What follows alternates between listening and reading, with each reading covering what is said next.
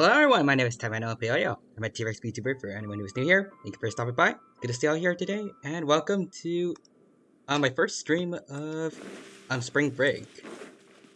Good to see you all here. Hope you all doing well. Thank you for stopping by, and I hope you all have a good time here.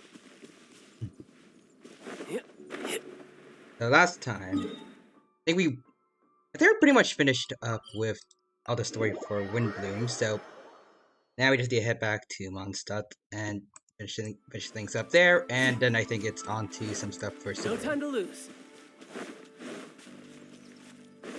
Come on. Hey, pigeons. Oh, okay, that failed. I can get a couple more. Alright.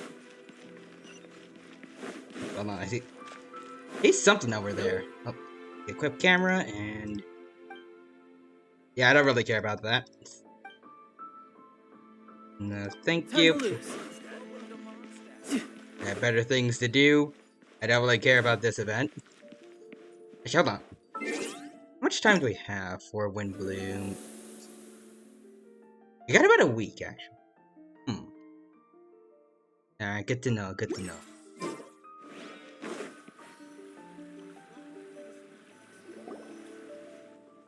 Oh, there's Timaeus. Good? Are you okay, Timaeus? Maybe you'd feel better if you just, let it out. I'm fine. I'm just a little glider sick, that's all. You may want to look into getting your own gliding license when you have the time. It might prove helpful to you. Okay. Sure thing. It sounds like you've still got something on your mind. Why don't you tell us? We're all happy to listen. It's nothing, really. It's just... Well, Alice's story was really interesting and romantic. I won't argue about that. Okay. But what? Still, the whole thing wasn't quite what I was hoping for. Of course, I didn't actually expect the supreme blessing to be real, but... Don't say that. None of this was your fault, Timaeus. Honestly, it's more on me for having agreed to be the Windbloom Festival's special ambassador. Had I not asked for everyone's help... Now, you didn't do if anything wrong, Sucrose. It should be my fault for finding that prophecy. Oh, no. I didn't mean to blame the two of you either. I just feel like this whole adventure didn't really end on a high note, and we also didn't really get anything out of it. Alright, we got a bunch of lore, I'll take that. But I'd say we still learned something new. Well, that aside, Timaeus, you still need to go to Liyue to apologize to Yingar, right? Do you want Kale and I to accompany you? Oh, Miss Yingar. Well, I mean, I just really don't want her to get mad at me. Now that I've come back to my senses, I really don't know what I should do. Hey, you three? Oh. You may want to look over there. Oh! Made it all the way to Mondstadt. Huh? Miss Yingar? Oh, so that's Miss Yingar? I've never met her before. Yep, that's her. And she actually came all the way to Mondstadt. Somehow, all by yourself. I am so sorry, Miss Yingar, but how did you... Are you so happy just to see me? Yep, he is. Well, of course I am. I'm so happy that, I don't, sorry, I don't know what to say. I was ready to give you a harsh scolding, but now that I've seen you like this, I suppose I could let you off the hook this time. Alright, so he's not sleeping in the doghouse tonight, that's good. You said you couldn't come to pick me up because of a very important matter, right? Well then, of course I had to come and find you instead. Should we go see how they're doing? Oh, I wouldn't. You'll get hit by a forest boar if you interrupt a couple's romantic conversation. Alright then. Really? We'll just leave them alone then. Probably for the best. Alright, let's see, their adventures come to an end. Everyone bids farewell. I'm so glad to see Timaeus find his happiness. I think Albedo and Klee left. Oh, hold on. Let's see, I wanted to. No, thank you, Mr. Bot. Hold on. Let me just get that out of there. Bye. Anyways, let's see. I'm so glad to see Timaeus find his happiness. I have to say, I'm even more envious of you, Sucrose. You can be happy just to see others happy. And you gave me so much help without any expectations in return. Even though you said that we're very much alike, I still feel like you have a much bigger heart than I do. Nah, you both have, yeah, But you're roughly the if same. you say that, then I'd say I'm also nowhere near as brave or tenacious as you. I guess we have the same amount of positive qualities. They're just spread over different parts of our personalities. I've never visited Sumeru, or made many friends from outside of Mondstadt. I'm happy just to have met and become your friend. Maybe I'll get shy and flustered when I meet other people I don't know in the future. But that's okay too. We just talk about like how good Kali and Sucrose fans have at this event. Since we are so alike, you probably get what I'm trying to say. You just need to believe that all of your issues aren't really issues at all. But isn't it too late now for me to learn to accept myself? Nope. Well... Do you know anything about the blooming cycles of Cecilius? I may have read about that in a book before. That's a topic that my parents used to talk about back when they were still dating. Aw. Surprising, right? To think that people would talk about that while on a date. My mom brought it up at dinner one time last month. She called my dad the most boring man she knew, and said that he even turned up late to a date once, all with a smile on her face. I feel like the second part's a bit rude. But she also said that learning is just another part of life. It's never too late to start something, as long as you recognize that it's something good for you to do. Why don't you give it a try, Kale? Okay, I'll try my best. They are really having a great conversation. Paimon can't even find a moment to join in. And that's probably for the best. I nearly forgot. This is for you. This texture. Are these seeds?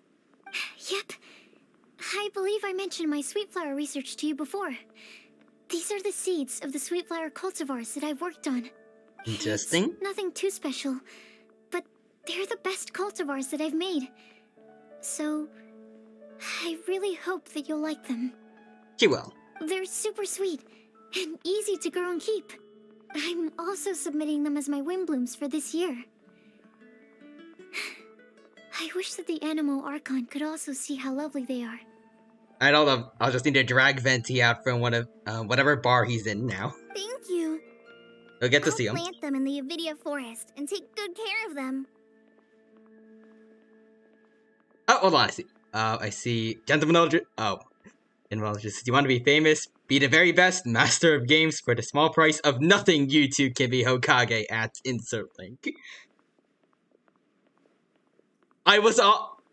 Gentleman, thank you for stopping by. It's good to see you here. Hope you're doing well. And I hope you have a good time here at the stream. And the second I read you want to be famous, I was very close to banning you by mistake. I thought you were a bot. I'm glad I read the whole thing first, but also now I'm a little bit worried I might have accidentally, like the person from before, Act with Tunic. I'm now paranoid that they might have been just a regular person that I accidentally banned, but I'll check after stream just to be safe. Maybe. So actually, I don't know if unbanning them will let me see the message again. Let's see. This I am not a bot. Beep. Sounds about right. I believe you. Anyway, Eldritch, do you mind if I give you this CAPTCHA that I need you to fill out? It's one of them need to make sure you're not a robot things, but I'm sure you'll pass. Let's see. I remove the ban and like, regardless, I cannot see see the message from before, so yeah, it doesn't matter. So now I see you with some robot. Let's see, emote with a bunch of emotes that consist of a robot with two big muscly arms. Give it some legs, and then we can have basically a mech. Kale, please take these notes with you. I've heard that you've been working hard on your studies. Yeah, Beto. So I've prepared some study materials for you at Sucrose's request. Feel free to look through them whenever you can find the time. Mondstadt's doors will always remain open to you. It's not like they're ever closed. The gates are kind of always open. Thank you so much. Really, I don't know what to say. I'm just really happy. Ah, look at this smile, everyone. This is a smile worth protecting. Now's your chance. Didn't you want to collect a breath of joy? You're right. I almost forgot. Kale, can you We're bringing exhale this once back. into this test tube? I will save this breath of joy and use it in my research. Oh, really? May I? I like how she doesn't really care. Like, I feel like most people might be a little bit, like, taken aback by this, but Ali's perfectly fine with it. Wait, it turns violet, and a sparkling cloud puffs out. Oh. Huh? What was that? I don't It know. was like a little cloud of happiness, but now it flew away. Huh. Oh, there it is. Well, luckily, there's still some breath left in the test tube. I'll seal it up for now. I'll keep working on it and let you know as soon as I have any breakthroughs in my research. Yeah, you can write to me. I'll be sure to respond as soon as I receive your letter. You know, when we first played this event, I was thinking, like, Kali and Amber's reunion was a bit underwhelming, but honestly, I think this new friendship with Kali and Sucrose makes it worth it. Oh, it looks like you found a new pen pal. Hey, Darnari. Master Tainari! Sino! There's Your Sino too. friendship was forged in a test tube. Does that make you test friends forever? That wasn't too bad, Sino. I'll say that. That's it. I think you've ruined Sumeru's reputation in Mondstadt beyond all hope of repair. He's trying. All that matters is that I've enjoyed Mondstadt immensely. The dragon here possesses a majestic form. Wait, they actually see Storm Terror. Oh, that reminds me. Traveler, this card back is for you. Oh wait, didn't Sino commission this? Sino wanted you to have one for yourself. If I had to guess, I'd say he probably wants you to use it if you challenge him to a duel. Oh, thank you. I'm a master of the game. Do you dare challenge me? Yes, I do. Believe this guy? Huh. Let's knock him off his high horse. Oh, okay then. It's time to do. I've got something Oh, to wait, give what? you too. What is it called? Kali has a gift for us? Yeah. I figured I should follow local Mondstadt customs and prepared a few small things themed after the Windbloom Festival. Ooh. Oh, that looks I cute. made these bookmarks from Sumeru roses at the hotel. I want to give them to Amber, Master Tainari, and Sino. During Windbloom, Mondstadters offer flowers to the people most important to them. That's nice. You three are family to me. But Tainari said that we're not anything like an academic family. He wouldn't write joint papers with us. I mean, probably not with Sino at least. I feel like he would only write down papers all about, like, the science of comedy. And it wouldn't be a good one. But also see Quadra here. Oh, congrats on redeeming first, by the way. And hello there, Quadra. Welcome. Thank you for stopping by the stream today. It's good to see you here. Hope you're doing well, and hope you have a good time here at the stream today.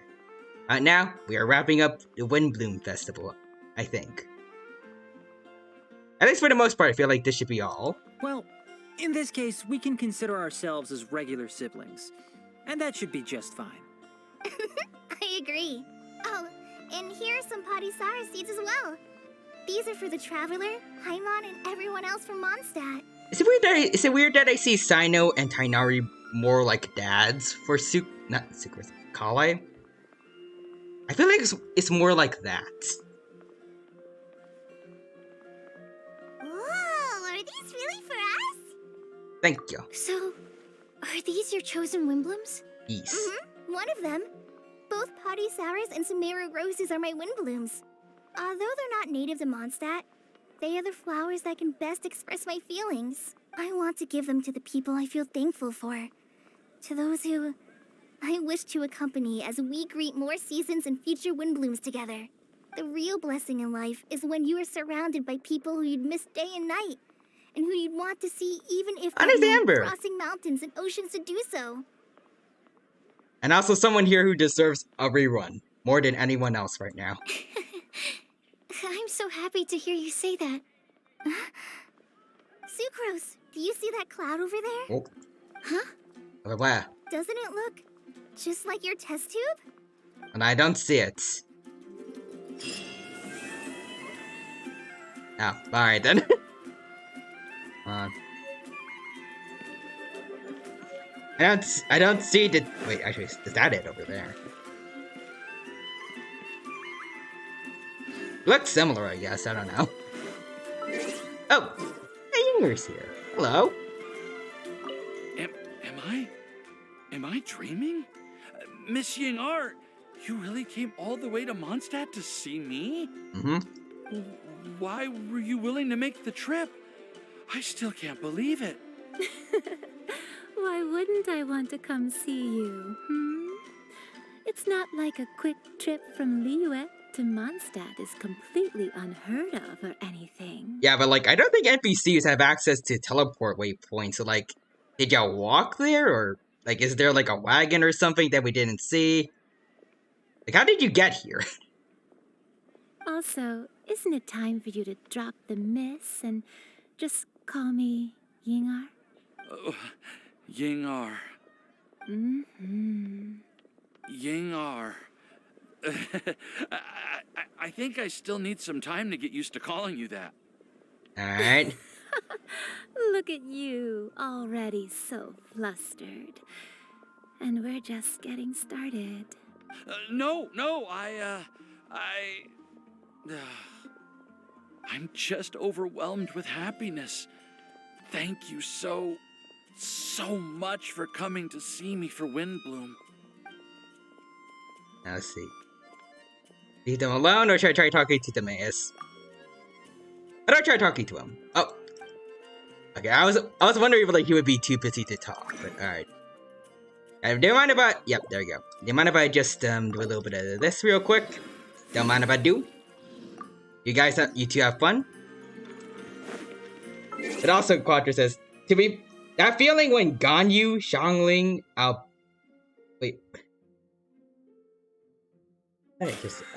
Ganyu, Zhongli, Albedo, and Hu Tao had a rerun before you.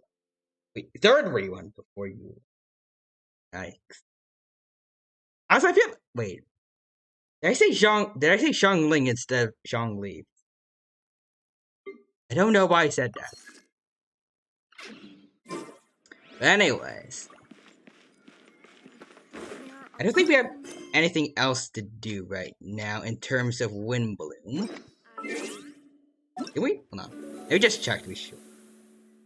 And we have all of this stuff I can do off screen. I don't really care about them that much.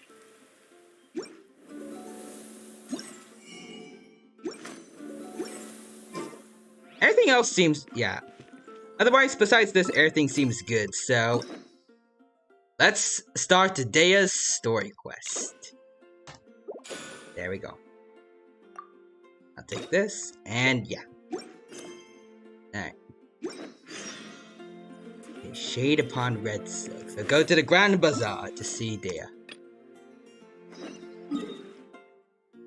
Alright. I'm hoping that this, like, this is something that they did, like, they gave... But, like, this is something that does justice to Dehya. Unlike what happened to her gameplay-wise. Usually story events I really, really enjoy, so I have high hopes for this one. Let's see, Quadras... Alright. Dehya's story and lore 10 out of 10. gameplay is, yeah, 0 out of 10. I've seen pictures on, like, memes on Twitter where, like, everything about her, from her voice to lore to, like, her design and everything, it's like it's a fiery, well-drawn horse, and then her kit is just, like, stick figure doodle. I mean, I've also been seeing a lot of people, like, use the fix Dehya hashtag, and I've seen it get a lot of support, and I mean, it's definitely gotten spammed a lot, in Genshin's latest tweets, so I'm hoping maybe Hoyoverse will, like, hopefully they'll listen and buff Dehya up a bit, like what they did for Zhongli, but I don't like the odds right now, considering how they're treating, like, all the backlash so far.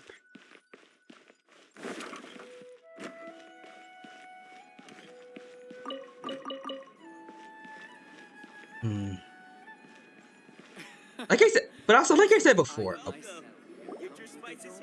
didn't want to start it yet, but I will. What else did we put on our shopping list? Okay, just wait for that. And I was gonna say, like, speaking of Dehya, the idea I said before, like, in one of my last streams, about how, like Dehya's, whenever Dehya jumps, her burst shouldn't just be cancelled, but instead it should switch into, like, a plunging attack. I still feel like that would be a cool idea. Like, also factoring in some of the suggestions the Fix Dehya hashtag has. I feel like, and like, basically free plunging attacks for Dehya would also be something interesting for her kid. Like, no one is saying that she needs to be overpowered, but, like, just make her usable and fun to play. And I feel like a lot of people enjoy, like, using Zhao and Kazuha with their plunging attacks. I feel like it could be okay for Dehya to have it. Especially since, like, both the characters I mentioned before, Kazuha and Zhao, they're both Animo characters. I don't think we have any Pyro characters that are, like, all about plunging attacks. I think that could make Dehya more unique. Plus, also, like I said before, like, Dehya plunging attacks and then switching over to Kazuha or Xiao plunging attacks, they could have really good synergy with each other if they did that, I think. I don't really play Xiao or Kazuha because I don't have them, so I don't know exactly, like, how well it would work, since I think for Kazuha, like, his plunging attack is, like, with his E skill, and it might be kind of weird to switch from E, like, from spacebar for Dehya to E for Kazuha, but I think with at least Xiao it shouldn't be any issue. Just for, like, Dehya and Xiao would just be like spam spacebar over and over again, and you're doing big damage.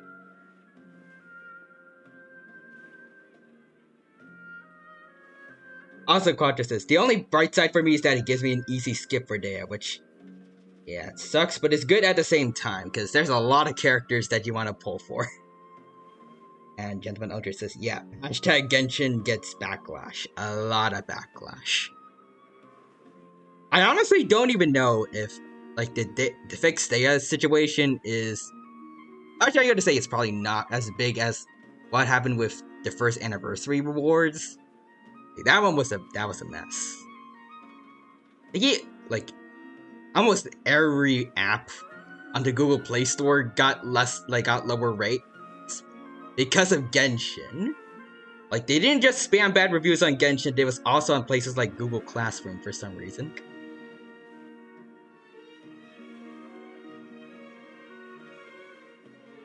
But yeah, this is still kinda, like, pretty iffy for Genshin's development team. Like, there are thousands of likes on quite a few of the Fix Dehya tweets, and a good portion of them are also, like, replies to Genshin's official tweets, so, you know. it's hard for them to just not notice at all. Like, they've definitely at least most people working for Hoyoverse has probably at least seen them before. It's way more likely that they're ignoring it rather than them being oblivious to it, like, being there. Like, they should be aware of the situation at this point. Unless, for some reason, literally everyone that's in charge of, like, any complaints that players have is just constantly on break. They also says, yeah, we aren't asking Dehya to be meta. Yeah, we just want her to be good or at least fun to play. And Eldritch says, Genshin needs more characters. I mean, they're always releasing new characters. Well, not always, but, like, it's fairly frequent, I'd say. It's at a steady enough pace, but I feel like before they add new characters right now, they should work on fixing some of the ones that they already have. And also, I really feel like if they do decide to add, like, a Pyro Claymore character anywhere, anytime soon, that is just going to make the situation with Dehya worse. Probably. Also, Quadra says it's definitely worse than Zhongli's situation back then. The difference between Alhaitham and Dehya is astounding in terms of how they're designed. Yeah, I heard of, like, I really am not, like, the most analytical with Genshin, like, the best way to build characters and, like, stuff like that, but I think I heard a few things, like, I think her signature weapon doesn't work well with her C6 thing, and stuff like that. Like, it feels like a lot of, like, many parts of her kit are kind of mishmashed, I guess, to put it in lack of better terms. Oh, what a mouth-watering smell. Paimon would know the aroma of biryani anywhere. Let's go get some. Roger says, yeah, even her weapon is bad with her. Yikes. We can still add it to the list. Well, if it isn't the Traveler and Paimon. Wasn't expecting to see you here. Hey there. Oh, and also Dunya's here, I think. Hello Yep, that's her.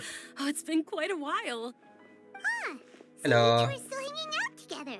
Dehya, didn't you say last time that you were gonna head back to the desert? I said I was going to resign from being her bodyguard, not that our friendship was over. We're still the best of friends. Awesome. The Homayanis also still post jobs from time to time. Their pay is always generous, so me and the other mercs never pass them up. I told Dehya to just stay at our place when she took one of those jobs a few days ago. My parents were delighted. They even said that it always felt like we were missing someone whenever Dehya wasn't around. That sounds like something they would say, all right. They're always so welcoming. Anyway, the job is already taken care of, so I was gonna head back to the brigade as soon as I finished a little shopping. But the master kept insisting, and I ended up staying for another day. Okay, but seriously, like, with all they've done for Dehya outside of gameplay, why did they make her gameplay so bad? Like, I don't feel like they hate her.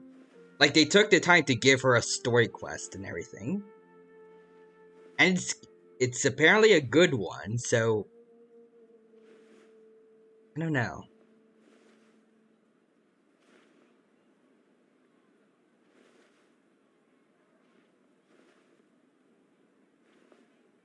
Unless they're just, like, for some reason there's someone in charge of Genshin that's just, like, they just really want to test, like, how much people's love of a character, like, compares to what they think of them gameplay-wise. I don't know. You can stay for as many days as you want, Dehya. Father hasn't even gotten around to treating you to his best dishes yet. You know I'm not the kind of person to stay put in one place like that, my lady. Don't worry, though. There'll always be next time. Also, Quadra says, also, I'm scared. Shenna is coming in 10 days. And I wish you the best of luck with getting her. I got a lot stored up right now, but I don't know if I want to pull for Shinha yet. I want to go for Nahida, I think, because that was the plan a while ago. I think Hyper Bloom is kind of all the rage nowadays, so I think Nahida with A could be pretty interesting. Roger says, my guess is that they messed up with Dehya in testing, but they didn't have time to fix it, or they were lazy and decided the Band-Aid fix was adding her to standard. Yikes. I'm hoping that was the case, and you know, maybe after hearing all of this, they're just going to tell whoever was testing Dehya to just do it right this time, and then make her kit usable. Also, Nahida is your best bet about, and she's coming next patch. Awesome. So that means I've got counting to 10 days up until Shinha's banner. That's about a month and 10 days, I think, worth of of saving up Primo Gems and Fates to get her. Also, Jonathan Aldridge says, everyone looks like they're so done with this place. Yeah, I do feel I feel like in terms of their character models, talking in this form, I guess facial expressions aren't the most wide range, I guess.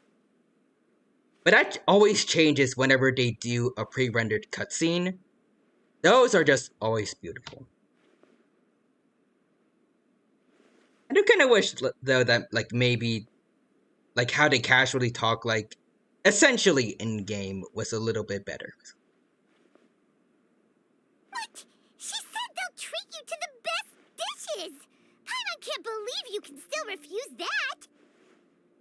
I don't know exactly what to call this, because they aren't... I don't know if I would exactly call them cutscenes, but at the same time, it's not them talking in gameplay, because it's not I can move the camera around when I'm talking to them. But wait, didn't you say last time that you would take me on a trip to the desert? Why don't you just take me with you today, when you leave? As the Quadrus is, oh yeah, about 30 days basically. Awesome. And yeah, I like Genshin, but facial expressions aren't their strong suit. Yeah. And if you look at Wanderer in-game and in cutscene, yeah, it's a huge difference. Yeah, Wanderer and Wanderer / Skarmosh, there's just a huge range of facial expressions for him, in the actual cutscene. His smile when he first becomes the Wanderer and he says "die" when he's looking up at the big mecha that he was before. When he's fighting about to fight the big mecha version of himself in his story quest, that smile was on point. There are so many places I still haven't visited yet. I really don't know why I can't word things well today. I'm sorry, my lady, but no can do. There's still a few things I need to take care of back at the brigade. Besides, the desert hasn't exactly been the most peaceful place lately. Also, Quadra says, when Wanderer said die to his mecha, that's us remembering our cringy moments. Pretty much. There's a lot of people that wish they could be like that when looking back on their past. Have it just manifest into a physical form and then you can fight it. Maybe. Maybe not in the form of a giant mecha, though. Otherwise, most people would probably lose, but... Oh, come on. Not this again. That's also what you said last time and the time before that. I know, I'm sorry. Just give me some more time, and I promise I'll plan the best trip ever for you. All right, fine. To be perfectly honest, it's not that I wanted to go, it's more like... I feel like something is off about you lately. It's ever since your banner was released, things have changed. Ever since you first set foot on the estate a few days ago, You've been acting anxious and even paranoid. Have you been delaying our trip because you've run into some kind of trouble? Nah, are you kidding? You're worrying too much. Something in her voice that's telling me no. Would you swear on that? Friends shouldn't lie to each other, you know. I wouldn't pry any further if you're willing to swear on what you just said. But if something really is bothering you, then just tell me. You know I'll help you however I can. Oh, looks like Junior's was onto something. You're too perceptive, my lady. Seems I can't hide anything from you. I just thought that nothing good could come out of telling you about the messy happenings of mercenaries. Knowing too much only leads to more trouble. Mercenary life is a dog-eat-dog world where Mora reigns supreme. Everything operates on a completely different set of rules. That doesn't change anything about what I just said, though. We're still friends, and I can only support you if I understand what's bothering you. Also, Quadra says, awesome, I guess with the next patch banners, see Baiju and Ganyu, and then Nahida and Yu. So that's...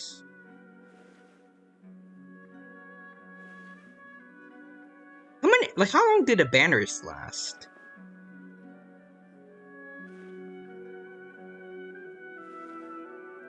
I mean, regardless, I have a long time to, just farm and be ready to pull Nahida, hopefully, when I get the chance to, but... My lady... 20 days, usually. Right? You're not gonna stop until you drag it out of me, are you? Usually, I just... For some reason, my brain is just, rounded up to right to about a month, basically. I don't know if that's always true. Alright, I'll share what I know. Let's go somewhere else first. This isn't exactly the best place for a discussion. Alright. Okay, let's talk here. Just try not to draw any extra attention. Alrighty. As you may already know, the Eremites have both a lot of mercenaries and a complex organizational structure. Many mercs are no different than me, just going around looking for jobs to earn some mora. I mean, there's also the Eremites that helped us when we took down the Academia. Those are good guys. My brigade is called the Blazing Beasts. We're not a large group, but every member is loyal and brave. However, not all Eremite brigades are like mine. Some are willing to cross all kinds of lines for the sake of Mora. The most notorious is a faction known as Deshret's Relics. Deshret. That's the name of the Scarlet King guy, right? Deshret's Relics? Judging from the name, they must really look up to... Yeah, King Deshret. Yep, you got it. I've heard that you've already crossed paths with Ain al-Akmar. They're one of the groups under the Relic's banner. As a conscious, I mean, with the events, it feels like you're getting 10 days of primos. That is true. We're eating good with the Windbloom Festival. Capsule. Yeah, they weren't friendly at all. Deshret's Relics is composed of many smaller brigades like Ain al-Akmar. The Relic's headquarters issues orders to all brigades under his control. On any other day, I would want nothing to do with them. Unfortunately, though, the brigade that's stirring up trouble now is none other than Dakan al-Akmar. Dakan? I think it means beard or something. Believe me, it's a really stupid name. I found it insufferable for years. Anyway, the real issue is that Dakan al-Akmar is led by my father, Kusela. Wait, what? Your dad's in charge of these guys? What now? I think I'm starting to understand your anxiety now. But what did they do? Now, why is their dad in charge of those guys? I won't go into details, my lady, but they've been involved in a lot of violent incidents. We're talking hundreds. Hundreds? Yikes. So she's got dad issues. Yep. The scenes tend to be quite gruesome, too. They strip the victims of all their valuables before murdering them. Not only have they targeted merchant caravans and ordinary citizens, but other mercenary brigades as well. That's beyond terrible. They won't even spare their own kind. I don't know how Deshret's Relic sees it. All I do know is that Dakan al-Akmar has become more and more aggressive over the last few years. If I don't do something about them, then even my brigade or the people of Aru village could become their next target. I don't think Candace will let that happen, but still. I just wish I knew what's driven him to do this. Yeah. How can your father do such terrible things? I don't know. People change. He's always been pretty pathetic. But at least in the past, there were still a few lines that he wouldn't cross. Also, I know that this usually isn't the thing for, like, the parents of playable characters, even for some reason. But I hope that he has, like, an interesting, like, distinct design. Like what they did with Takuya in Ito's story quest. Like, I'm imagining him as probably having, like, the muscular build, I guess, for the Eremites, but, like, instead of, like, some of the usual hair still have, maybe it's a similar color scheme to what Dehya has, and it might look something similar to, like, a lion's mane. Because I think Dehya has a nickname that's related to lions somehow. I think it's like the Flame Mane or something. I think that could be cool. That's setting the bar pretty low. I mean, if he was even remotely decent, then why would I have to leave the brigade and cut all ties with him? Fair enough. He was loud and foolish, with no real sense of purpose. Instead of doing anything useful, he spent most of his time drinking and chasing after women. Oh. Of course, the other brigade members were just like him. Their ruckus would go on night after night. And they had, Sounds like a at some point, nightmare. like, for a while, they had a little kid with them. What about your mother? Having to deal with that. Did she ever step in to stop them? Unfortunately, I never knew my mother. Oh. I'm sorry, Dehya. I didn't know. I mean, with a guy like that, you know. It's all right, my lady. That's pretty common in mercenary circles. Didn't I mention that my father was chasing after women? I was the result of one of those encounters with some random person. Oh. Yikes. He told me that he wasn't sure who my mother was. And in any case, she never came to see me. He'd say, "You'll be fine as long as you remember to stick with Dad." But even then, he left most of the parenting to the brigade. The one thing I do remember is that he used to tell me stories. So I guess that's a 1 out of 10 for parenting. But the problem was that he had terrible taste. He only knew a few stories, and even those tended to be pretty stale. 0.5 out of 10. They were tales of desert warriors defeating dragons in the forest, or stories of mercenaries rescuing princesses from rebel armies. Sounds like your typical fairy tales. More or less, yeah.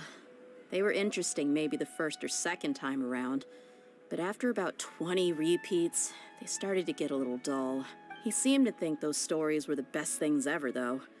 He was so into them that he'd call the whole brigade over and make them perform the whole thing as a play. Even the toys he gave me would all be story props.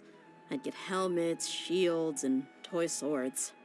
It was only much later when I realized that the shows were more for him than they ever were for me. What an interesting guy. Yeah. It doesn't sound like he had all bad intentions, but like 95% of them were pretty bad. I've always found him pretty childish. But that was something I could just shrug off.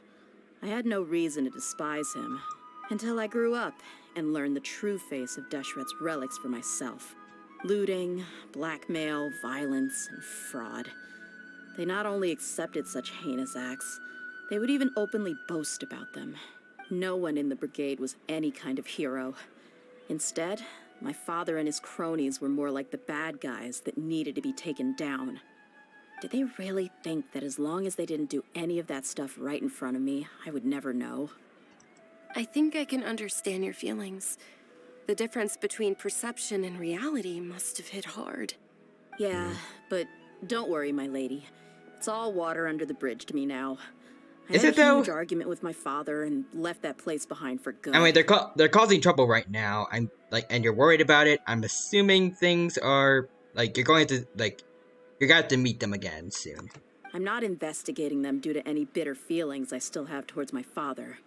I just want to protect those that are close to me. We want to find out why they're causing so much more trouble. Yeah, I told the boys to gather as much information as they could. Most of the reports concern violent incidents, but there's also some talk of smuggling. I see.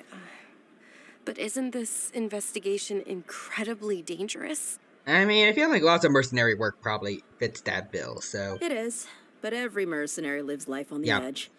It's a lifestyle that I enjoy. That may be true, but it'll be impossible for those who care about you not to worry. Well, now you get why I didn't want to share any of this with you. What should we do? They both have valid concerns. I'll go to the desert with Dehya. Huh? But there's no need for you to get caught up in this mess, too. Nah, it's your story quest. We're going with Well, you. he's super tough, so if he went into the desert with you, then Paimon bets the problem will be solved in no time. Mm-hmm. We fought Archons and Fatui Harbingers before. Pretty sure your everyday Ermite isn't going to do much to us. I'm inclined to agree. I'd feel a lot more at ease if you took him along to help. You can count on me. I'll wait for news from you in the city until then. Please, stay safe. Will do. I'm honored that you care so much for me, my lady. All right, then let's get moving. Our first stop will be Caravan Rebot, where we can catch up a bit with my fellow mercs. Alright. Ooh, lion's blood. Interesting. But also, again, with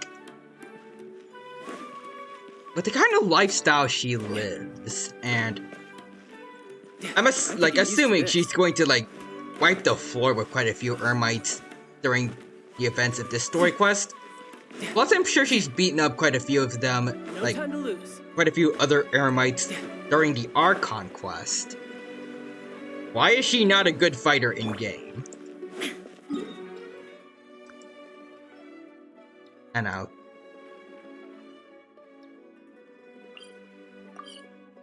Yeah, something's a bit wrong there.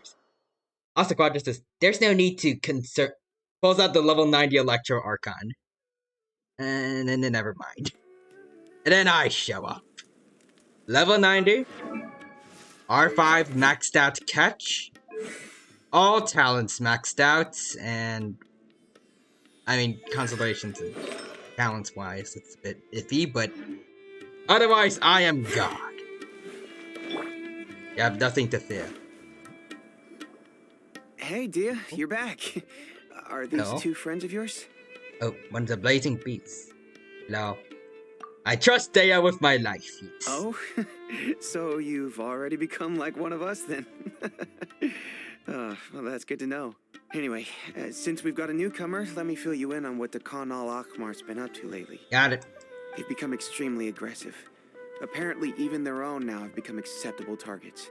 You mean other Eremites? Or do you mean by their own, as in they'll attack other members of their own group? They even attack other relics brigades, just the same as any other mercenary brigade. Wait, what? Even the most ferocious beasts still protect their own. And it sounds like they've thrown that straight to the wind. Thanks.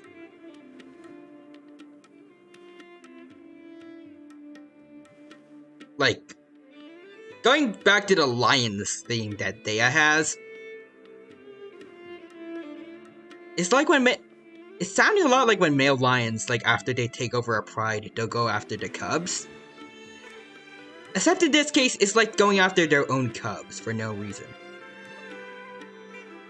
Why are they doing this? That's right. Once they've collected enough loot off the other mercenaries, they sell it off to a different brigade, or turn to merchants on the black market. Also, Quadra says, if you do end up using a Hyper Bloom team with A, unfortunately, Catch wouldn't be great on her for that. You needed Elemental Mastery. Dang it. Worked so hard on getting the Catch, though. To R5 and everything. A portion of their profits is immediately exchanged for more food and weaponry to be used in their next violent operation. I really want to get I kind of want to get Nahida, though. Terrible. Yeah, and it really makes you wonder why they're so desperate for Mora. I'm using using A's E skill like to get like extra electro damage attacks every now and then. Combined with Child's E skill, it does like pretty good with like electro charge. But I don't know if that's the most efficient use for A with the catch though. That catch would be amazing on Zhongling though. Interesting. I did just like up all her talents as well. I think everyone on my team currently have their talents maxed out. And if I give her the catch, then that's a pretty much like I think that's pretty much 100% completed weapon. This is R5 and level 90. If I get her some better talents, better artifacts maybe, I could fully build up Zhongling.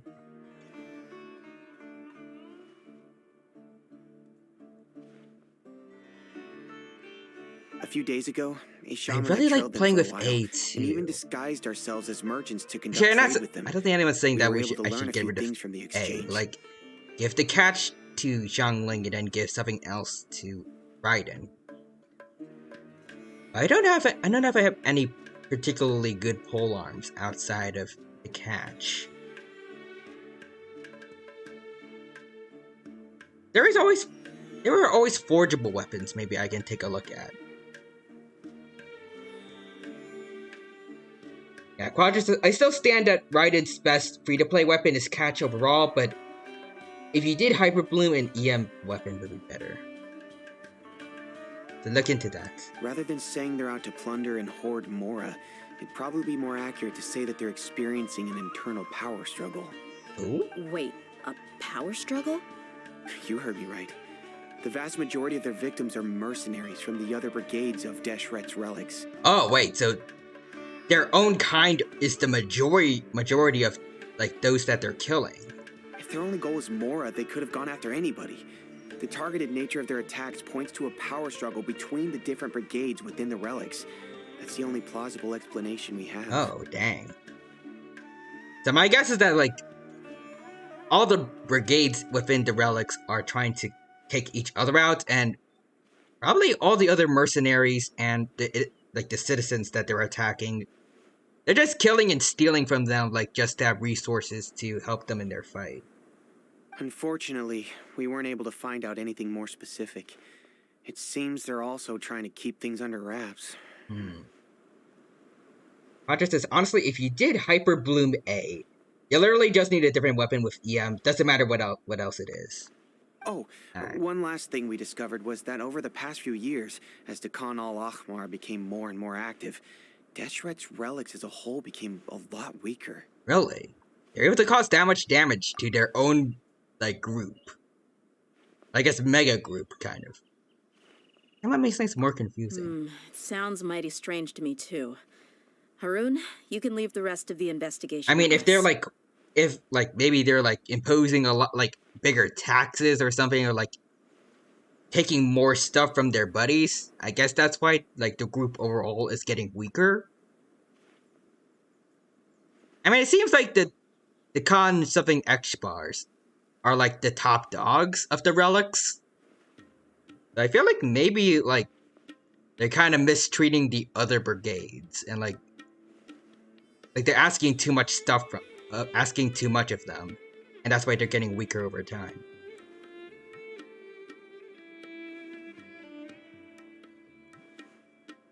Asa Quadra says, Hyper Bloom Raiden's bid weapon is insert generic EM pole arm. Because in Hyper Bloom, it basically uses all... Gotta say, though, I didn't expect you to go on a whole undercover mission during the few days I was gone. Sounds like you were really putting your necks on the line, no? Sounds like it. It was nothing. We're just as concerned about the situation as you are. The Khan al-Ahmar is your father's crew, after all. What he said. Besides, Dehya, haven't you done more dangerous things than all of us combined? What we did is nothing compared to your experiences. Who's this? Yeah. And while they went to talk with Dakan al-Ahmar, I took a look at the last camp they attacked. Any survivors of the attack were already long gone. There was nothing of value left in the camp.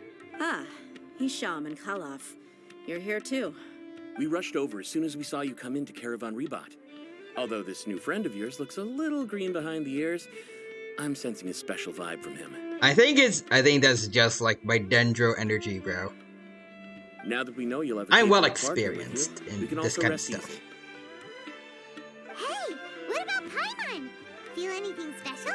Nope. Oh, you're also planning to tag along with them? Yeah. Of course! Paimon is the traveler's most important guide. Wherever he goes, Paimon will follow. Also, Donovan Eldridge says the hair care in this society is crazy. Kind of. It's like everyone has fairly well cared for hair, but like it's like if you're an NPC, you have the most basic AF hairstyle in the world. But if you're a playable character, or at least someone that's noteworthy in the game, like Signora or Paimon, then your hairstyle is like typical anime protagonist, kind of crazy hairdo. Oh. In that case, then you'd better take care of her too, Dehya. Don't underestimate Paimon! I haven't seen you Don't worry fight about her. before. She may look tiny and helpless, but she's been through just as many battles as the traveler here. I mean, I would rather have like that one pet that Nahida made that helps you during the fight against Skarmosh than Paimon, but I guess she's a good cheerleader. Even if she had only survived on sheer luck, then that alone would still make her quite formidable. I had no idea. I guess I shouldn't judge by appearances. Yep, Oh, one other thing, Dehya. I guess. When you're free, why don't you update the deputy about your upcoming schedule? We held another recruitment event a few days ago, but everyone only came to see the Flame Main. You weren't around at the time, so people were pretty disappointed to only find our crew of rough, unkempt guys. The deputy put a lot of effort into the event, but it was basically for nothing. Only a few people chose to stay, and that really got to him. So basically, a bunch of Dehya simps came to the event and got disappointed when they just got a bunch of NPCs. Understandable. Sorry to hear that. I'll be sure to bring him some great liquor next time. I left in a hurry, and I couldn't make it back in time for the event. Also, Quadra says, yeah, Hyperbloom is apparently super easy to build. Give everyone your Dendro and Electro all EM. For Hydra, whatever you want, and fourth slot is whatever you want that is not Pyro. Gotta admit, I can understand their disappointment, though. You're our brigade's main selling point, after all. I feel like I'm really going to have to just make a second team for this, because, like, I love Pyro characters like Yoimiya and Xiangling. I don't want to leave them, so I think I have to make a separate team with... I guess Dendro would definitely be Nahida, Electro's Raiden, obviously. Hydro's Child, and then someone else will have to be fourth for my second team. As for the first team with Yoimiya and Xiangling, the two Pyros together, I think they give the team an extra attack bonus. That's good. I don't know, like, who else I would want to pair with.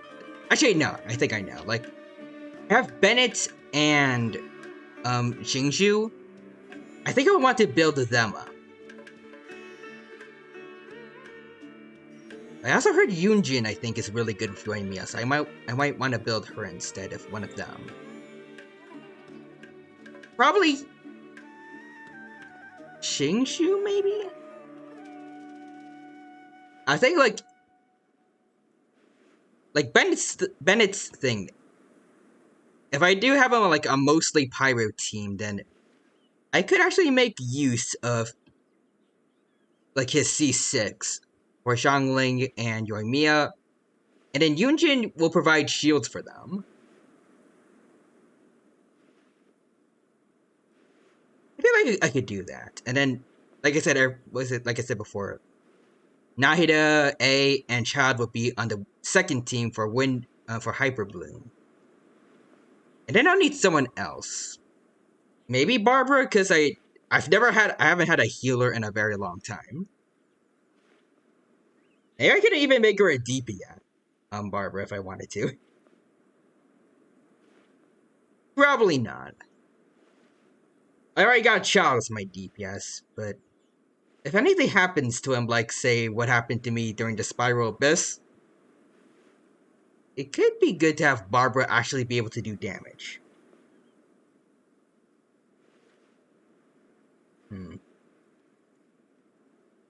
We'll see when I actually get the characters I want to pull for and have added to the team. Now, if only the deputy could figure out a way to bring a few more smoking hot members into our ranks. Sir? This is not the something Arkham group. We ain't about that. Keep dreaming. Remember the last time I invited a couple gals into the brigade? You all just froze up with your mouths gaping like a bunch of scarecrows.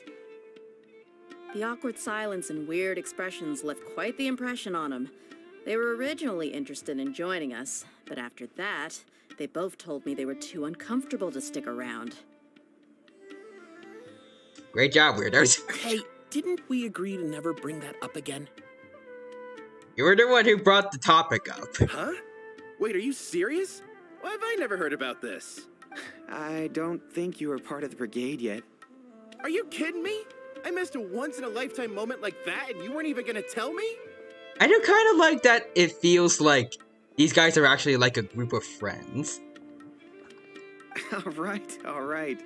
We can tell you about it later. Now's not the time. I don't know. This sounds like something that would be like you would hear like if you were like in the Fairy Tale Guild. Like one of my favorite things about like the fairy tale anime is that the guild it feels like you're part of a family when you're watching them interact with each other. But also Quadra says, my suggestion for your Emiya is Bennett, Eugen, and Jingshu. I have all of them. I can do that, I think. And then Nahida, Raiden, and Jingshu, apparently. Sucrose for Child.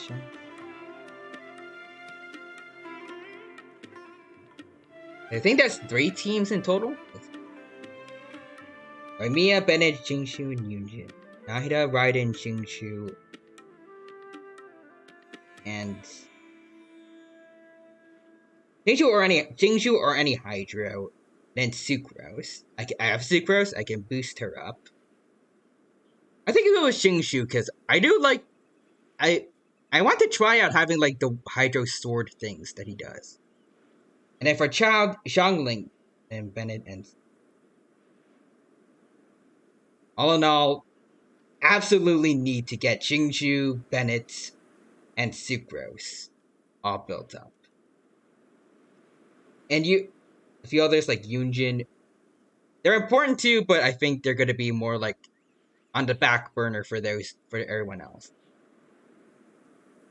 But when I'm seeing Jingshu and Sucrose are probably like the top ones to focus on building up. Plus Bennett as well.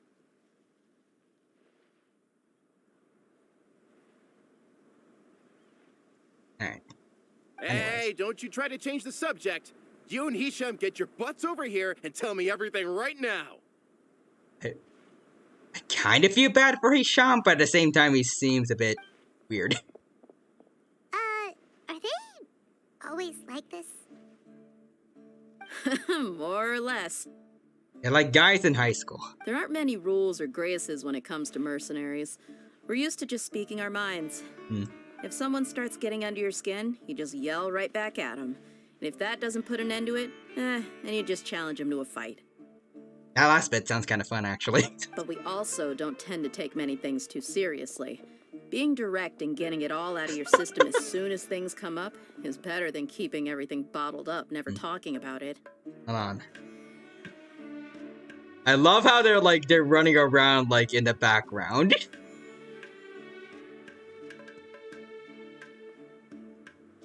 I don't know why. I guess I just like how lighthearted like Dehya's group is. Like I said before, it feels like a bunch of friends hanging out together. Also, kind of reminds me of like that thing from Scooby-Doo, where like everyone's running around like back and forth through doors and stuff. As the Quadra says, yes. And yeah, Jingshu is wild on so many teams, and it's why Yolanda is heavily pulled, because he's basically a 5-star Jingshu. Dang it, I should have pulled on her while I had the chance, because I think they had her like on a banner recently. That's also why I never spare their feelings when I talk to them. If I want to laugh, I'll laugh. If I'm angry, then I'll unload on them. It's hard to stop once you get used to it. Though, I can never do that when I'm with the Homiyanis. Oh, okay, now that Hey, is better. Alright, knuckleheads, I'll do can you that. at least tell me the rest of the intel before you go back to your bickering? There's so many people I need to work on building up. Alright. And again, most of that is like, I'm focusing on like doing talents and stuff like I have for my main team. I haven't even started like doing artifacts anymore. I've done it before in the past, but like it's just too horrendous like doing artifact farming. I feel like it like all the ones I do have right now on my main team, most of them are probably like subpar to people that are like really into building characters. I just kind of go for any ones that have decent enough stats and don't have defense on them. I was glad this is because Yeah, you already have here's your haul Xingqiu off. and you don't have Told you anyone we like gotta Nahida. focus on the investigation first. I drew up a map. Right here is the spot. There you'll find the merchant caravan responsible for getting rid of Dekhan al-Akhmar's looted goods. Understood. All you gotta do is wait and ambush them in the evening. They'll have no idea what hit them. Awesome. Also, let's see what now. Well, this is, yeah, artifacts are pain. I wish artifact farming didn't cost resin. That would be great. Or like I said before in a few past streams, like the idea of being able to re-roll your artifact substats would be awesome. Like, I don't know exactly what they would have to pay for that. Like, maybe like a good amount of Mora to re-roll to get better substats, but like, allow us to have like, don't make us have to spend so much time farming over and over again. Like, let us have what we have, and then, like, farm to make it better, I guess. Like, you have a defense, like, maybe you could pay 10,000 Mora to hopefully get it to, like, something like extra crit rate percentage, or crit damage percentage, or, like, maybe flat attack, or anything like that. I feel like that would be a really good feature to add. Perfect. Thanks for that. Be sure to pass my regards to everyone else in the brigade as well. Will do. You stay safe, Dehya. Alright, so watch over the trade route and wait for your moment. Where's the trade route at? Okay, so it's right over there. But while we're doing that, I want to go over to the forging area and see what we can get for a just in case. I'm gonna keep the catch on her for now, but when the time comes to get Nahida, I might want to have something prepared just in case. Because even like, knowing my luck usually, even with all the stuff I have set up, I don't know for sure if I'll get her. Okay, let's see what I have right now. I did remember, like, especially from... Hold on. From this thing here. Yeah, there was a lot of fates I got. So, first, there's something in the battle pass I need to get. And going into wishes. Okay, yeah, I have a lot. I have a lot set up for whoever I'm going to pull for next. But still, let's see. Like, it's a lot, but I can't be 100% sure I'll get Nahida, but just in case, it won't hurt to do a little forging. Buy a weapon. Actually, no, I don't want to buy a weapon, I want to forge. Let's see. So in the event that we'll have to give the catch to Xiangling, what can I give to A instead? I think these are the pole arms. Yeah, okay, so Energy recharge? No. Present play. Physical damage bonus. Oh, we got alright. Elemental Mastery, perfect. Increases elemental skill. Loses 3 energy but regains 3 energy every time. I mean, A has a lot of energy recharge anyway, so I don't think this is too bad.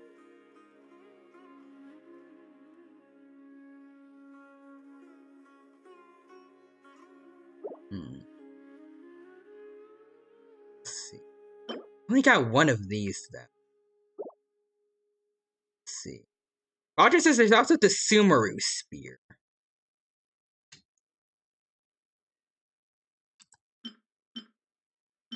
I don't know where how I unlock that one. I think this is this is definitely Inazuman.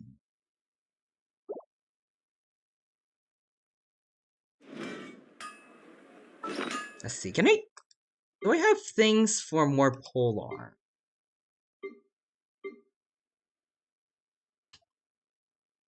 I know there's some things you can get, like might have used them all up for things like the swords. Ah well.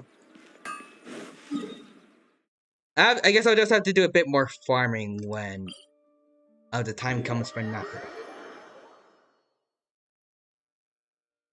Alright, but for right now, let's get back over to Dehya's story quest. Oh, hold on. I could get used to this. I don't want the fake Dendroculuses again. That one doesn't look like it's been used yet. I want to get the chest from this.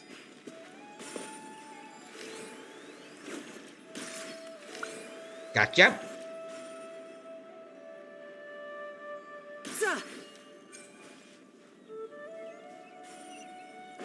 There we go. Get the chest from you. Not Perfect. bad. Not bad at all. No time Alright, there we go. We gotta go over this way. Ooh, hello there, mister. Let me just do a little bit of setting up real quick. Hey, buddy. There to meet Jamaica. Bum bum bum bum bum bum bum bum bum bum up. There for the jump. Alright, come on. We got this. We got this. There we go. I can't tell if I'm doing good damage. With these guys or not. Let's see. So, which... Oh, okay, so right over there. Perfect. I see Quadra said something. The blueprint is sold in Vanarana for the Sumeru Spear.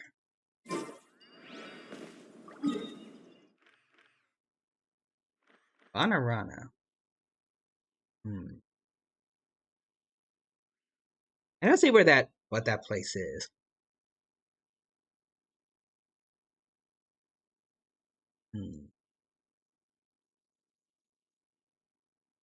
I have to look into that. But for right now, let's go over to the trade routes and bide our time. This should be the place. Let's find a spot to hide and bide our time. Alright. It's gonna come down to a fight one way or another. Oh so yeah, let's this all is be gonna be careful. awesome. Also, usually with story quests, we'll get the opportunity to actually play as the character like this that the story quest is based on. That's gonna be interesting. At least I'll get to see firsthand what Dehya's kid is like.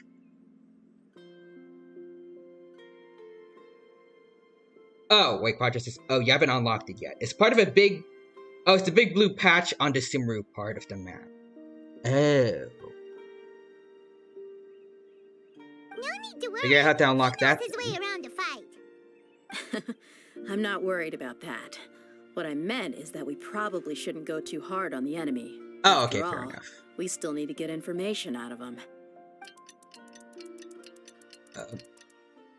Alright. time. Ah, here they come. You ready? Yep, Let's I'm not ready. give them a chance to react and end this quickly. Got it.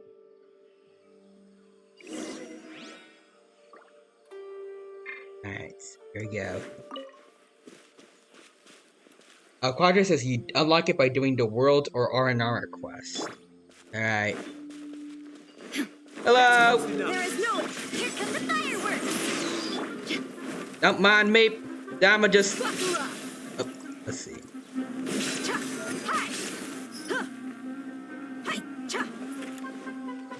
Alright. Oh! I mean, it's not too bad if you have A with you, I guess. At least overload damage is always fun for me.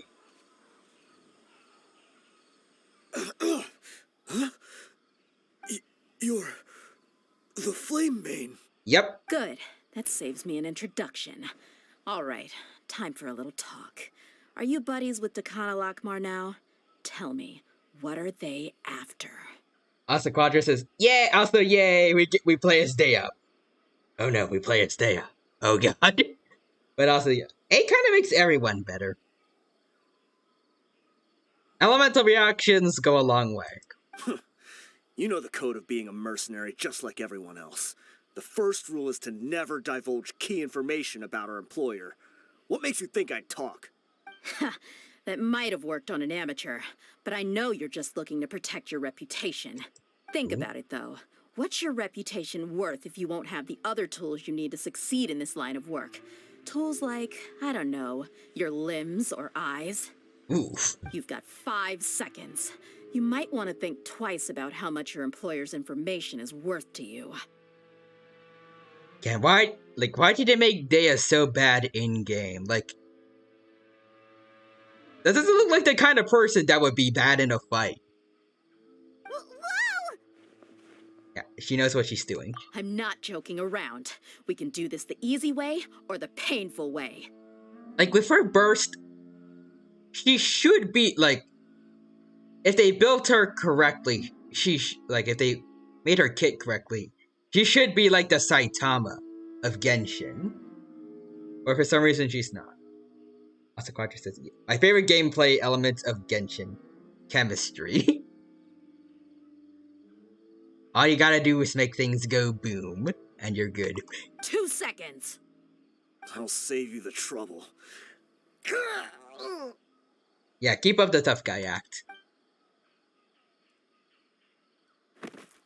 Huh? Are you crazy? He tried to bite off his own tongue. Quick, search the area for any first aid supplies. Wait, what? There's emergency treatment, the bleeding. Oh. I definitely didn't expect him to go that far. Thankfully, the wound wasn't too deep. Yikes. And he just passed out from the pain. I can respect his dedication to his employer, though, I guess, but still, yeah, good lord. I'm with your Quadra. Like, why do you have to go that far? Also, Quadra says, do you want to know? You know what I would like? Yeah, she's a tanking character and absorbs damage, but her burst releases the damage out. So kind of like Beta, I guess. Sort of. Hey, that would be cool, actually. What? Why would he be so extreme? I just wanted to test his mettle. You can get a lot of mercenaries to talk just by threatening them. I didn't expect him to be willing to go through so much pain just to deny us some intel. Well, he's out cold for now. We could wait for him to wake up, but maybe it's not a good idea to interrogate him any further. What should we do? Well, I mean, we can't leave him to warn the others about what we're doing, so... Yeah, don't worry about it. It'll be a waste of time to interrogate him again after that. He might just hurt himself again if we start asking. I mean, you could probably just, like take him to the rest of your team, have him tied up. Lots of goods around here. Let's search the area. Maybe we'll be able to find something. I'm really sorry. Let's see. How are you, buddy? Not gravely injured, no, probably wake up soon. Be okay to leave him here for a while. Or alternatively, we can do this. There we go. let me check the backpack. We found a piece of paper with a bunch of names on it. Maybe it's a record of something. Let me Maybe. take a look. If this really is a merchant caravan, they should have a record of their transactions. Yep. I see an entry for Dakana Oh. Lakmar right here. Kusela, Idrisi, Bashar, and Takriti. Interesting. But also, it's actually kind of cool that like they took the time to actually make it so she's actually holding a piece of paper. Also, Quadri says, "Yeah, why is he? Why is he on fire?" And then I just like, don't worry about it. Just leave him be. There's nothing wrong there. All familiar names. Dakana Lakmar has been trading for a hefty supply of food, weapons, and medicine. It seems that in the past, they used to receive some canned knowledge as well. Don't worry about him. He's just getting a tan. This caravan is just one link in their logistics chain. Once in the rainforest, the caravan will exchange the looted goods for Mora, and the funds will then be passed to a specific person. Is it gonna be your dad? That person will then pack the caravan full of necessary goods, which will then be brought right back to Dakana Lakmar. Wait, why is there no Mora value recorded for the final transaction? No value? Yeah. Every transaction before the last one was marked with an exact amount of Mora, but the final one, where they paid for everything to be brought back to the desert, was simply marked as delivered. Interesting. Perhaps. But they couldn't have known how much they would make off selling the loot. Do they not care about profit margins at all? Anyway, the next part's the records of the goods themselves. There are a lot of entries. Everything was probably sourced from the rainforest. Huh? As a Quadra says, canned knowledge makes me think of like a can of soup, but instead of soup, it's like a liquid you drink to get knowledge.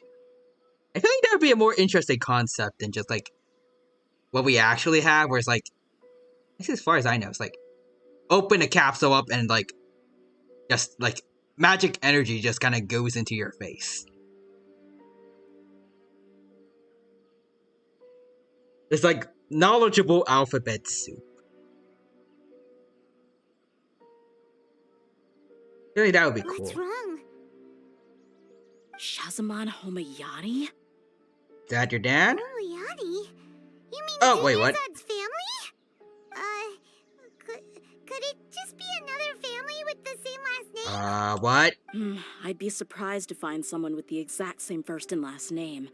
Shazamon Homayani is Dunyarzad's father, and the head of the Homayani family. Oh no. Just what the heck is going on here? Calm down, Dehya. Let's analyze the situation. I'm sorry. You're right. I'll consider what we found and not jump to conclusions just yet. Also, Quadra says, my favorite canned knowledge flavor. Alphabet. But what this piece of paper confirms is that the Homayani family has been providing goods to Dakana Lakmar.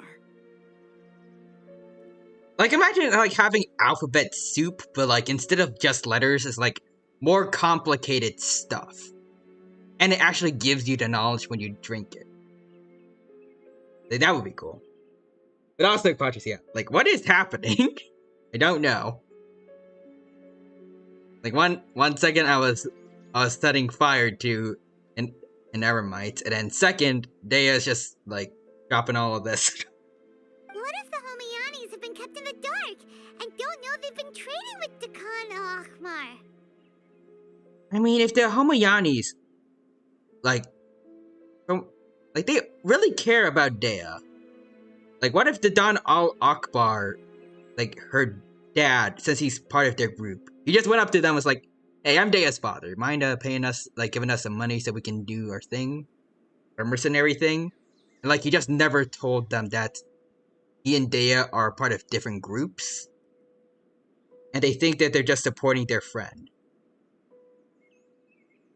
That's a possibility. But if that was the case, why is this caravan specifically named Shazamon as their person of contact? They could have just as easily bought goods such as food and medicine directly from Caravan Rebat or Port Ormos. Perhaps he's been supplying the brigades. Yeah, funding violence and looting. The brigade gets the goods, and he is paid the proceeds from the sale of the loot. I really don't like where this is going. Like, I don't know.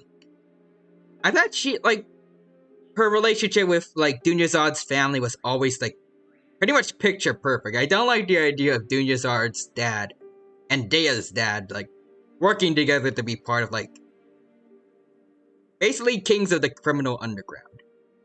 But why would he do something like this? It's not like the Homianis are in need of money. I honestly have no idea. I'm really hoping that, like, at least we know that Dehya's dad is a bit of a, you know, but I'm hoping that Dunyarzad's dad is just, like, misinformed. I've been to their estate many times, and I've never noticed anything suspicious. The only potentially large expenditure I could think of would be the treatment costs for Dunyarzad's Elazar. Maybe they borrowed a lot of Mora in the past, but that's still just a speculation. I don't think the master would stoop so low to make Mora. I'm hoping Dunyarzad doesn't know anything about this either. You're probably right. I know my lady's personality, and she wouldn't deliberately keep something like this from us. But what should we do now? All we found is just another mystery. We want to get to the bottom of this. We won't be able to turn back. Also, Hinomaru is there. Hello there, Hio. Welcome. Thank you for stopping by the stream today. It's good to see you here. Hope you're doing well. And I hope you have a good time here at the Genshin Impact stream. Welcome. And next time I know up here. Well, actually, anyway. I know why I say that, alright. I know my name. But yeah, it's good to see you here, Hero. Hope you're doing well. And I hope you have a good time here at the Genshin Impact stream. And right now, we're playing Dehya's story mode. If you ask me, we already have no choice but to confront her about this. I'm not worried. It's too early to make a verdict yet. I still have faith in the Homianis. Yeah. Let's go find my lady again. We'll tell her everything and see if she's willing to lend us her support. Alright. If we're lucky, we can not only figure out the mystery of this paper, but also follow the trail of breadcrumbs to the people responsible at Dakan al-Akmar. Dehya, are you sure this is the best decision? What if instead of getting the help we need, we just end up revealing everything we've discovered to the enemy? I've considered that possibility. But even still, I want to tell her what we found. I think I owe her that much. True friendship is built on trust. She showed genuine concern for me when we first brought up the topic. I can't repay her kindness with doubt and suspicion. That's not how I deal with people. You're right. Paimon wants to trust Dunyarzad too. I hope we'll be of help to him. Yeah. Let's pay another visit to Sumeru City. Alright.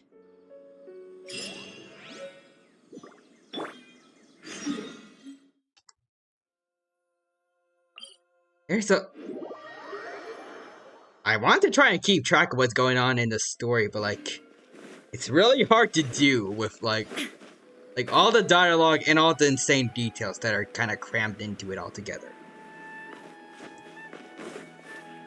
Alright, but anyways, let's talk to Dunyarzad about all this. We're back, my lady. Oh, you're back a lot sooner than I expected. You mustn't have run into any trouble then. Well, don't know about how that. did it go? What did you come up with? A few things, Actually, yes. We are still investigating. It's just that we've discovered something strange. I don't like what? Oh, Quadra says. Oh wait, hold on. Quadra redeemed the Paleo summon, and he requested for another you on your head. Alright, so specifically another me, or like a small T-Rex on my head. Which will it be? I have an idea. Okay, so it's another me. Alright. I have an idea. I want to see if this will actually work.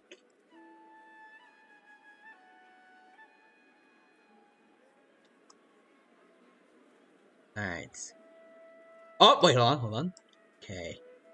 Oh, I can't duplicate, my Discord reactive image. Okay, hold on. And oh, this is perfect. I love it. It's even like it's moving with me whenever I'm talking as well. Perfect. I thought it was going to actually I was going to have to use this. Is it here? Oh no.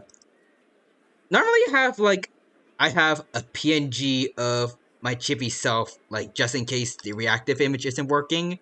I thought I would just have to put that on top of like regular me, but then I thought about like what if I just like copied my reactive image and put it on top? I didn't know if it would work, but I'm glad I did the experiment. Oh, there's your Paleo Summon Quadra. Now the two me's shall continue the story quest with Dehya. I see. The clues you found have led you back here, in the city? Yeah. Back to your family specifically. Something like that. Yeah.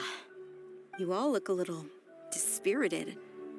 Whatever you found must not have been very encouraging after all.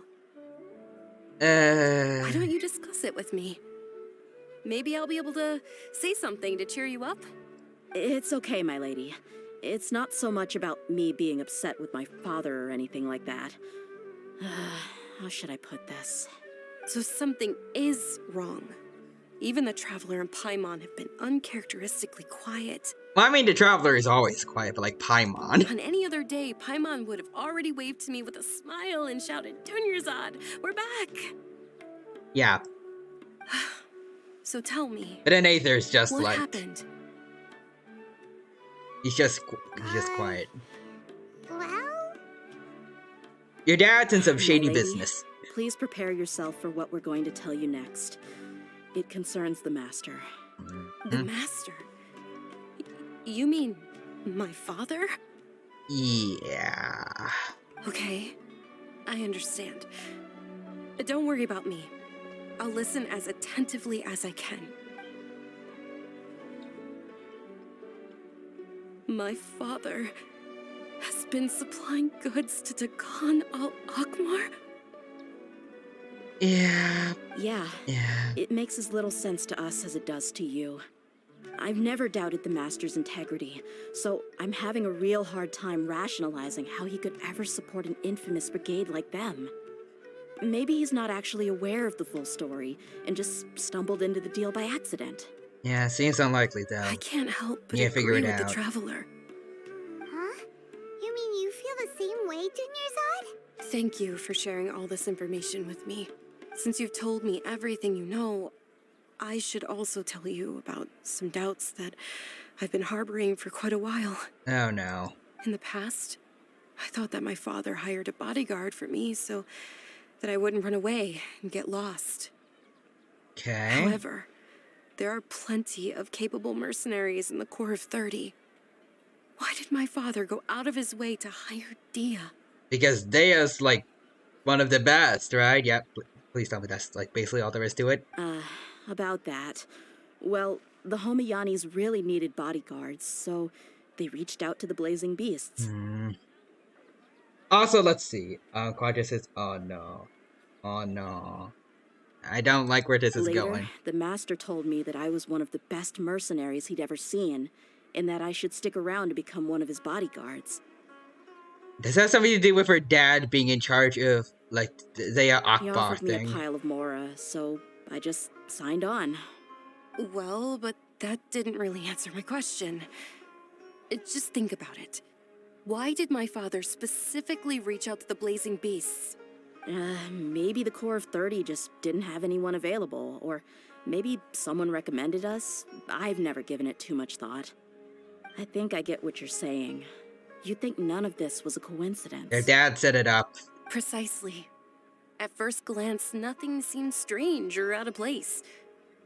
But there are many parts of the story that don't actually make any sense. If my father had always been in contact with Dakan al-Akmar, then it would make sense for him to bring Dehya into our house. You mean the goal all along was to get Dehya to be your bodyguard? No, that's too much of a stretch. I cut all ties with my father a long time ago. He has no control over my life anymore. But that still doesn't rule out the possibility that your father has still been trying to influence your life without you knowing. So, the Master was not likely an innocent victim in all of this? I don't like this. Like, this is I think one of the first, like, things we've seen from characters from Sumeru. Like, I think one of the first things we did was save Dunyazad when she was trying to hide away from some guards. And then we met up with Dehya. And we learned about, like, how she's Dunyazad's bodyguard. I don't like the idea of, like, the first friendship we've seen from Sumeru just kind of being, like, the whole thing was arranged. Sorry we put all this on you so suddenly, Dunyarzad. It's okay, Paimon. I should actually be thanking I guess, you. like, specifically arranged by bad people. Like, I don't have a problem with, like, if she was just hired normally as a bodyguard. But, like, hired between two people that are doing, like, probably less than pleasant things. That I don't like. Regardless of his reasons, if my father has truly been funding a violent group of mercenaries, then it's my duty to bring him back to reason. I'm hoping this is, like, maybe blackmail or something, I don't know. But if they're doing that, then there's no reason to, like, be giving him stuff. But I was like, Quadra says, okay, this is a good story quest already, though, and it's not even done, yeah. It's definitely giving us a lot of drama. That's, like... It's keeping us in suspense for a really while. the right thing to do? My father has committed many atrocities and deserves all the punishment that he has coming to him. I have zero sympathy for him. He sucks. You may call me an ungrateful child, but my feelings will remain the same. However, the Homiyani family has treated me with nothing but generosity and kindness. If we decide to investigate this further, we could end up implicating the entire Homiyani family. I would be biting the hand that's fed me over all these years. Dehya. It's all right, Dehya. If anyone were to ask, you could always just say that I'm the one who instructed you to get to the bottom of this. I feel like that would also, like, kind of make things worse. Like, that there was a lot, like, there's just a huge drama going on within this family. You don't have to and do that that, Dunyazad might not be trustworthy. I'm not conflicted because I'm afraid of taking responsibility. I feel like some person you're the one we would should all take be that, worried like, about the right story now. out of context and be like, yeah, she betrayed her family. Even though they were doing really bad stuff. Like, knowing the people in Sumeru. Particularly those in the academia. Well, also, yeah, I'm with you, Quadra. I'm hoping this is blackmail. Hey, it's still too early to give up hope. What was that thing about friendship again? True friendship is built on trust. Right, yeah, trust. You said that yourself, Dehya. Besides, there's no point on getting all riled up before we've confirmed all the facts. If your trust has been misplaced, then he probably has many conflicting feelings Thank as you, well. everyone. That makes a lot of sense. I guess I should always remember the trust that I've placed in people. In which case, my lady, could you ask the Master to come out and have a chat with us? Sure thing. I also hope he'll be able to give us a logical explanation. Let's meet at the usual place then. Alright. Usual place? Ah, right. I don't know what the usual place is. Is it the bench, or...? I remember going to a bench with Dunyazad a lot during, it was the Sub-Seru Festival. Alright. Over this way. Is it better if I just teleport? Oh yeah, it's way better if I just teleport. A lot better. As the Quadra says, theory, maybe the two of them are friends, but he's looking too much of a blind eye to Dehya's dad. Maybe.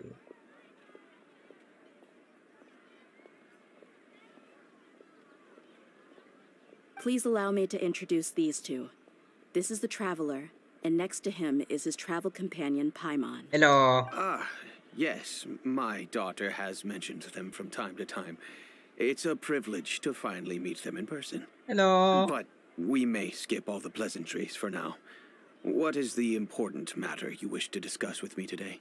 Well, we wanted to bring this transaction record to your attention. There's something on this record that we're all pretty curious about. Also, Contra says hello to Zhang-Li's voice actor. Oh. I thought I heard it from somewhere, but also, like his... I can't... I don't know how to say it, but like... Like, I guess his line delivery as an extra old man is pretty spot on. So, that's what you found? Huh. Yeah. Seems like I can't keep everything from you much longer. Okay. Please tell me this is gonna go well, please. If you wouldn't mind, we'd like an explanation. Well, it's a long and difficult story. And to be perfectly honest, I'm not sure if I'm doing the right thing. Okay, so he's conflicted about this, What but... I do know, though, Dehya, is that the truth will bring you no solace. If anything, it will likely cause you a great amount of anguish. Wait, me? Yes, I understand perfectly why you came to see me. And I am touched by your collective commitment to do the right thing. But knowledge always comes at a price. And sometimes, as they say, ignorance is bliss. Your father, Kusela, and I both believed that. Alright. Of course, I don't like you where have this the is right going. to seek and learn the truth, but I must warn you. Wait. Rogers says the lady NPC in the back turned around as soon as she overheard. Wait, what? Hold up. Is there a spy here? The facts of this matter may reduce everything you've built for yourself into sand, blowing in the wind. If you must proceed, then Kusela's heartfelt efforts will also fade into the wind like a fleeting mirage. I don't think she cares about what Kusela thinks. He's kind of a, you know, His heartfelt efforts. I'm sorry, sir, but I'm not sure I follow. Okay, Quadra says it's an NPC, probably not meant to be there, but it was funny time. Alright. I was wondering, like, for a second if it was like what happened before in the Archon quest when there were people listening in on what Dehya was saying. I think Dehya and Candace were saying. And like that, like they were going to come back later. I've made it this far in life without a single drop of my father's support. I have my own ideals and ways of looking at the world, as well as people and causes that I've chosen to cherish and fight for. None of these things have anything to do with him. I came here today to support you as the head of the Homayani family. No warning will change my stance on that. I understand. Then let me tell you a little story. Okay. Our family once needed to take a trip to the desert when Dunyazad was just a baby. Along the way, we were attacked by bandits. They had superior numbers and quickly overpowered our bodyguards. When all seemed lost, a group of passerby Eremites lent us their support. Those Eremites were Kusela's brigade, Dekan al-Ahmar. Aren't they all bad guys though? Like, why did they do that? Kusela's men told me that the attackers were Eremite mercenaries, just like themselves. I was shocked. Why would Dekan al-Ahmar go so far to save us and not spare the fellow Eremites? Kusela was grinning and walked over to play with baby Dunyazad. She was startled by his unfamiliar face and nearly started crying. Really? I never knew. Well, I mean, you were a baby, so it's understandable, He but... said that he had no particular reason to help us. He just took pity on us because he had a daughter about the same age. Okay. We started talking about our children, and I sensed that he was a devoted father. I mean...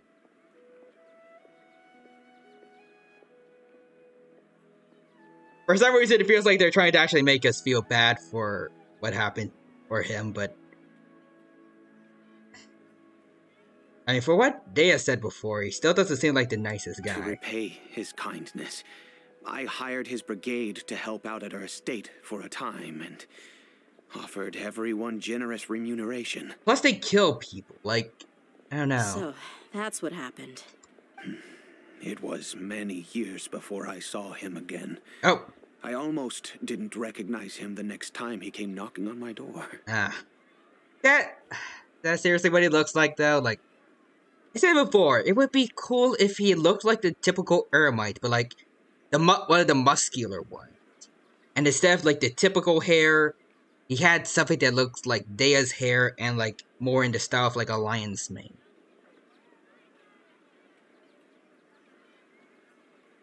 That would have been so cool, though. Yeah, it's just an. But that was I read that from before. Like, but that's still what you said before still works. It's basically just an NPC. Okay. Also, Quadra says, "Oh, I see. Denizon's dad isn't really a bad guy, but more like pay a debt." Also, my favorite character, generic eremite father. Just like generic leeway chef guy from Mao and Zhangling, and then random old guy in Inazuma for Yoimiya. Like, it would be so cool if, like, confirmed parents for playable characters were more unique. And especially if they had at least had hair that looked like their children's. I can understand Yoimiya's dad not having the same hair color because he's old, and like his hair is graying out, but there's no reason Chef Mao can't have blue hair like Zhangling. And like I said before, Dehya's dad having like hair with her colors, but in the form of like a lion's mane would look awesome on an NPC.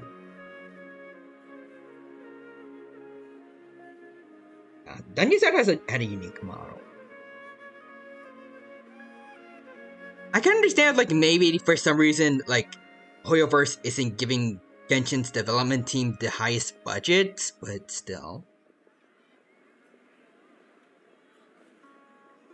Like, maybe they took away something, like, from other background NPCs that we aren't going to interact with much, and then put, like, any of that money into some more unique, NPCs. I don't know. I would rather have a lot of copy pastes with more notable, like, standout characters than everyone looking almost the same but slightly different. The man I knew to be strong and healthy had been reduced to a shell of himself. He couldn't even walk anymore without his cane. Oh. Also, Quadra says, yeah, I get it, but he'd have at least colored his hair the same color as Dehya's. That would have been cool. So, what happened to him? He was perfectly fine when I left the brigade. Elazar? I'm not too sure myself. The only thing that didn't change was his cheery disposition. He said there was absolutely nothing to worry about, and that he had gotten into a fight. That was all. Okay. He then suddenly asked me if Dunyarzad, now that she had grown, would need a bodyguard of her own. At the time, Dunyarzad was going through a particularly severe bout of her Elazar. There was no need for her to have a bodyguard when she could barely leave the house. But he kept coming back to the topic. Come on, it never hurts to be safe. How do you know a bodyguard won't come in handy one day? I was completely lost at first, until he recommended the Blazing Beasts, and in particular, a mercenary named Dehya. Was he keeping an eye on his daughter this whole time? So he was the one who recommended Dehya to you. Also, Quadra says, maybe he's no longer the brains of the group and someone else is pulling the strings. I hope that's the case, actually. Like, then it's not really her dad that's, like, doing all the horrible stuff now. Like, they mentioned that they're getting into, like, the group is becoming more troublesome and aggressive now. That could be someone else's doing. Indeed. He didn't say it out loud, but it was clear that he saw Deshret's relics as an evil group who would eventually corrupt every member in their ranks. He was already beyond redemption, but he hoped that he would be able to detach his daughter from the vicious world of mercenary life. I mean, I feel like it's like an endeavor from My Hero Academia situation where like they were awful in their youth, but like when they got older, now they're starting to realize they were in the wrong. And just like with Endeavor, I think I need more time to to really see if Dehya's dad is worth actually liking or not. If Dehya could stay in my house and keep working as a bodyguard, then gradually her affinity for the desert would decrease, and she'd be able to leave her previous life behind. Well, I feel like her loyalty to the desert is still pretty strong. And that's why you offered her such generous compensation? Yes, but not just because of that. From the moment that he asked me for that favor, I also began to see Dehya as my own daughter.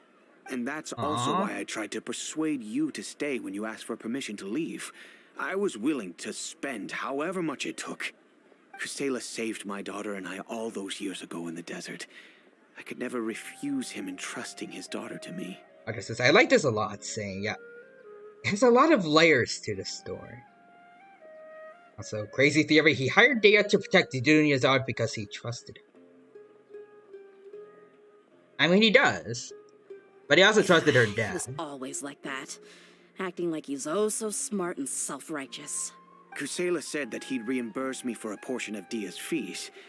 I refused to take any mora from him, but he'd always sent me funds anyway. Eventually, I just accepted them as a token of his gratitude. And that went on for a while until I received another letter from him a few years ago. The letter contained a request to help him buy food, weapons, medicine, and even explosive materials. I'm sorry, what? Wait! Isn't that around the time that Dekana Akhmar started becoming more aggressive? Yeah, that doesn't sound about right. When I started to hear some nasty rumors, I became wary. I wanted to meet him face to face to discuss things. But by then, he was no longer receptive to my requests to talk. If I had to guess, it's probably because he doesn't want to put Dehya at risk. But by that same token, he should have also stopped asking you for materials. That thought occurred to me as well. I figured that he probably came to me for help because he had nobody else to turn to. So you kept, like, giving weapons and explosives to a guy that's part of, like, a pretty evil group. After some deliberation, I decided to send him some food and medicine. I turned down all his requests for explosives and weaponry. Okay, thank you, sir. And also, Quadra says, also kind of ship Dehya and Dunyazad. I can see that. Like, they've been together through a lot. From the very beginning of the first Sumeru story quests to now, I can definitely see them being together. Also, Quadra says, I think it's blackmail at this point. Let's see. I am aware that even such a reduced gesture of support could lead to others coming to harm, but I could not simply reject his plea for help. In the end, it probably was the wrong decision. I plugged my ears to the rumors and just chose a solution that made me feel least guilty. So what happened after? Myself. Like, did he blackmail? If you can, please tell me where he is now. I don't know if it is. They haven't mentioned anything else besides that, and I think they're changing the subject. None of the things he's doing right now make any sense if he's just trying to keep me from getting tangled up in his world.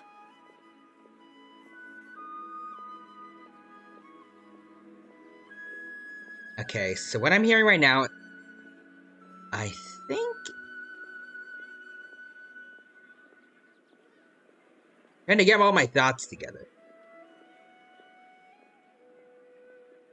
Like, it's not like he's okay with just like the food and medicine. Like, Dehya's dad hasn't pressured him to give him the weapons and explosive, which is nice, I think. Oh, Quadra says, I meant Dehya's dad is being blackmailed. Oh, okay, that could make sense. Like whoever's in charge now is trying to force Dehya's dad to like since he is, I guess a path of revenue for them, like to just keep on getting them some resources for them to keep doing what they're doing. If all he wants to do is steer clear of me, then maybe he shouldn't have brought me into this world in the first place. Oh no. Dehya, please don't feel that way. I'm just angry because I can't wrap my head around any of his actions. But I believe him just one more time, and I won't say that. It is. I feel like personally, in my opinion, it's like it. I feel like this isn't right. Like it's up to the person that was hurt by someone else that should decide when they should forgive that other person.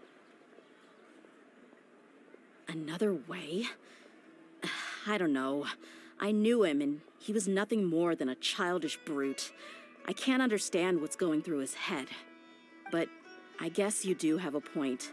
We haven't uncovered the whole truth yet. We still need to figure out his exact actions and reasoning for these last few years. I'll do my best to help. Of course, anything between the two of you would need to be resolved between you and him alone.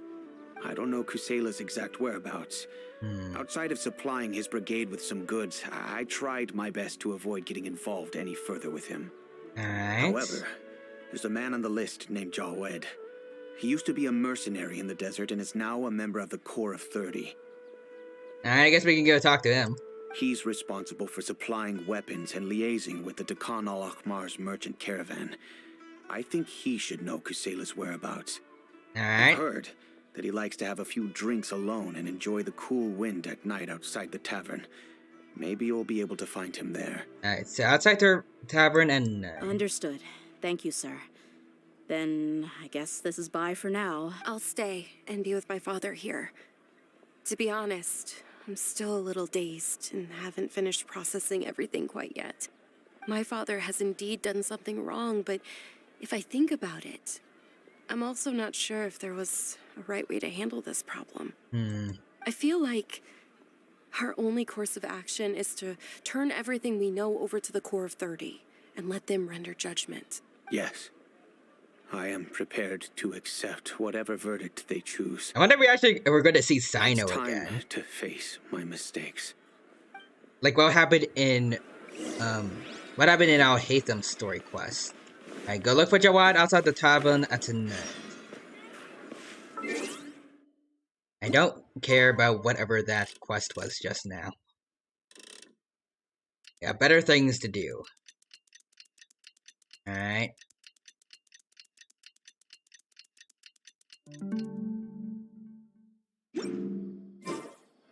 You know, there are better ways to seek out our enemies than, well, standing here. Oh, hello, sir. You found him. Huh? Who are you guys? Hello, Mr. Jawed. I know what you've been up to. Smuggling weapons to violent brigades in the desert while working for the Corps. Pretty bold, if you ask me. Also, consciousness in before that quest gives you Child's Best in slot. What? Shh. Keep your voice down. How do you know all that? We've been told some things by some people. We should take this elsewhere. I'll be happy to talk things over once we're somewhere private. Alright. This place should do. Alright. Back to my question. How did you all know about me? Don't worry about that for now. You know what kind of punishment you'll face once we report you to the Corps, I assume. Wait. There's no need to jump the gun. Let's talk this out. What are your terms? That's where the something Akbar guys are. So what's in it for you anyway, Mora? Well, I was a little tight on money at the time, and Kusela took good care of me in the past. I weighed it in my mind, and I couldn't find a reason to turn the opportunity down. I wouldn't only be helping my benefactor, but I could also make some quick Mora. Let me tell you how it is. We're investigating Dakan al-Akhmar, and we're gonna put an end to their operations.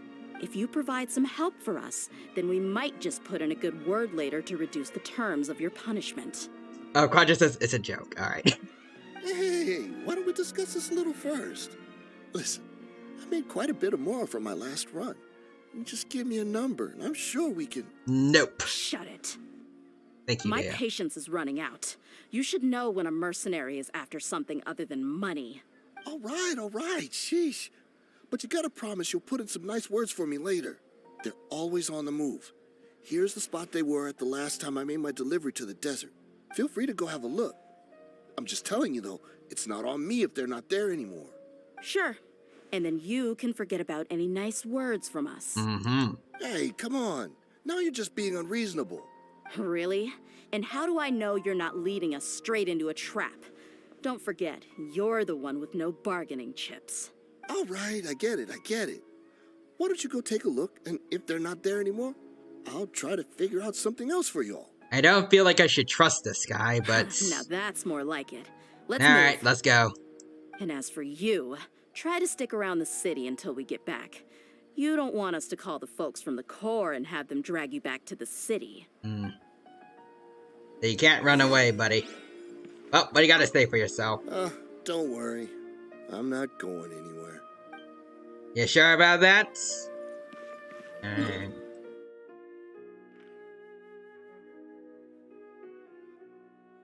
Damn, he walked a long way to get to, like, the delivery spot, I will say.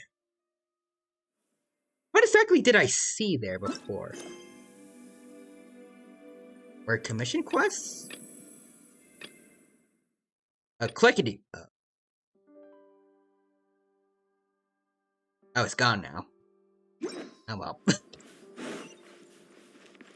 And we have to go all the way up there too. Roger says, I feel like this is a trap. Honestly, same. But, I mean, we're prepared to fight, so... It is what it is. Alright, here we go.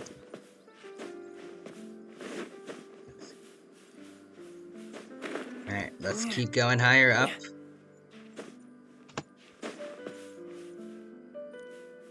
Alright.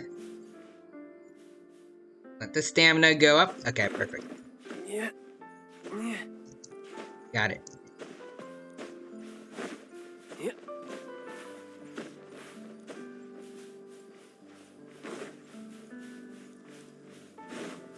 Oh wait, let's see, we're going this way. Also, I kind of want to see what's... I want to get what's going on over here. Time to go to work. Hello. No, thank you, buddy. I don't want any whatever you're having.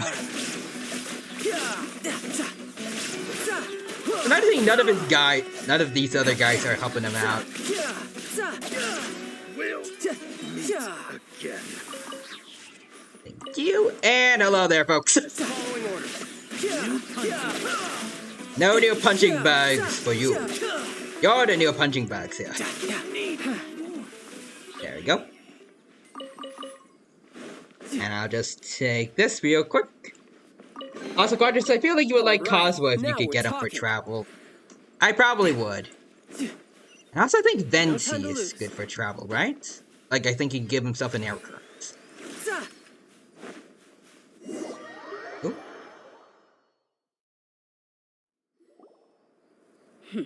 Seems like we're in luck. That should be their camp right up ahead. Yeah, awesome. Let's go.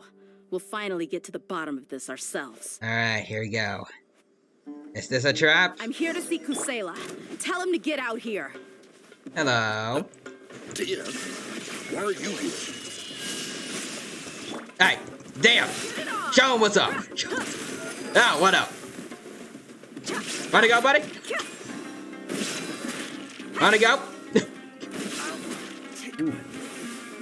Alright, come back into the circle, buddy. Get back into the circle. Alright. But there's still that guy. You know what? Come at me. Spear user to spear user. Alright. Come on.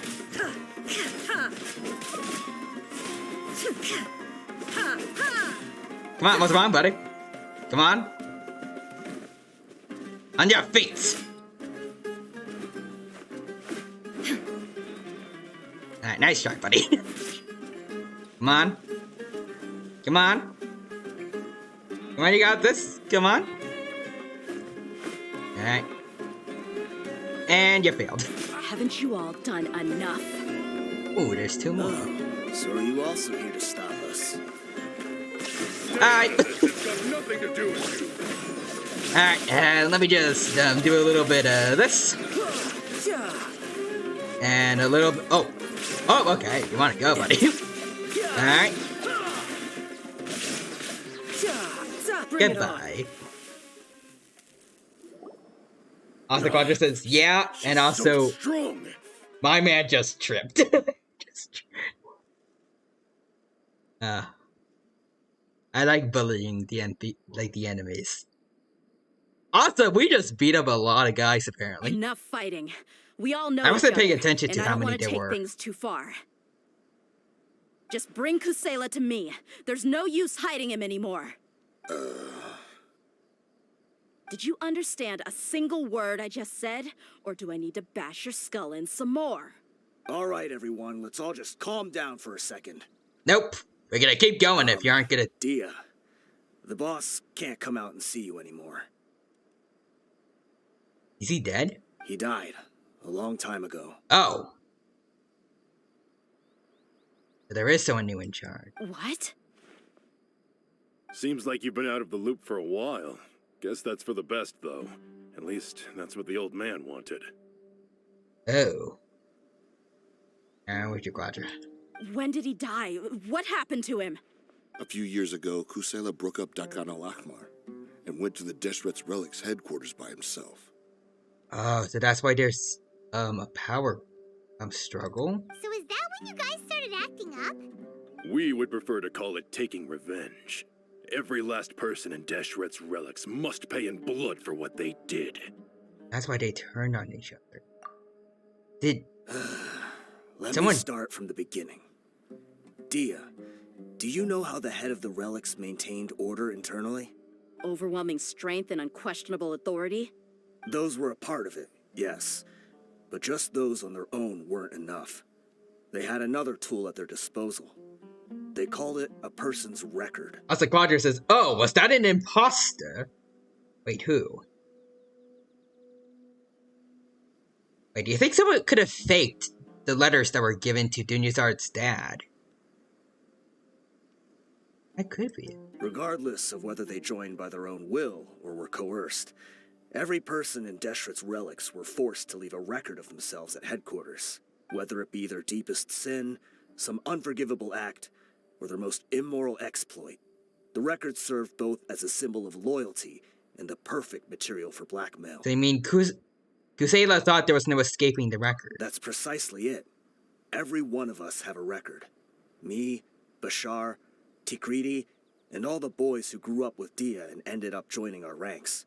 But you, Dehya, you were never asked to provide a record, were you? I never even knew this was a requirement. Oh. You were Did probably he keep the her a only secret person from in all of them? Deshret's Relics who didn't know about it. Ever since you were born, Boss had been trying to shield you from this organization's sinister rules. Not only that, but he also banned all of us from committing any nefarious acts. He said he'd take care of the dues we had to pay regularly to headquarters. But in the end, he was just an ordinary person. What could he do? Also, Quadra says, wait, the Dehya dad that we saw in the cutscene? Dunyazard's dad didn't mention he seemed different. Oh. Oh, actually, that could have been... That is an interesting idea, but at the same time, why would they want Dehya to be, Dunyazard's bodyguard? I guess maybe if they figured out who she was, like, even without the records, they want to keep an eye on her that way, since, like, without the records, they don't really have anything else, like, on her, so maybe they want to, like, keep her under watch. And since Dunyazard, like, because of her Ellerzar, she couldn't move anywhere, so, for them, she would probably be, like, mostly in just one place. He was forced to go to headquarters again and again to account for missed dues and incomplete records. He'd come up with all kinds of excuses and get beaten up as a result. Oh. We all knew he was doing that for you. He wanted to get you out of this world, no matter what it took. And that's why he became a shell of himself and couldn't walk without a cane. Wait, but that doesn't make any sense. I didn't know about any of this, and I'd never seen him get injured or beaten. Because you were too young at the time. How would you ever tell between wounds from a beating and wounds from battle? Oh, When fair you left point. home after that final argument with him, he seemed to age by a decade overnight. Even his hair went gray.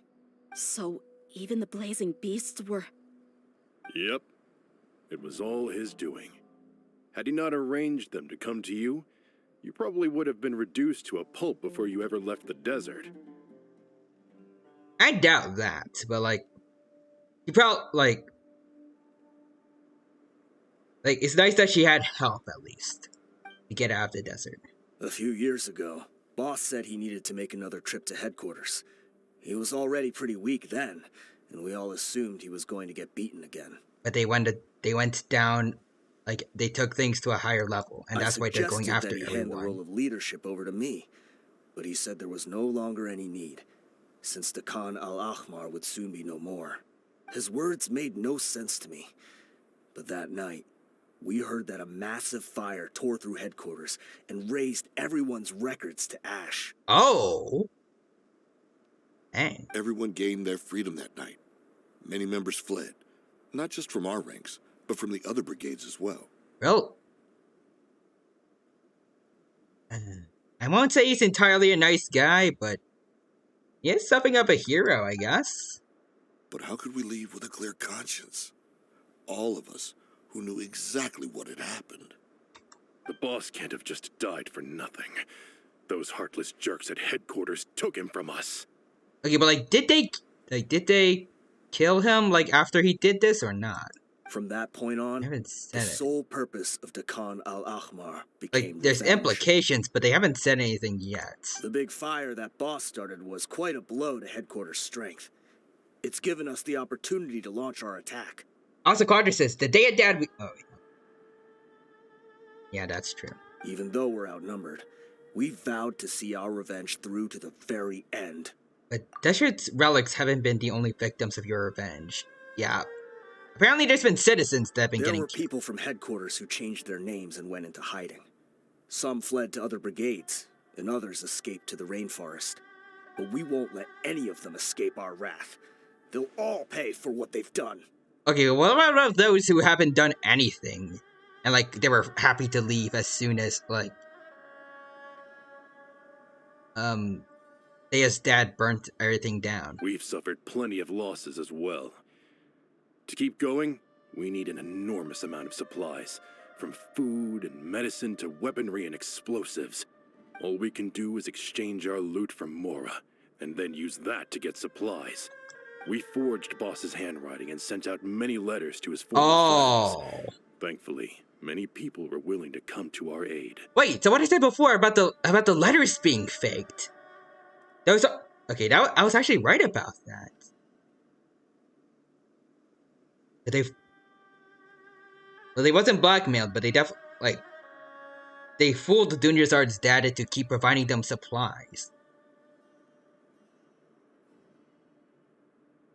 And it matches up with them asking for things like weapons and explosives. We were also able to attract many mercenaries who shared our goal.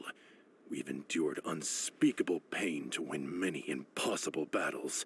Also, Quadra says, "Oh yeah, those were faked, and yeah, this story quest is nuts." Yeah, plot twists after plot twists after plot twists everywhere we go. And now, we finally have an opportunity to directly strike their headquarters. Ooh. Paimon doesn't know what to say anymore. Responding to violence with more violence will only cause pain, but any idea the amount of damage you've done, though? I'm honestly kind of more on their side now, to be honest, but they should not have gone after. Actually, they said that the innocent, like the citizens, I think, were actually just like members of headquarters in hiding, but I don't know. Were there actually innocent people that they've hurt? Or... We do know right from wrong, but we were sinners from the very beginning. We do not deserve the freedom that the boss won for us with his life. Boss always loved his old-fashioned hero stories. Those tales about sacrificing yourself to save the world. We used to always laugh at him for it. But in the end, he really went and lived those stories out himself. As for me, I never considered myself a hero. We're all the lowest of the low. We have no right to even imagine such an existence. But maybe those hero stories he liked foreshadowed everything that was to come. The spirit of the hero touched all those he had saved, and more people joined his cause. As the Carter says, yeah, I feel like no one is wrong here, just a messy situation. And there's also the guys at headquarters that apparently were just, like, constantly, like, that asked everyone for blackmail stuff, basically. Maybe we were all just acting along with the play in the beginning. But as we acted the parts and recited the lines, we were drawn in. And now, we want to see the story through to the end. I'm sorry, Dehya. I know you always found us insufferable ever since you were young. Just think of this as a madman ranting.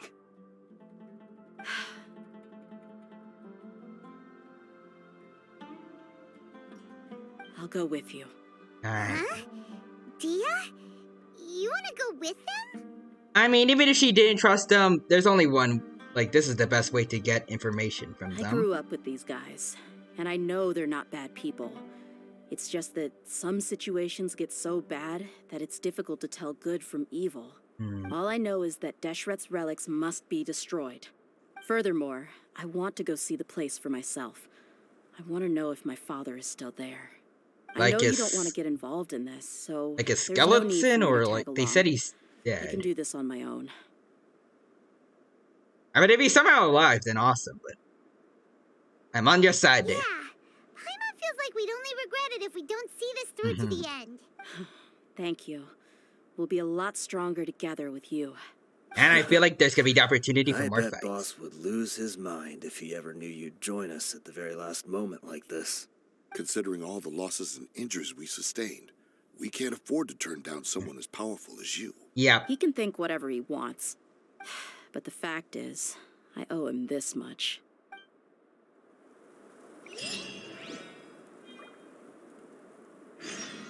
Oh, actually, hold on. Ooh, I'm actually getting pretty damn close to adventure ranks 57. Nice. Also, I realized that there was exclamation marks here. Gotta do this so I don't need to see them anymore.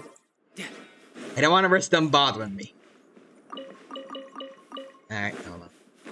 We gotta go to the hiding place of Deshret's relics. And it is very, very far. I think I'll go this from here. I was surprised at what you said before, Quadra, about, like, no one is here is wrong, it's just a messy situation. I do feel like, yeah, like, everything is kind of gray here. Like, it's not really black and white. Anyways, you wanna go?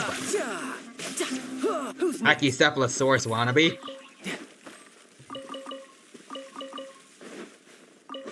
Alright, there we Now go. I just need to get my hands on the rest. Oh, wait, are we going? Oh, I'm going the wrong way. Oh, no. Dang it. Hold on, let's fix that. Oh, hey, mister. You're going to attack me, aren't you? Or not. Alright, you do you, buddy. I'll leave you be. No time to lose. Jeez. It is very difficult to figure out, how to... Oh. Hey, guys! I'm surprised you two are working together. Illy Churls and Eremites. But, nah, well. I won't question it. Yeah, buddy. No time to lose. Alright, let's go. Getting very steep. Get my stamina back up, and then we're gonna climb. There we go. Base climb up. There we go.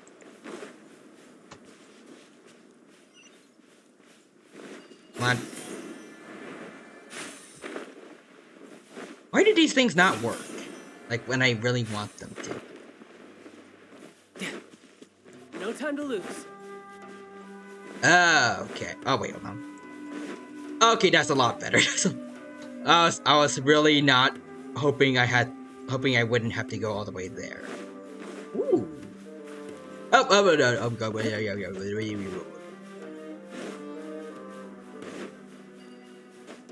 Let me just put a marker here for this. Needs a key. Okay, I don't have a key right now. But one day I will be back for you. When I get enough Dendroculuses. Alright. Here we go.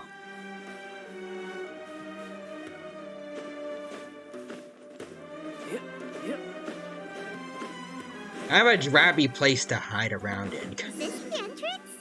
We sure didn't run into much trouble on the way here. Alright. Yep, here it is. I feel like every single story quest usually ends with like a big domain that we gotta go into. Alright, here we go. Let's do this. It's us and Dehya against the world. Wow. Or at least, Didn't expect it to look like this on the the something's inside. relics. I forgot what they're called. They shoot relics. They should all be holed up in here. Don't know how many people they've got left, though. Who cares? We'll round up all of them. Still, we should be careful. Even if they've only got one shot left, it could still take us out. Gone through many situations like this Yeah. before. We'll know what they're really capable of once we've landed some hits on them. Deshret's relics may have been a force to be reckoned with before, but their name means nothing now. Yeah, they don't stand a chance with you here. I'll take the lead. I've been here once before. Oh. Alright, here we go. Oh, it's actually cool that like they're the NPCs are here with us.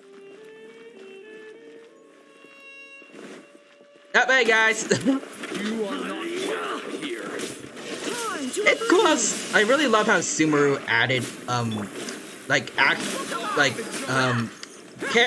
NPCs that are capable of fighting. It's just such a neat addition. Okay.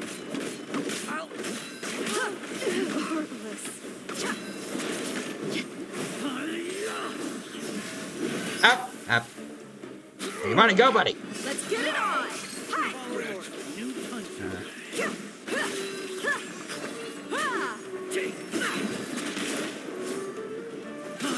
I don't know if it's just Claymore characters or. So I won't say this like about her kit specifically, but like something about her normal attacks is not fun to play with. It's kind of slow. Oh, I can do the punching thing. Okay. Okay, that's kind of cool. But the last thing she did at the end, that could totally beat the plunging attack that I mentioned before. Also, I think everyone here is effective with pyro, so have some of this, and you get. Oh, okay, you want to go?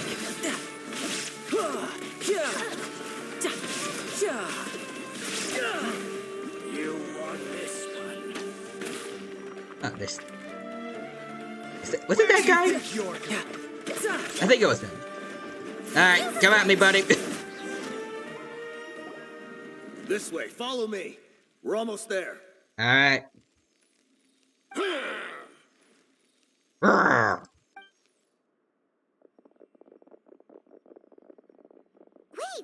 they went charging ahead without checking for any traps. something gonna happen to them? You guys okay? Oh, It seems like we just got trapped in here. Don't think we triggered anything else.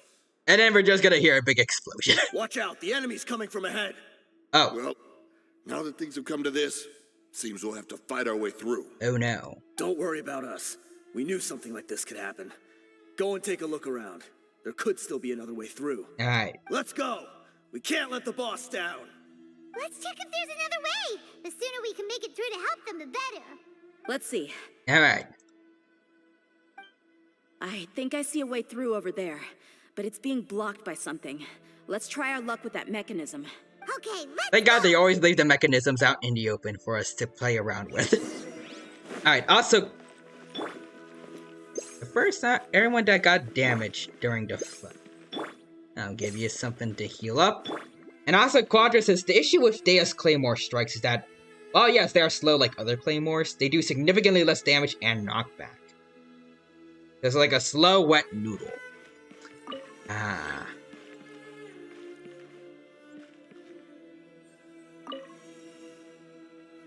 Raise? Change color. Ah, there we go. Let's make sure we don't miss anything else in here.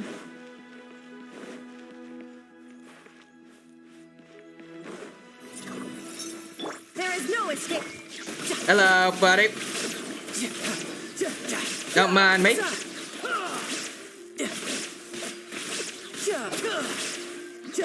And bye-bye. Alright, I'll take this, and I'll collect all this. Another mechanism like the one before, but this one's being blocked off in the middle. We just need to adjust it a little.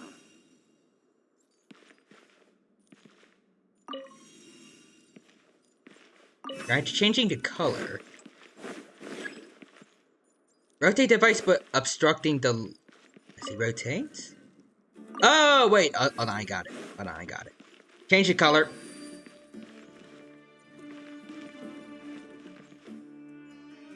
No time to lose.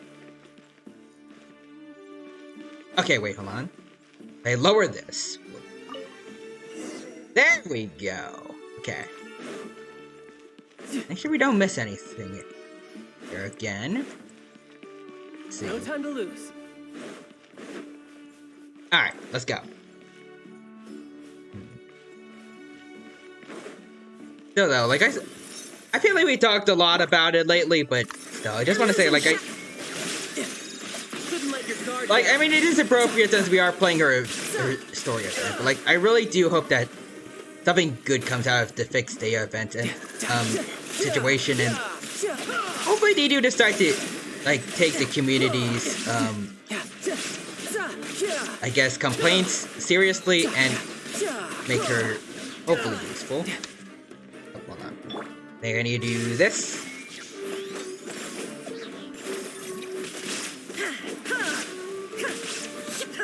There we go.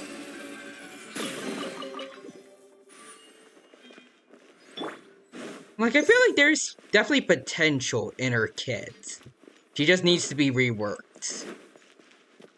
Like, the whole Like, I think so far, my experience with her E-skill is interesting, at least. And the punching thing is fun. It just needs to do more damage, and also... It would be great if, like, jumping didn't cancel it. Brace yourself. This is gonna hurt. Oh, hold on. Let's do this. There we go. I'll grab this. Alright, perfect.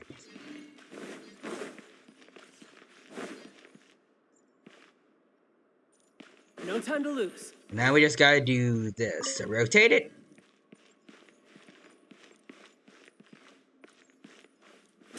No time to lose.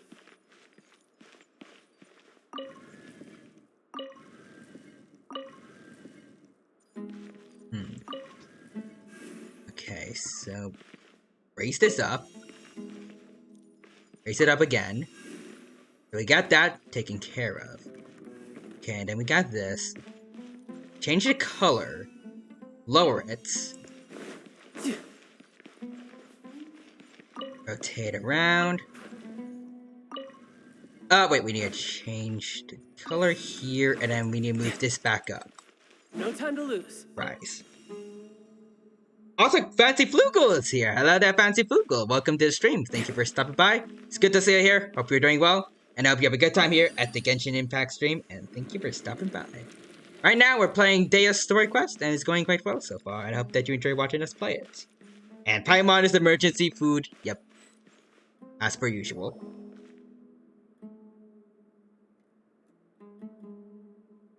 Okay.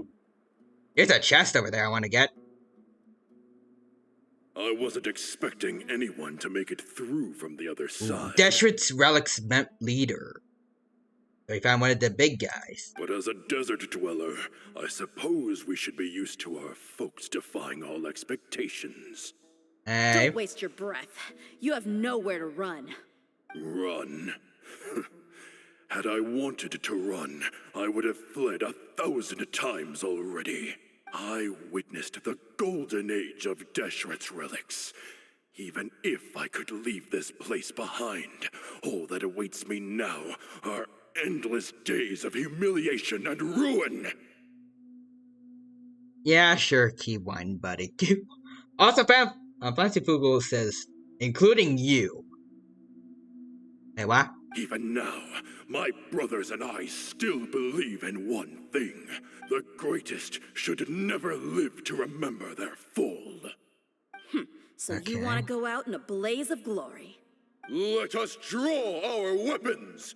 We will show them the true power King Deshret bestowed upon his followers. Alright, we'll show you that it was They nothing. are but two, while we hold within ourselves the entirety of the relic's glory. I'm sure you'll be very disappointed to see yourselves get wrecked by two people. Wave 1, charge! Eliminate them! You've won. Y'all haven't even done anything yet. Oh, hold on. Hold on. Can y'all line up, please? I want to do the punching thing. Okay.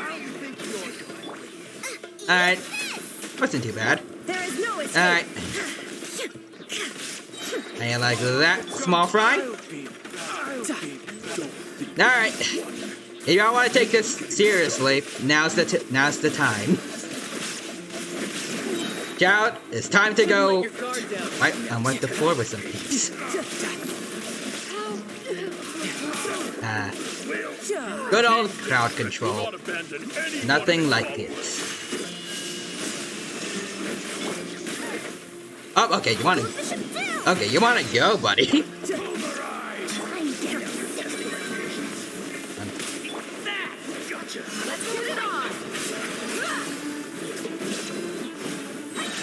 Alright, punch it time. Wait. Brothers! With me, this is where we prove our faith. Oh. You all just want to die? None of us plan to leave this place alive! Oh god, why did I go back to child? I did not mean to do that. Alright. Alright.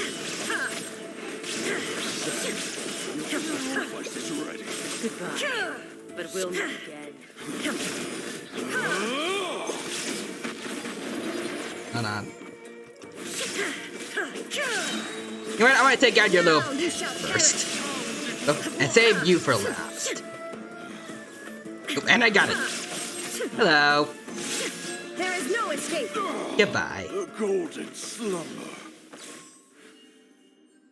There we go. The commander has finally fallen. Well, too bad for him. Also, Quadra says he's talking all this talk, but he's about to get wrecked. Yep. Child took a bit of damage, but everyone else, we're all good. But they're still coming at us. And I'm ready for more fights. They just keep coming no matter how many we beat. Yes, keep fighting.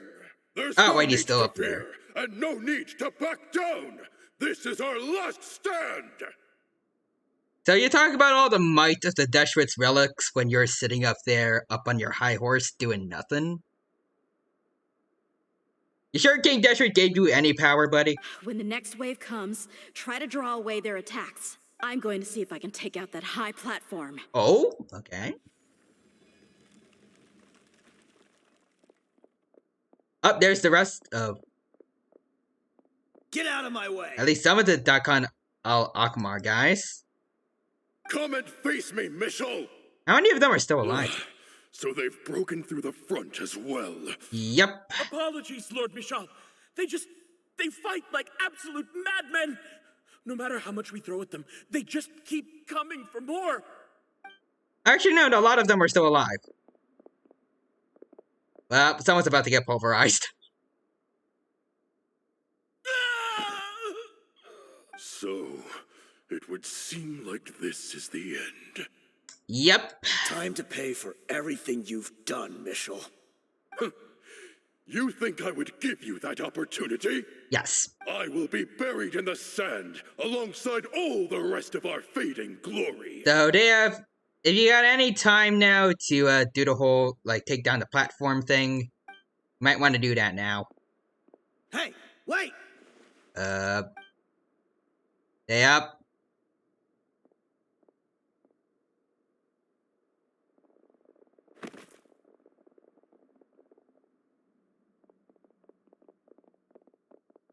We were too late. What happened? It's over. There's no more need to fight. But if you're still going to cling on to your so-called mercenary's pride, then I'll give you all a good beating as well. Alright.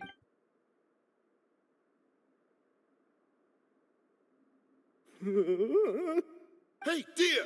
I found the mechanism. I'll get you all back up here right away. Alright. What happened to him? Let's go.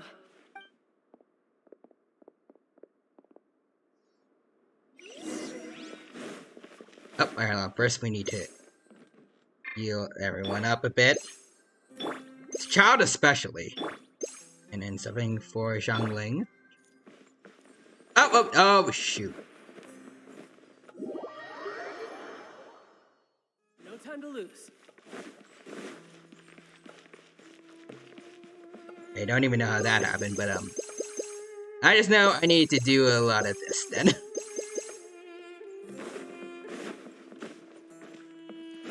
They all had a random heart attack, apparently.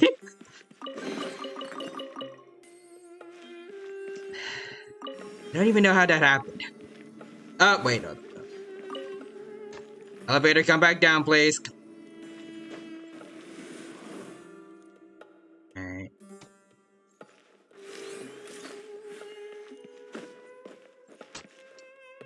How do I,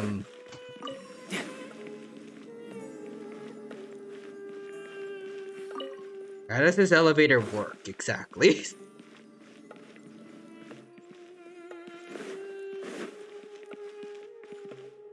Okay, there we go.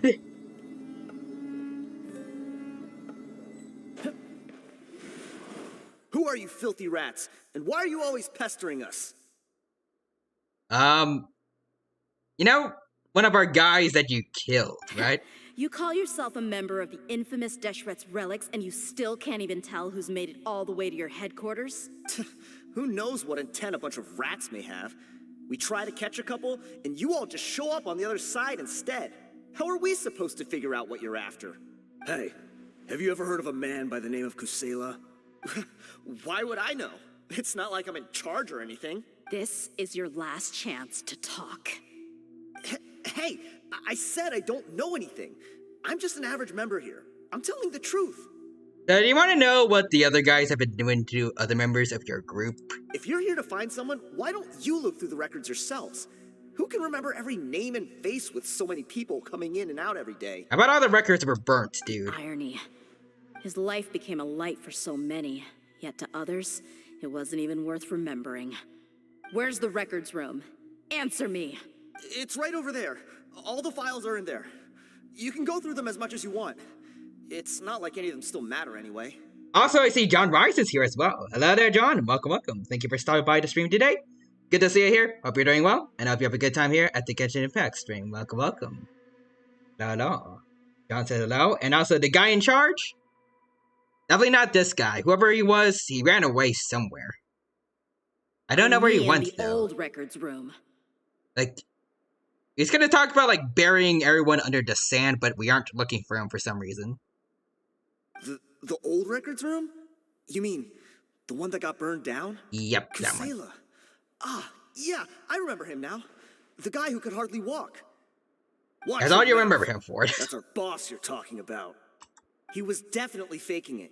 We all let our guard down as soon as we saw him come hobbling in. But in the short time it supposedly took him to take a dump, he'd already gotten away and started a fire in the records room.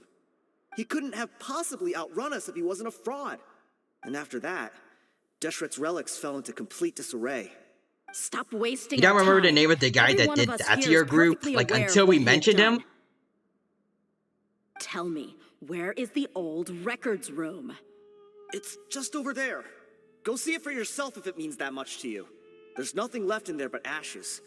No human could ever survive that kind of inferno. Bashar, Tikriti, let's go.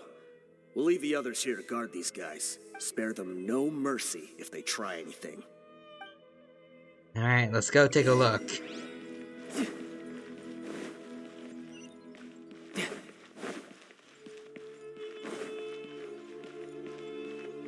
I mean, I'm not seeing much burnt stuff here, really. Open the records room. Okay, so just in here is where it all was. No signs of fire, really. So, this was his final destination. Kind of hard to see any evidence of fire when there's Getting past all only the guards sand with the everywhere. limp and sneaking in here to start a fire? If he was nimble enough to do that, then he must have been able to get out of here after starting the fire, right? Maybe. Yeah. I'm sorry. I know it's just wishful thinking. Let's look around. Unless he's Maybe we can find something that's been left behind. Unless he really, like, maybe he actually was crippled, but, like, he kind of saved up all his energy for that one last, I guess, the final gambit to save everyone. Also, John Wright says, oh, well, yeah. This won't end well for anyone involved. Probably not. Feel like it's going to be something of a melancholy ending for Dehya. And yeah. Like, he probably wasn't the best dad, but from what I can gather, he did care about her at least. And also about his comrades, I think. Is this a There's cane? the cane. It must be the one that Dia's father used. Kusela. Yeah, I'm glad he wasn't evil. Like, other things that Dehya mentioned before, like, not really being a father, like, passing the parent, like, being a parent more to the rest of the brigade rather than him. I think making a bunch of plays, not really for her, but for himself, and I think woman chasing. He didn't seem like the nicest guy, but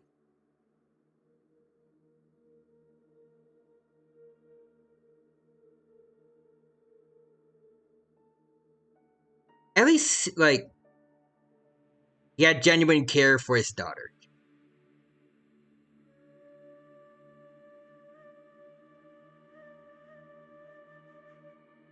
He's a flawed person, I'll say that much. But he wasn't a completely bad guy. Yeah, he's not a great person, but he wasn't evil. Thanks for everything, boss. Going back to, like, comparing him to Endeavor like I did before. Like Endeavor from My Hero Academia. Not necessarily the best person, but later on in life, they bettered themselves. And honestly, I think I could take that. Some people need more time to, like, turn things around in their life than others. Let's split up and look around some more. What if something else has been left behind? But what else could survive a fire like that? Who knows? Oh. Oh, wait. Is it a pre-rendered? It's a pre-rendered cutscene. Oh, yes, it is. Huh?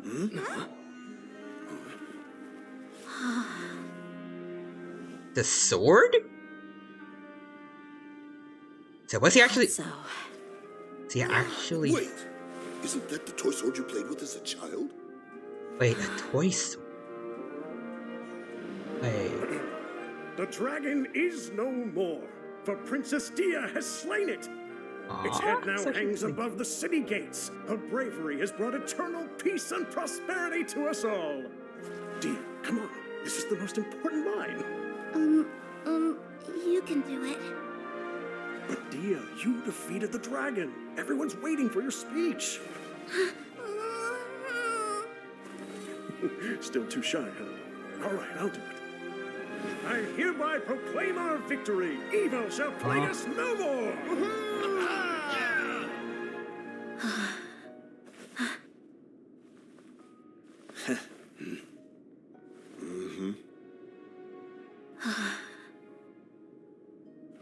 I hereby proclaim our victory. Evil shall plague us no more, Dad.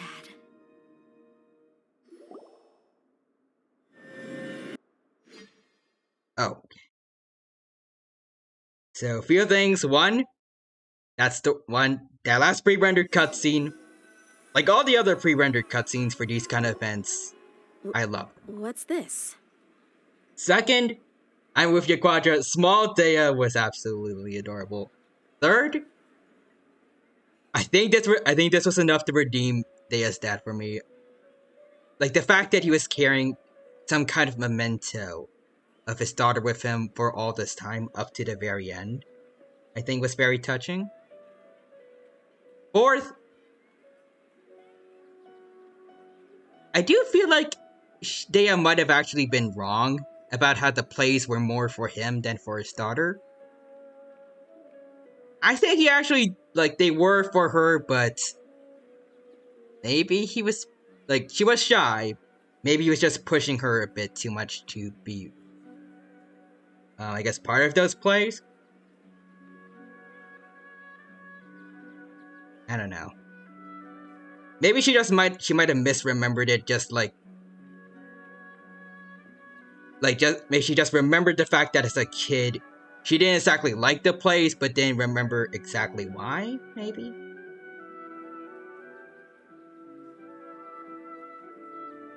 I don't know. Like, he was really trying to get her into said play, but like, she was a bit nervous, so he decided to do the lines for her. I don't know.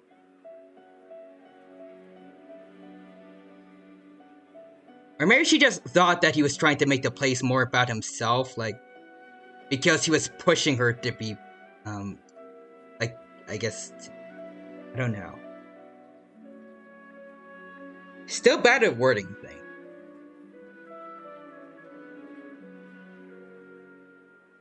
Just think, like, maybe she thought that, I guess that she thought he was, like, just trying to make her be part of the play, like, just to have the play keep going, because he just wanted it, like, he just wanted the play to go on. But, like, maybe he was trying to, I guess, through the play subtly help her, like, try to grow into something of, like, a heir to him, since it kind of seemed like he was trying to make her be, like, a strong and powerful, like, eremite that could, like, take over for him as part of, like, the leader of their group. I don't know.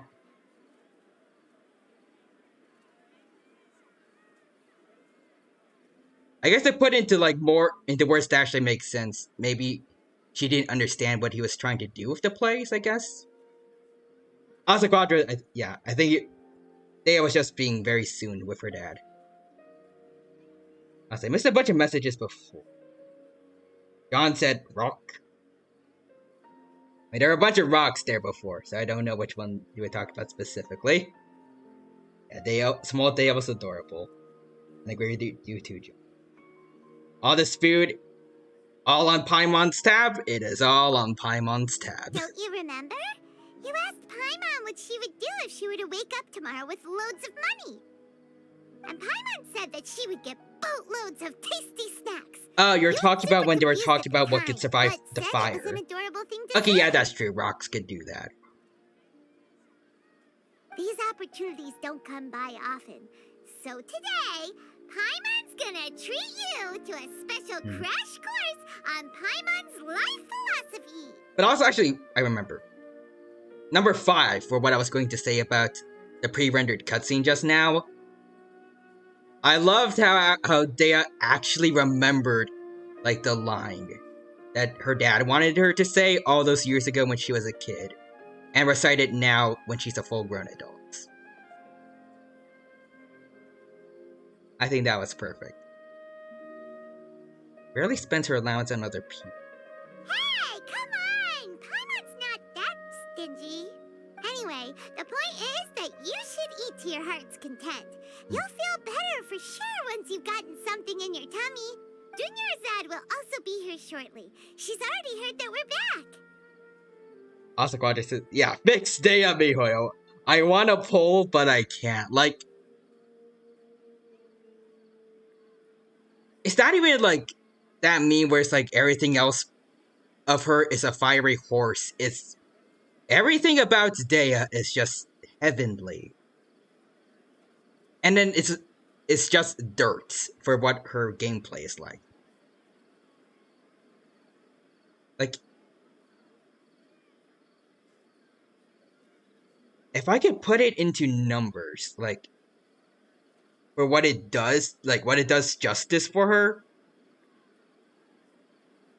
it would actually be in the negatives. Aw, thanks, you two. Honestly, this is very unlike me. I just had a lot on my mind on our way back, so I didn't know what to say.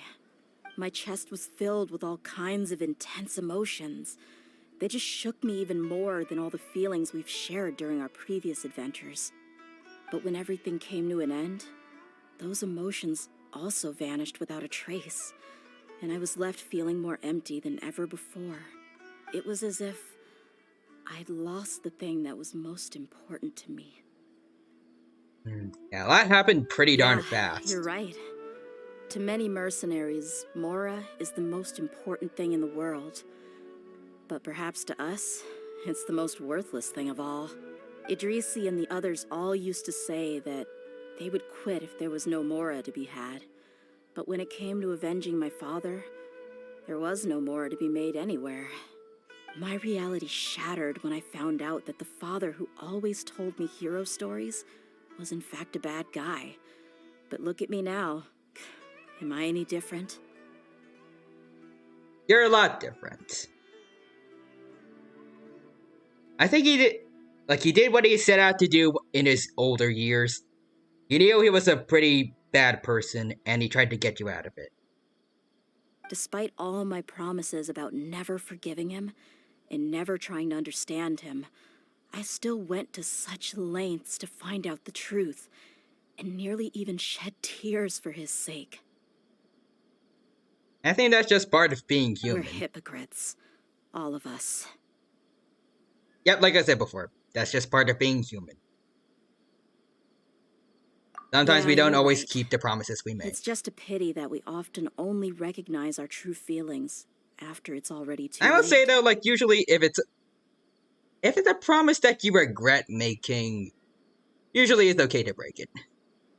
Like, especially if it's a promise that you made when you were really upset at a point, and it's something that you wouldn't have meant to say, like, in any other, like, you were feeling any other mood. But also, John Rice says, there needs to be made a bit of money. I don't think they were, though, like, actually, no, you're right, they were making some money, because I remember they were, like, while they were avenging Dehya's dad, they took money from some people, like, so they can buy weaponry and explosives, but they were still making money. Technically. But they weren't spending it on themselves, they were spending it, like, all on their goal to avenge Dehya's dad. Also, Quadra says, Am I any different? And then me's like, welcome to my top 10 reasons why Dehya is different. Number 1, she's playable. But also not really. Because our game... I feel like I'm mentioning it too much, but still, like... A lot of people talk about like how our kit is pretty much unplayable as it is. As it is right now. You're back! Are all of you alright? Ah, there she is. Yeah. Many people from the core of 30 came over, and I just wrapped up everything with my dad. All I can do now is wait for their verdict. I'm hoping Dinyarzad's dad is going to be alright. Huh? Dehya, you're looking quite down again. Paimon will explain. A lot happened while we were gone. Yeah. Dinyarzad actually begins to cry. Sorry. I really should have controlled my emotions better. I just... It's okay. It's all right. Part my of being lady. human again. You were hurt by all of this as well. Crying happens. Truth be told, I'm starting to feel a little guilty watching you cry like this.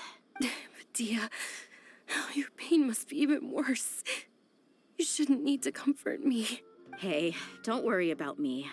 If anything, this whole thing has finally shown me the difference between illusion and reality. My father probably thought that people could settle into new lives as long as they moved to a new environment. That thought has even crossed my mind a few times. It's like saying, what's wrong with adapting to a new life? However, there was always something deep within my mind that refused to accept it. This impulse brought me great turmoil, and even made me feel ashamed for turning my back on your father's kindness. But now that I consider it again, it all makes sense. The desert sands are a part of who I am, and I will never be able to lead a peaceful existence. I mean, you could, possibly. There's always a way. I don't know if you'd want to, though. From what I remember before, she said that she likes, like, the risky life of being a mercenary. I understand how you feel. That doesn't mean I won't be making any changes to my life, though. As an example, I'm now thinking about taking on some small odd jobs. Isn't that kind of like being an adventurer, like, and doing commissions? It's just like Idrisi said. I also want to catch up to my father and become a character in his play. Even if the ending of the story may be childish and ridiculous, it won't really matter. Isn't that neat, though? Oh, you'll be a whole new kind of mercenary, one that's not out for Mora. Why don't we go for a change of scenery once we finish eating? Yeah, that sounds nice. What about stopping by the Grand Bazaar again? Right. You said you wanted to get a rug for your family. We'll come along too. Ooh, alright. It's more fun. It's always more fun when everyone's together. I can't thank you enough for taking care of me this entire time. You are welcome, Dehya. Alright, go to the Grand Bazaar to clear your head. I was wondering, like, is it already over? No time to lose. Like, I haven't felt the time pass, really, but at the same time, it feels like we went through a lot. Especially in terms of dialogue. It has been it's been over 3 hours, actually. Oh, this rug here is quite something. The craftsmanship is exquisite, and the fabric is also of high quality. Watch it, yeah, the quest felt so quick, but also so good. It was quick at times, a bit slow at times, with like, it was kind of a mountain of dialogue. Overall, kind of split into multiple parts, but you know, it was pretty fun. Here you are. Finally, I found you. Oh, isn't that the guy that bit his tongue? Hey, aren't you that mercenary who bit his tongue? You can still talk? Apparently. Wait, are you here to take revenge on us? He was part of the part of Dehya's dad's group, right? What are you talking about? Do I look like I could take you all in a fight? I just came here to give you something. I'll be on my way to give myself up to the core. I'm noticing that he's actually talking differently, like his tongue is messed up because Once it is. I woke up, I hurried to the Khan al-Ahmar's camp, hoping to alert them to your presence. But turns out we were working with them. No one except the members who were still too injured to move. Ah, so you probably got there after us. Yep. Yeah, they told me that they had exacted their revenge, and everyone had turned themselves in to the authorities. Even that last camp was not going to last for much longer. I had joined the cause to repay an old favor from Kusela. Now that everyone's already turned themselves in, I might as well do the same. I love that attention to detail. Me too. One of the injured members gave this box to me and told me that it contained some of the old man's last possessions. Also, it's cool, but at the same time, I kind of wondering, like, how did the VA do this? Like, was he holding his tongue or something, like, as he was... Actually, no, that wouldn't make sense, because then, like, his voice delivery wouldn't come out very clearly, but, like... How did he do that? He stick his tongue out when he said it. Oh, let me try. Oh, no, I don't think that will work. I don't know if you guys were able to understand any of that, but I'm pretty sure you couldn't. At least not as clearly as like how he's talking right now. He bit his actual tongue. Oh god, I hope not. Oh. I mean, I think that's called method acting, right?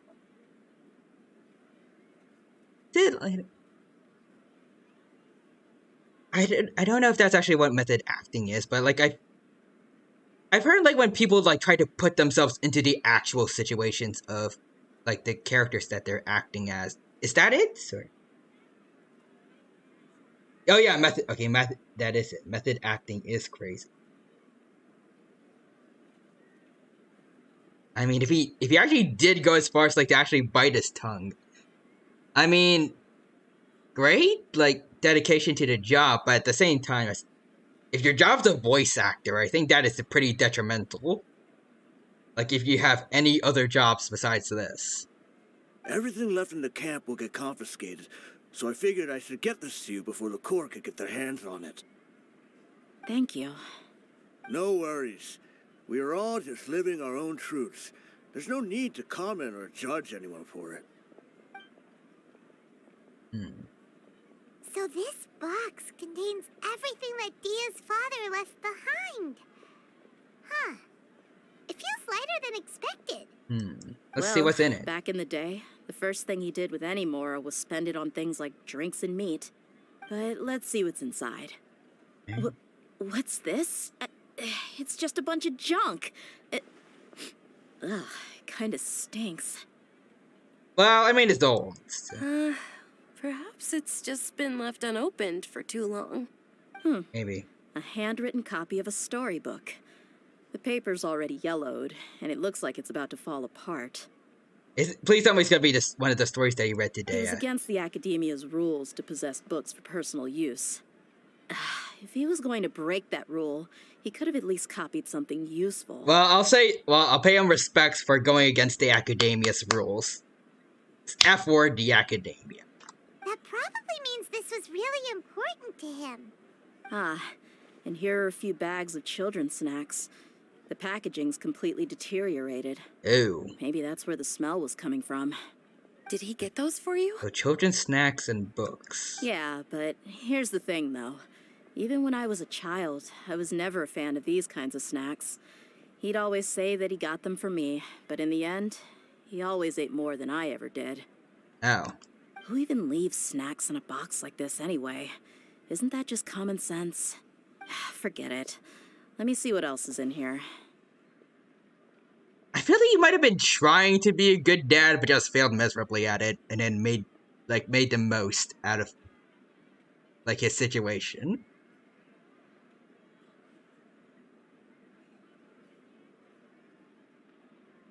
Like, oh, you don't like the plays that we're putting on? Don't worry, I'll do the lines, and you don't like these snacks, I mean, I'll have some of them, then.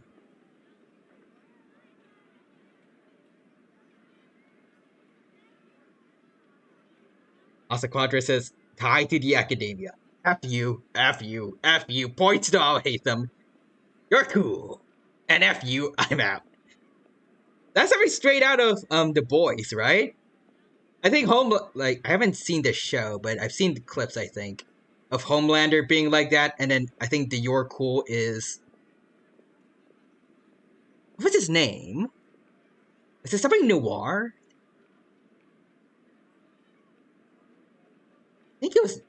I think his name had noir in it. For some reason, all I'm thinking about is Spider-Man Noir from Spider-Verse.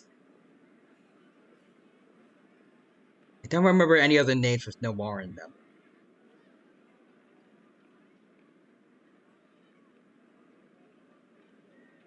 Wait, really? Wait, hold on. Quadra says nope. Well, it does sound like something coming out of the boys. Oh. Could have sworn they said they had something like that.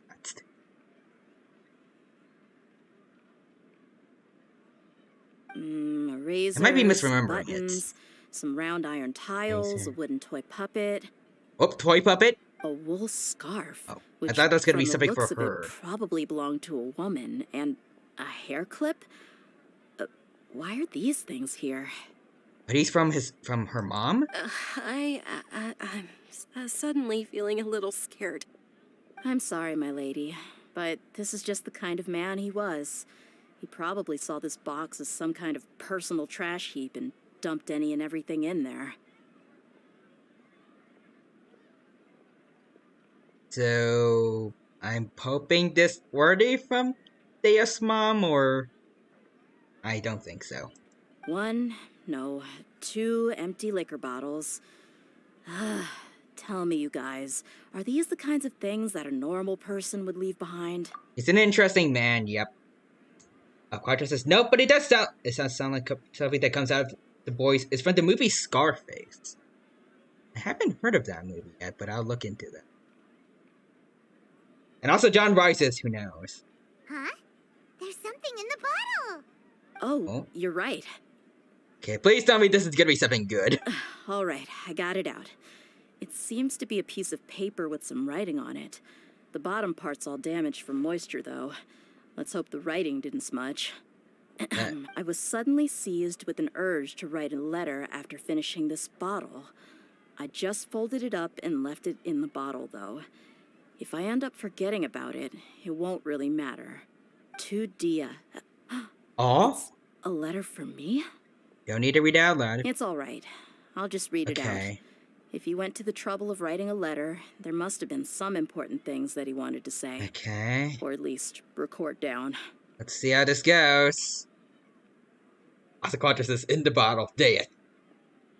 We'll help you get buffs for your kits. And then Dehya says, what's a kit? Don't worry about it. But I'm with you, Dehya's dad. Imagine if he was the one that started the Fix Dehya movement over on Twitter. That would be incredible.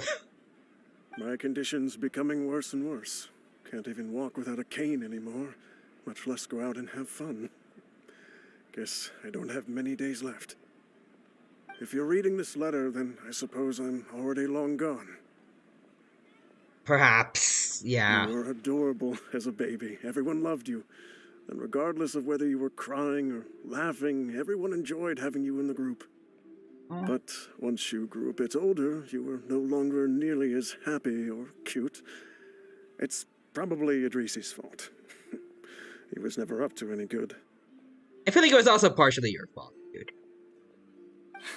Can you believe this guy? He can point the finger at himself. Anyway, back to the point. To summarize, I'm writing this so you would know not to feel sad for me, even if you end up finding out the truth. The reason being that I was never your father to begin with. What? Wait, what? Surely, he must be joking, right? Okay. I don't know. Right. I was quite formidable when I was young, and 100 times cooler than some so-called flame main.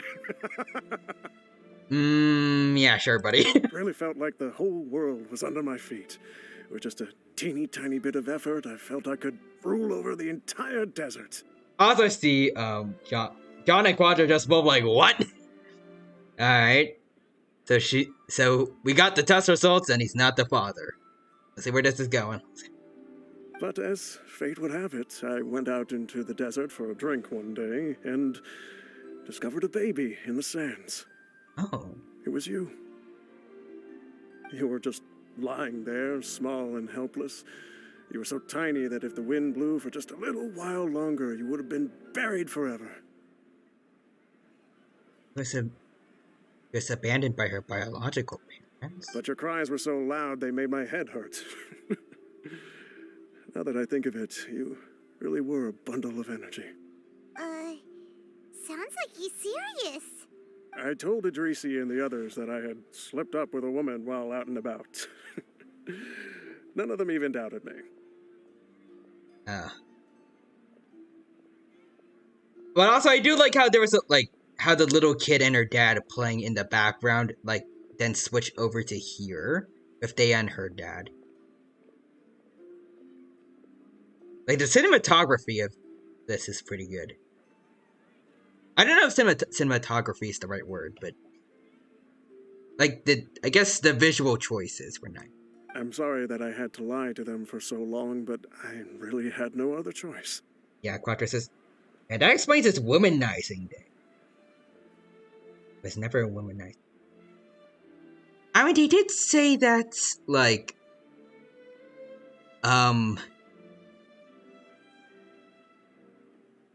that they easily believed him when he said that she was the result of you know what. So I think I don't know. It's possible at least that maybe he actually he wasn't serious with anyone, like maybe he was just doing a bit of flirting and nothing else, but after he got Dehya, he kept up the facade of being a womanizer so everyone would believe him. Otherwise, they might grow suspicious that Dehya isn't actually his daughter, and I don't know if they would want to take her out after that, but maybe they felt maybe Kusila thought maybe it would be for the best that they believed that she was his actual daughter. I don't know.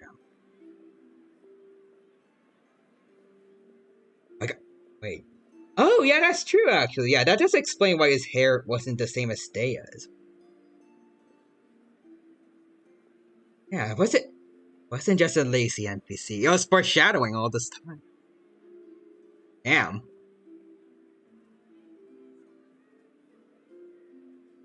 I'm actually glad now that they didn't decide to go with my idea. But still though, at least if in his youth he had hair that actually looked like a lion's mane, that could be cool, and also maybe could have subtly told us that he had some influence in her life. Maybe why she kind of has a whole lion theme to her for the most part. I was their most esteemed leader, after all. It's not like I could just tell them that I suddenly wanted to play at being a father. Oh. At this rate, I'll puke up all the liquor I just drank from this bottle. Okay, gross. You didn't need to put that in your letter to your heartfelt letter to your daughter, but he is writing this drunk, so I guess I can't blame him. Anyway, Dehya, you possess the kind of freedom and kindness that we could only dream of. As far as how you should live your life, that'll be up to you to decide. That's the end of the letter. In the end, he was still thinking of me as a little child. Is that also a good thing? I suppose, or I would have suffocated under the sand a long time ago. Plus, I mean, you mentioned that she wasn't as happy-go-lucky when she was older. So maybe thinking of her as a kid still... It's like he's trying to, to hold the good old days with her, dear to his heart. Also, Quadra says, yeah, this is actually really touching. He was a good father to you. The fact that he wasn't a blood relative doesn't change that. I don't know if he was necessarily a good father,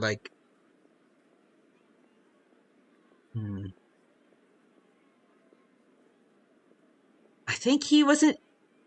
He was a half good, half bad person.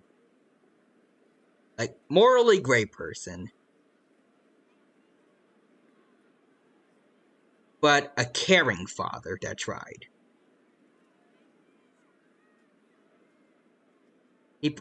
I think at that point in his life, he wasn't ready to be a dad, but he did the best that he could. And later on in life, he did change to do better. And I think that's the best we could ask for him. Like I said before, it takes people different amounts of time to turn things around if they're in a bad point in their lives, and I definitely feel like he got somewhere later on.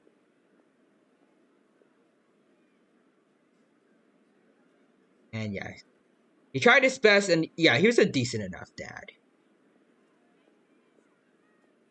He was far from perfect, but he gave it his best. Yeah. It's just a pity that we had to learn the truth of everything like this. Yeah. Do you already have some ideas about the decision that he wanted you to make? I feel like a lot of situations in fiction could be solved if people just had good communication with each other. I don't know if it would be the best idea, but if he did try to tell Dehya about what's actually going on with the Eremite group, and I don't know. Would exposing her to that kind of stuff from the very beginning have been good for her?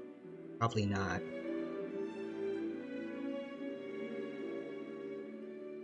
I know, but I feel like maybe if they tried to be more open to each other from the get-go, things could have turned out a bit better. And she could have understand from the beginning that he was a father trying to do his best, but wasn't really in the best position to really give it his all. It's of all the crazy stuff with the Eremites, and I think him getting beat up for I think unpaid debts and stuff. I do. If you first found me alone in the Kinda sands, then I want to try my hand at finding the person who abandoned me. Oh. I just have one wish. To tell them a story. That there once existed a childish and foolish jerk with a heart of gold. Also, I liked how at the line with the line delivery just now, it actually felt like Dehya's voice actor was breaking down around at the very end when she said "heart of gold." I love that. And that only under his care was I able to grow and mature into the person I am today. If you end up finding any leads, can you share them with us? We go on adventures all the time. Maybe we'll be able to find some information for you. Sure, I appreciate it. I wasn't expecting you to be so enthusiastic. I also don't want to see his efforts go to waste. I don't want to see you stop going forward. I'll help too. Thank you. All of you. Thank you so much. My life has certainly had its twists and turns, but definitely. I've always considered myself lucky. Because no matter where I've gone, I've always been surrounded by incredible kindness. And that's the end.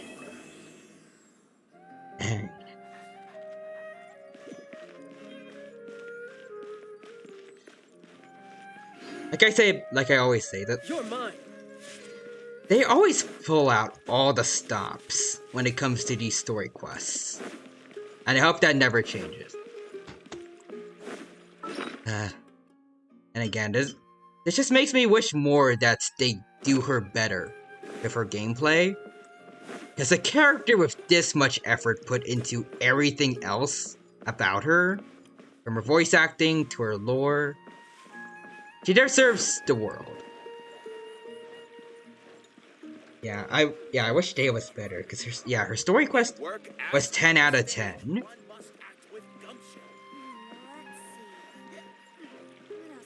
If they gave her the same amount of effort that they gave for everything else about her, she would have been meta-defining from the get-go.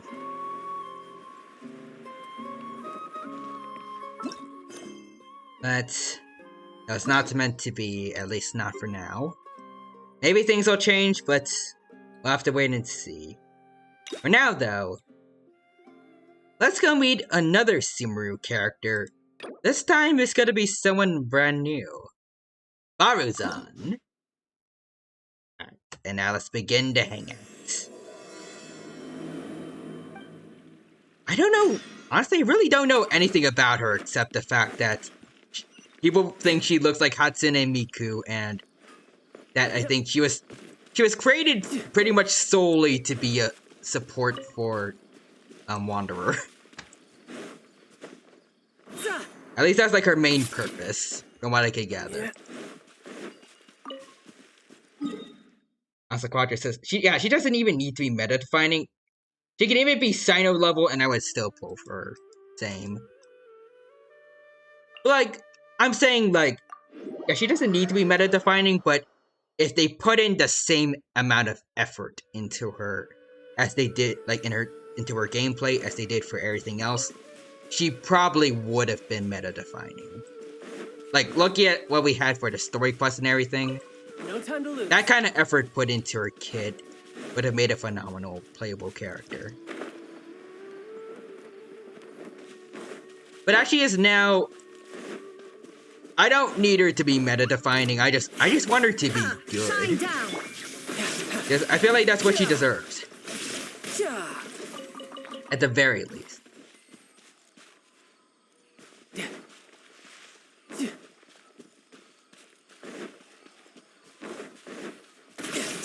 I mean, again, there's always, like, there is the fixed Dehya kit, like the fixed Dehya situation. I'm hoping that'll, like, lead to some change, but we'll have to wait and see. Also, I'm gonna get some of this real quick. Hi! Bye, folks. Alright, let me just collect all this. Let's see what's going on over here. And I was going to do, like, Baruzan's thing, but I got sidetracked.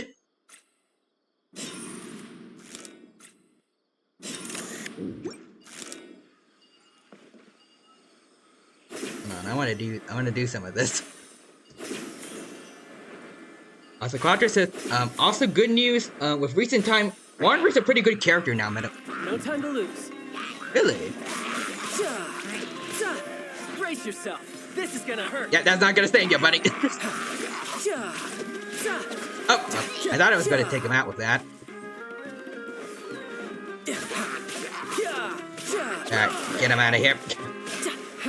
Destroy the Withering. Alright, and let's... Oh, shoot.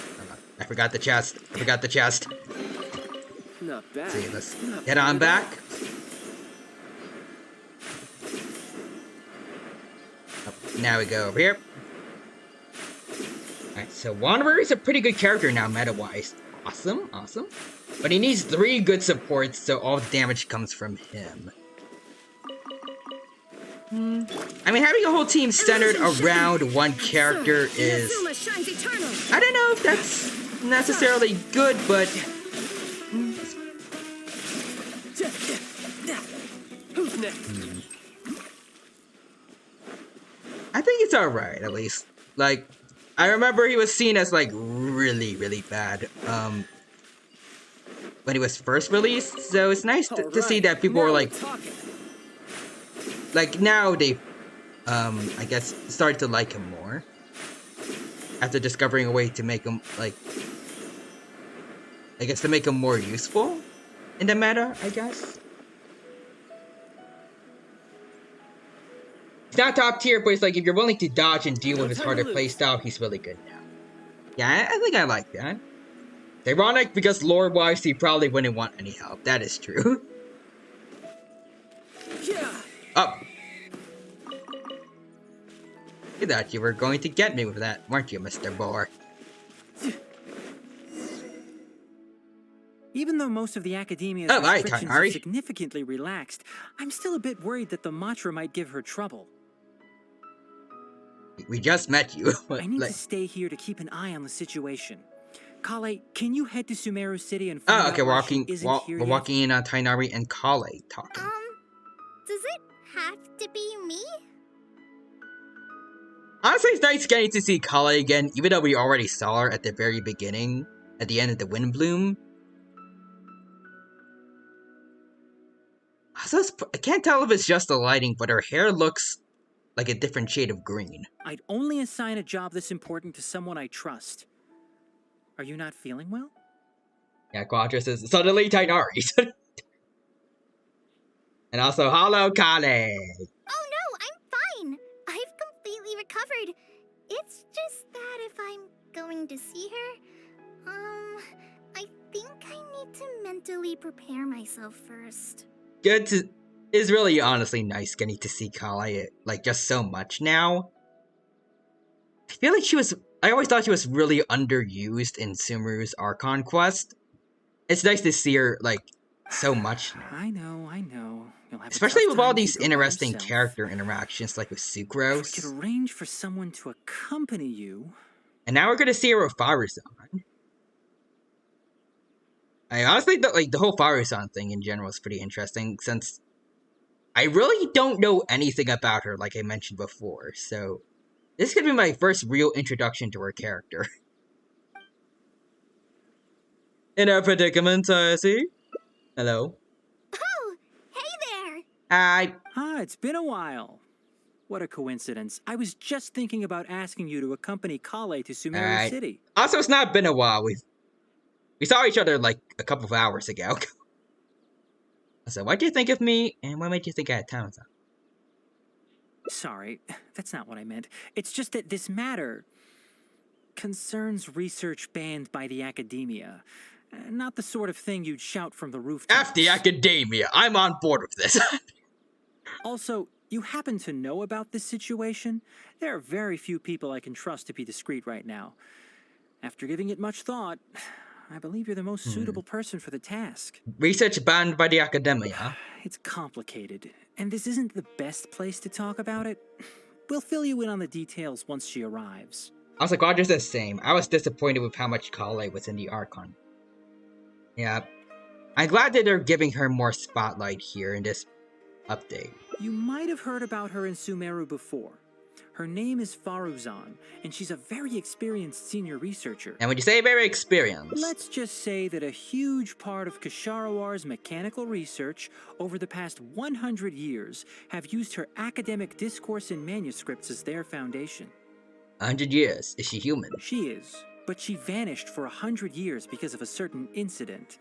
She only returned to the academia after being found in the wilderness a few years ago.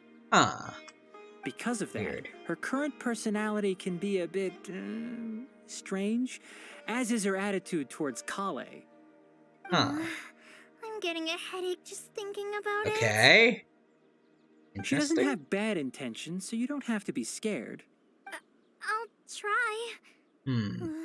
Doesn't look that old. Well, I mean, you can say the same thing about Adepti, so I don't know. At least from what I know, she doesn't seem that old. Like I said before, a lot of people compare her to Hatsune Miko. You really have to invite her here. Yes, Kasharawar and Spontamod researchers are often quite prejudiced, so I can't trust them with this matter. However, Faruzan isn't influenced by modern thinking. In our previous correspondence through letters, she indicated that she'd be willing to help. Awesome. Also, John Rice says, dun, dun, dun. Roger says, also, I pulled one of the Wanderer's best weapons on the Blue Wishes. Hopefully I went to 50-50 twice on Nilu and Shenhe. I wish you the best for you, Quadra. You got this. It's already past our arranged meeting time, but she still hasn't shown up. Did she get caught by the academia? I don't think so. With her personality, it's more likely that she got wrapped up in some sort of trouble. I mean, if she did get caught by the academia, I'm always here to teach him a thing or two. Anyway, can you go with Kale to the academia and check on Faruzan for me? You bet I can. Thank goodness. I was so anxious. I'm counting on you too. Kale, don't push yourself too hard. Just go there and see what's going on. Our task is important, but not that urgent. If Faruzan really is in some trouble, come back and tell me about it. We can always reschedule our meeting. Alrighty. After all, if she's distracted by other things, it'll affect her ability to help us. All right, let's go. Alrighty. Let's see, so we need to find Farusan at the Academia. Alright, here we go. I guess this will be the second ever person I might actually like in the Academia besides, I'll hate them. Sorry, what did you say? Oh, could you repeat yourself? As you know, I'm sure, hearing goes with age. That's her. I like her voice. Farzan, I said that you need to give us an answer. Yes. And did you forget to add madam when you addressed me earlier? Okay, so I think I'm getting her shtick. She looks very young, but she definitely, like, she acts like an old lady. Your hearing is perfectly fine. Madam Farzan, we don't want to make things difficult for you. However, you haven't been teaching courses or supervising theses these past few years. Isn't this rather problematic as an advisor? Never mind the students, even other advisors are starting to complain. Roger says, I want art of you trying to attack a random academia member, but Nahida is holding you back with her tiny arms. That would be beautiful.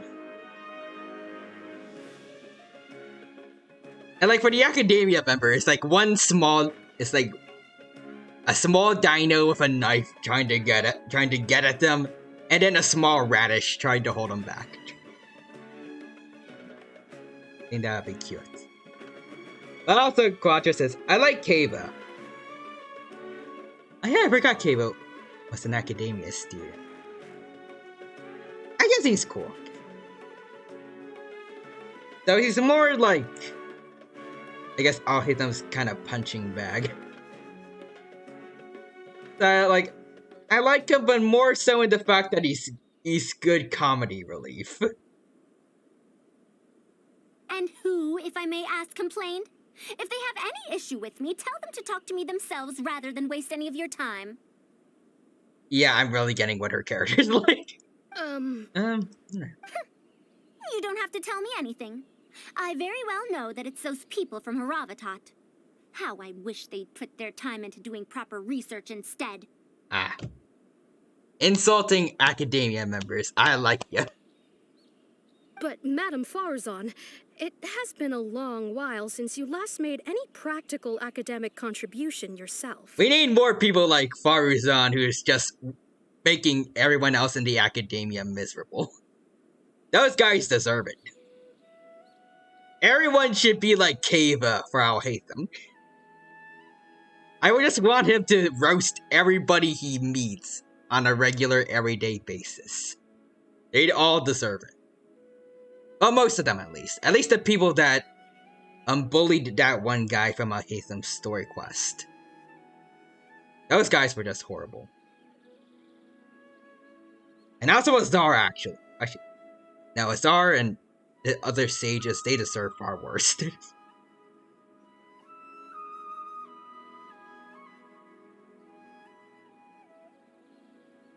The Quadra says, yeah, I can't believe Naida's small radish found the academia. I think that was technically, I think that was Greater Lord Rukadavato, but like the fact that Nahida is still keeping it there, instead of like completely reworking the system. Like, I feel like she should realize that, like, it's not just like, oh wait, what is this? Who's that? Oh, right, I get the joke. Right. There's no Rukadabata. I was talking about a random person that I think an Aranara made up.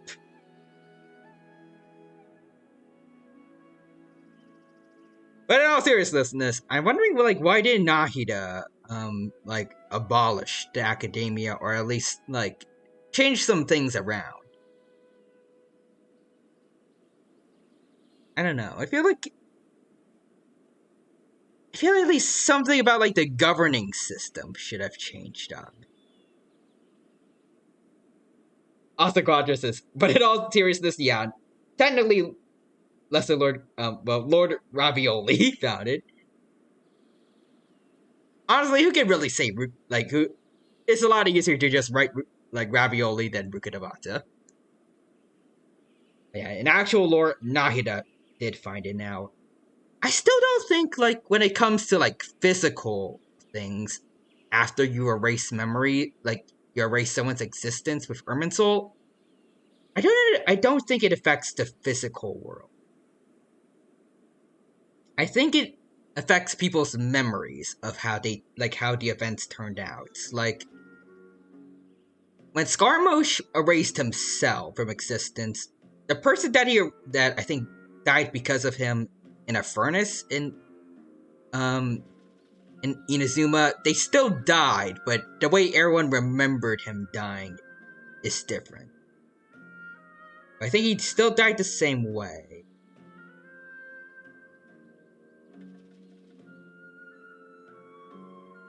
Like, I think all the physical remnants of them being there happened, but it's like the world altered, like, people's perceptions of what happened, so it's like it retconned their existence without erasing anything. I think. Like, when Nahida had to erase, I think Rukadabata had to make Nahida erase her. Like, all the stuff that Rukadabata is still technically there, but I think the tree retconned it, so in everyone else's mind, it was always Nahida that did all of that.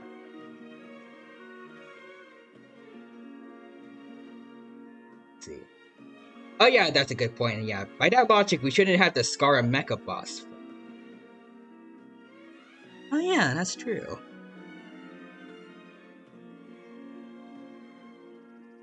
And also, I was gonna say, like, I'm gonna try to bring up A, but would she have memories of, like, creating puppets? But no. And I don't remember if it's Skarmosh or not.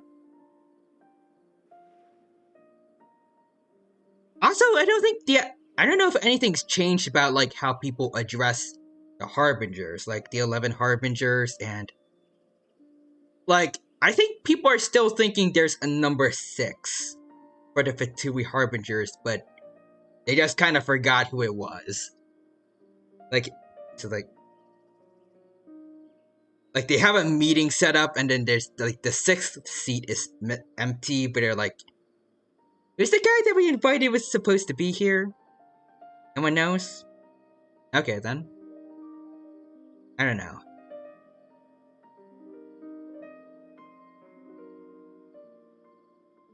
I don't think I've heard about, like, them changing that up.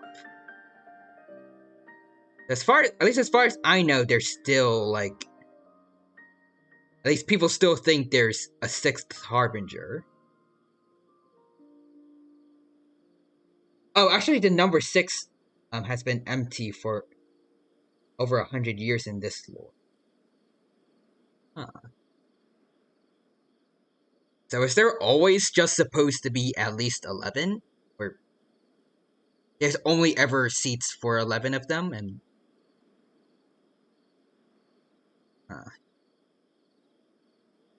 so if someone else tries to become a Harbinger, but they have to... Well, I mean, I guess knowing, like, some people like Child, this makes sense, but, like, this sounds fitting for their culture, but, like, I guess if they had to, like, anyone had to try and become a Harbinger, they would have to, like, kill whoever is in a certain seat and then take their spot? I don't know. A consciousness is more like they never bothered to fill out the number 6.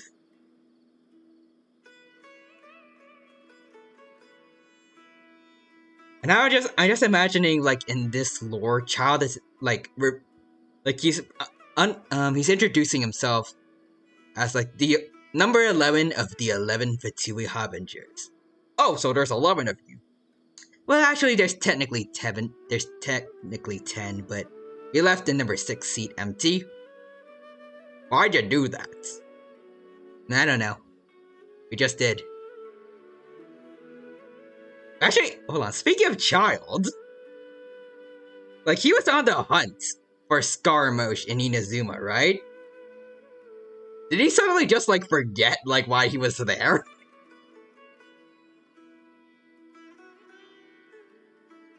Like he was like, where could Scaramouche with the Electro-Gnosis be? And then, meanwhile in Sumeru, Scaramouche erases his existence from Irminsul, and then Child is just like, wait, why am I here? Oh, wait, right. Quadrus is 9 now because Signora's dead. You know, this is one of the things I realized about, like, any villain group names that have the number of their members in it. It's a pretty bad name. Because whenever a member of your group dies, or if you get a new member, you have to completely rebrand. Like, now they have to switch from the 11 Fatui Harbingers to the 9, technically.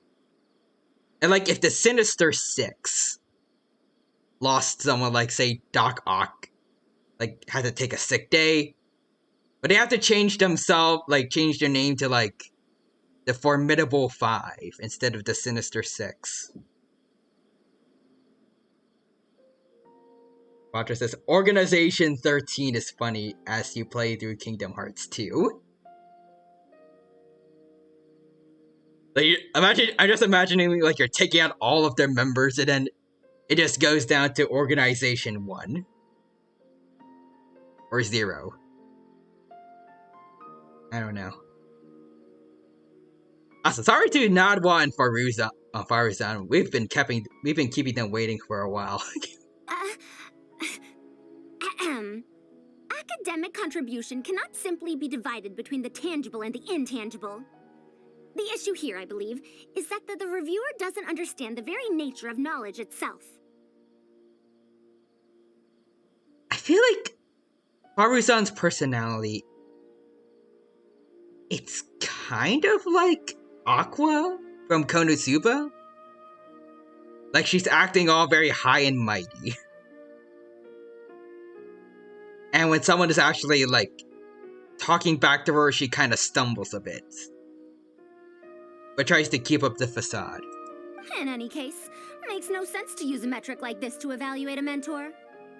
Which sage set this rule anyway? I should write a letter of complaint right this instant. Oh no, don't bother writing the letter. Just wreck that sage. Forget him. Also, Quadrus has the same hair color too, kind of. I mean, they're both blue, it counts. Wait! Madame Faruzan, please let me finish. No, we don't. That's her, alright. But the person with her doesn't look like a Matra. He looks so young. Shh! She hates it when people call her young! Why? Her body apparently stopped aging during the year she was gone. Huh. So that's why she looks the same as she did 100 years ago. Appeared for 100. What did happen to her? Okay, I think I'm ready for this. Let's go. Alright, Kali, we got this. Anyway, Akara Crafts and the leader of Kasharawar would like to invite you to collaborate on this project. Wait, actually, you know, for a while, Faruzan was called the useless. Oh my god, she is Aqua! That's why she doesn't age anymore. She's a goddess. It doesn't explain why she's Animo instead of Hydro, though. I have to look deeper into this. But in all seriousness, though, I'm pretty sure, like, she had a use, right? Like, at least you got her up to C6, she's a good support for Scaramouche, and I think that was kind of her main purpose of existing, right? At least I think that was the case gameplay-wise for a while. They're wondering if you'd be interested. Madame Faruzan? Are you listening? Mm-hmm. Ah, Kale! Why are you here at the Academia? Are you feeling better now? I'm much better, Madame Farazan. It's all thanks to the Traveler and the Dendro Archon. Asa Quadra says, oh, definitely, but before he found out things, C0 Faruzan was considered useless. Okay, that makes sense. Have you been sleeping well? You seem to be developing some eye bags. Is that brat Tainari forcing you to stay up late again? I do like how, like, with her very young voice, she's talking to Faruzan like she's, like, a grouchy grandma who's, like, worried about their granddaughter's, health.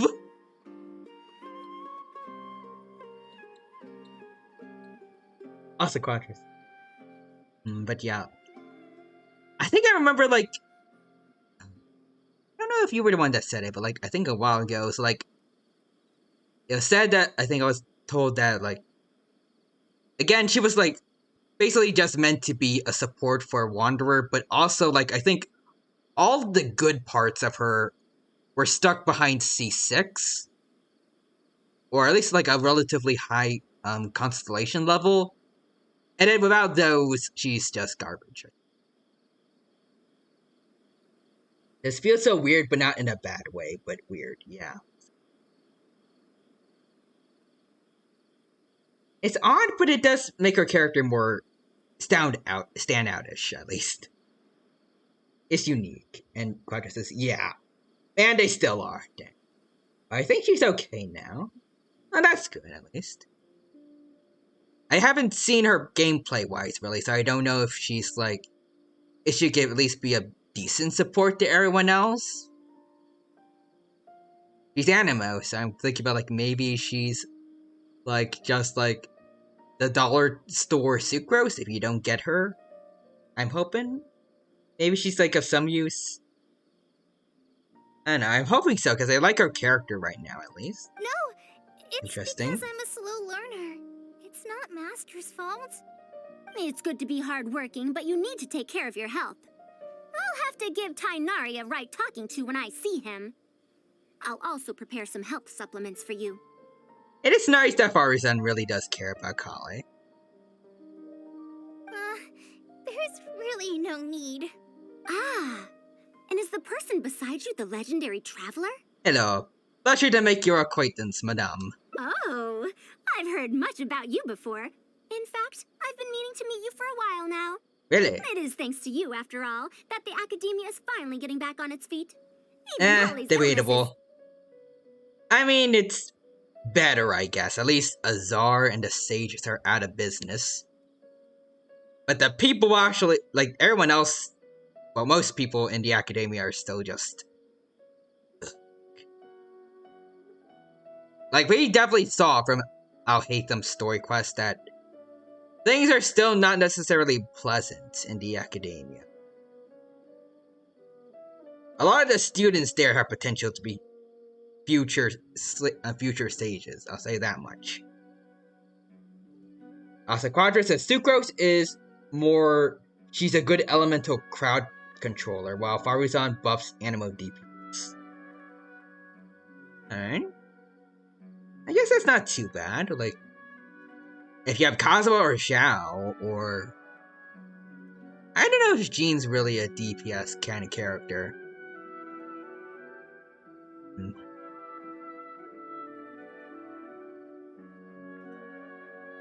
I feel like those are the two...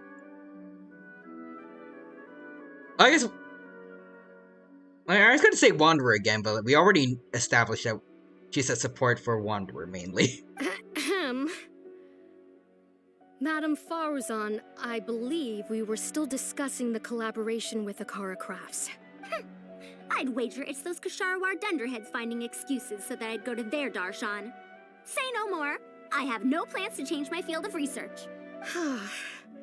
If you're this unwilling to participate in the collaborative project, you can also consider teaching a class. It might be difficult to teach a course with topics that only fall within Haravatat's subjects, but we can't delay this anymore. You need to give an answer. You can teach a course or participate in a collaborative project. If you don't do either, it'll be hard for me to persuade the advisors and students who have been complaining. This seems to have nothing to do with Tainari's request, and I don't care about the academia, so We're going with Give this. me a few more Get this days to stuff out of consider. here. This matter has been delayed for so long already. That's precisely the issue. If you don't give an answer today, I fear that someone will soon escalate their complaints to the sages. Then throw the sages out. We don't care about them. What a waste of free time these folks are. That's true. The academia is doing nothing productive. Now you two are here at Tainari's behest, I take it. Yep. I'm sorry, but given the current situation, it looks like I'll have to come over some other day. Kale seems like she wants to say something. Please give me a moment with Of Kale. course. I shall need some time to think as well. Alright. What do we do, Kale? What now? She seems so busy. Master said there's no rush, but I know that he's been busy working on something at Pardis DI, so he hasn't returned to Gandharvaville for several days now. Simple. We asked the Tory to come in, and he destroys the academia. Perfect solution. I feel for Madame Farazan, but I still want to ask her to come with us.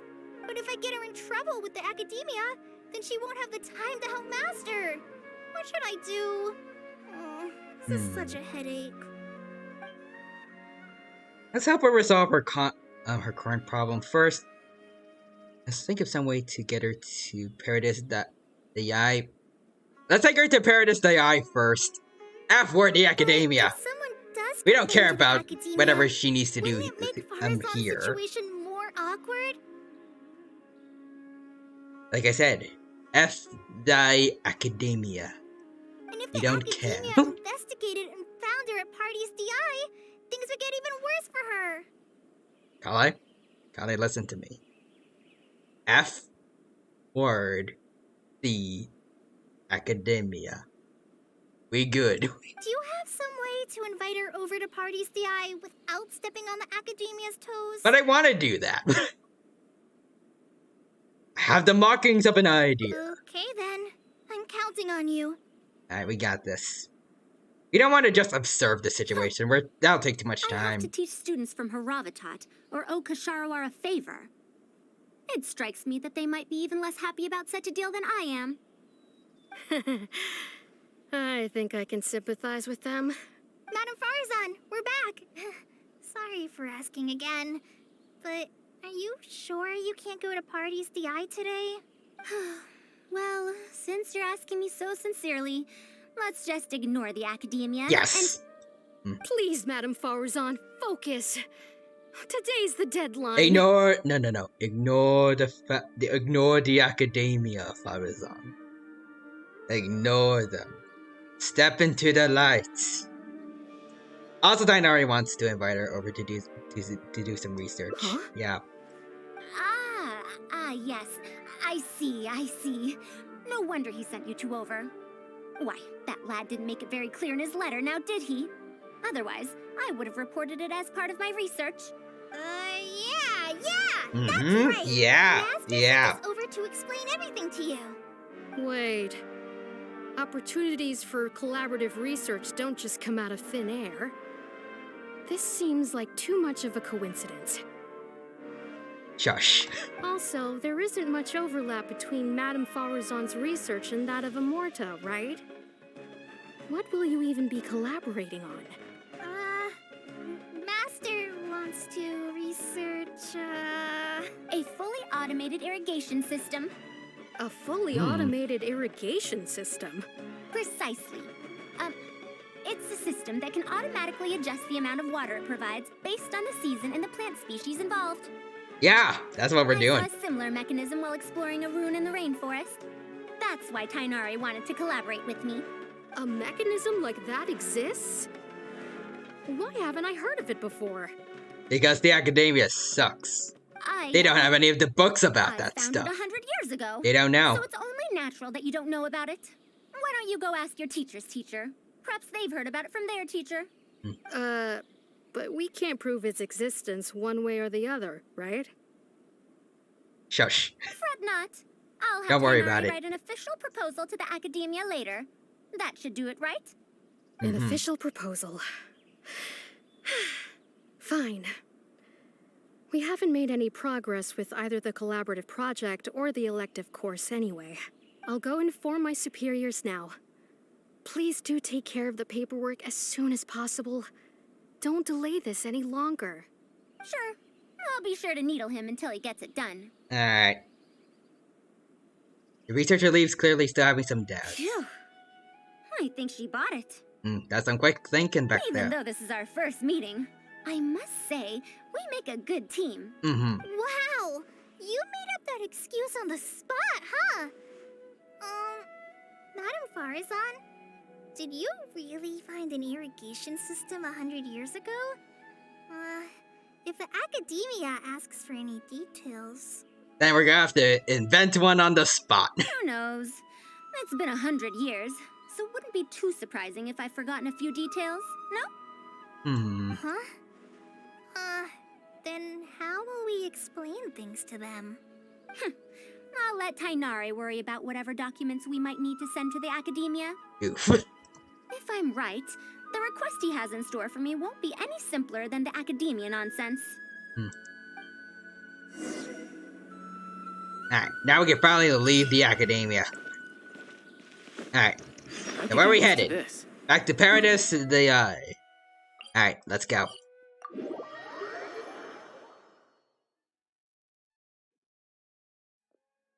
Master, we're back! Huh? Where did he go? He You ain't don't have here. to shout. Oh, there he I can is. hear you. Well, you got here much faster than I expected. No. I thought you'd have a lot more business to take care of. We took care of that. Thanks to the Traveler, I was able to, pawn off various problems of mine onto others. Onto others? What does that mean? Don't worry about it, Tainari. You'll figure it out later. We can discuss that later. You're looking for me because of the thing you mentioned in the letter, right? That's right. Please, follow me. I find Tainari. Now enter Paradise Dehya.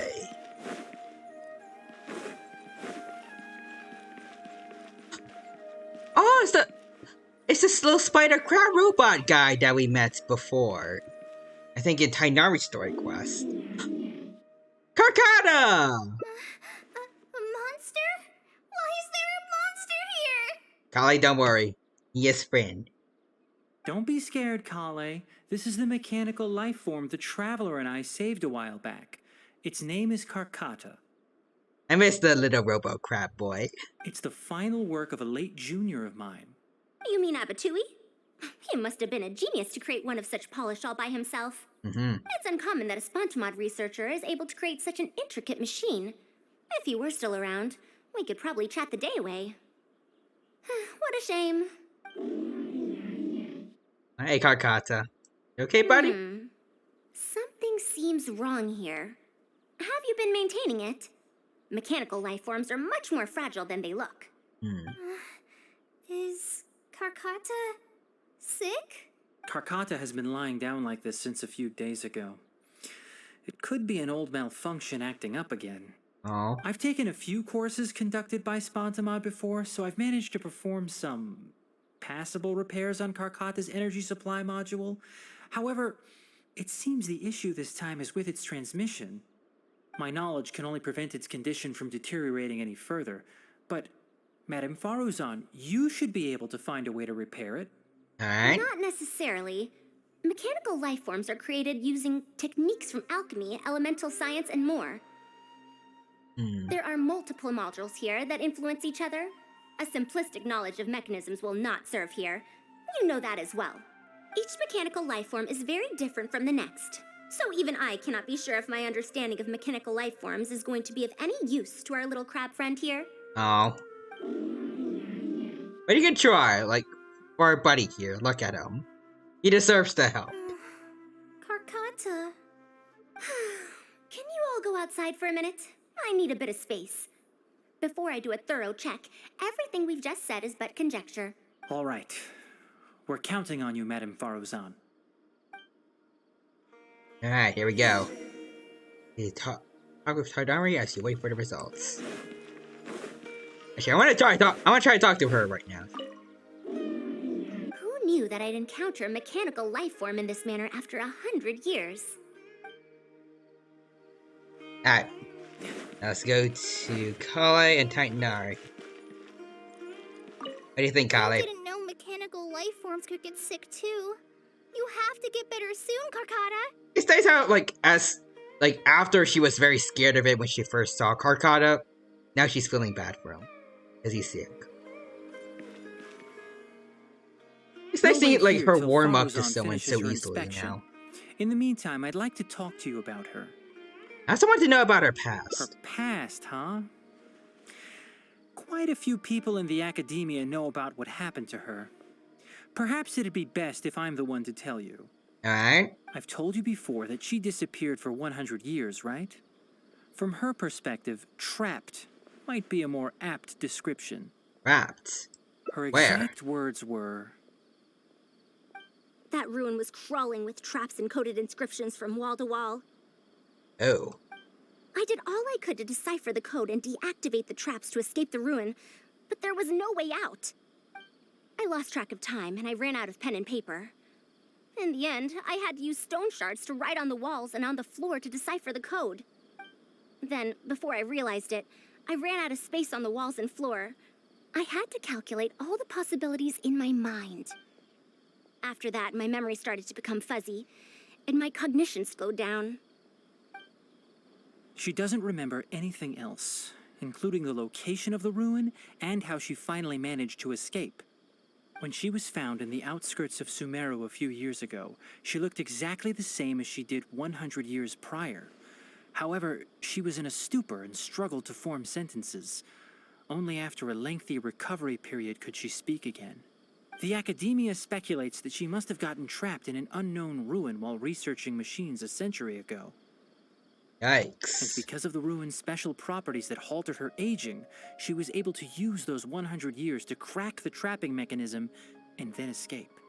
Though she had finally broken free, 100 years had passed. Everyone she knew, and everyone who knew her, was already gone.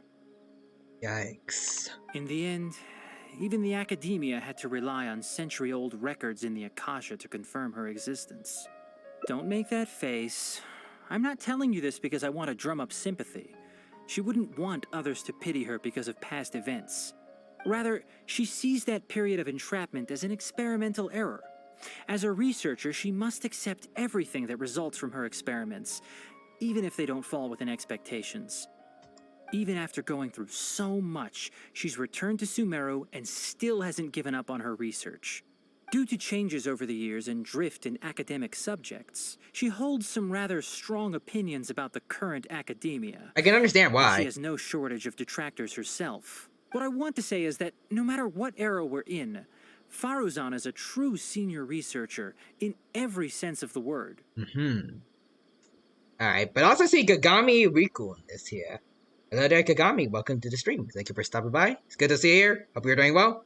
And I hope that you have a good time here at the Genshin Impact stream. Welcome. Right now, we are playing through Faruzan's Hangout quest, and it's going pretty well so far, and I hope that you enjoy. She has her own deep understanding of various ruins and machines. If there's a chance, you should talk about them with her. It'll definitely be helpful for your journey. I see. Madame Faruzan's done. Alright, nice. Oh? Let's head over. With any luck, she might have figured something out. Alright, let's go. I never thought that I'd encounter a restitution module once again after 100 years. Abatui really installed quite a few impressive things on this. Nice.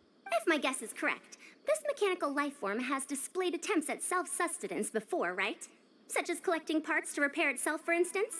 It used them for something else, but as far as its design goes, it does have a function like that. I knew it. If I'm not wrong, Karkata's issue lies with its restitution module. Abatui's modified this module extensively, but the core parts and design philosophy are very similar to the principles as I know them. They are all based on principles learned from the ruins. From the ruins? The creators of the ruins machine once tried to create a perpetual mechanism that could replace life or even surpass it. The restitution module is the result of one of their countless attempts. I see. It replicates the behavior of living things to achieve a self-repair function. However, the energy required in maintenance of the module became an issue. Energy consumption? A lot of this is kind of going over my Yes. head. For example, a living thing's heart can deliver nutrients and blood to various organs. However, the bigger the living thing, the more powerful the heart needs to be. Once the heart is damaged, it'll be hard for that living thing to heal itself, and even the function of other organs can be affected. Thus, the attempt wasn't widely adopted. Even 100 years ago, I'd only seen it once before. Oh dear, this is going to be a problem. And why is that? Based on my current research, I'll need to swap out the damaged parts in the restitution module to repair Karkata. But like I just said, the module is rare, even by the standards of ancient machines. Not only that, but there is very little related research documentation available. Finding suitable parts would be like trying to find a single gear in the vast desert, to say nothing of the difficulty in making those parts from scratch. One can only wonder where Abatui found the original parts. Can we go back to his lab? I might have an idea.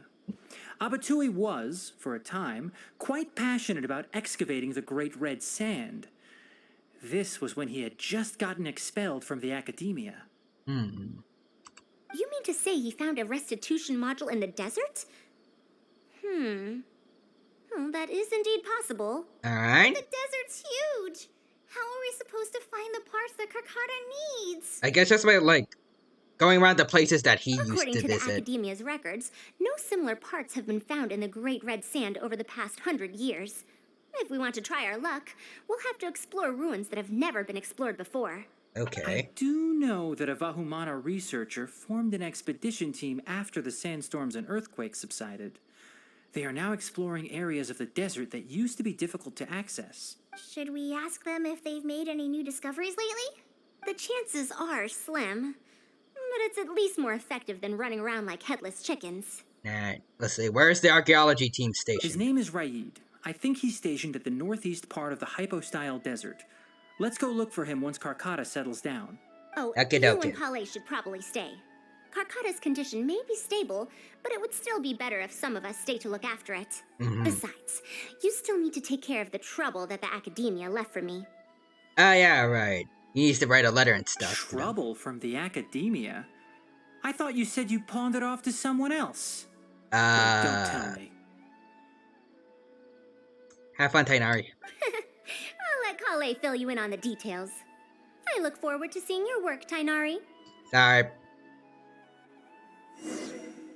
I also want to talk to him, though, before we head off. A fully automated irrigation system. That's quite the task. Master, can I help with anything at all? I can go buy things, prepare pen and paper. Oh, you know, I seem to remember that you have a lot of homework today. Oof. Huh? Oh, yeah. I do. Well, hurry up and finish it so you can sleep early, or Faruzan will worry. That's the best thing you can do now to help.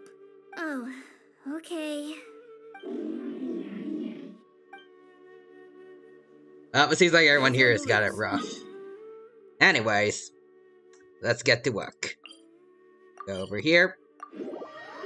And Faruzan are heading over to the archaeology team.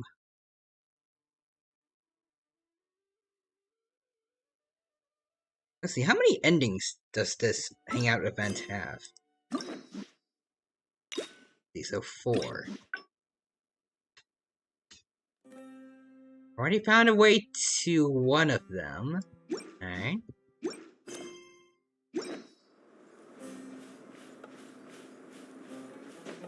Basically what I know, like, past experience, either this one is going to have, either this one is going to have a split ending somewhere, or the other two are.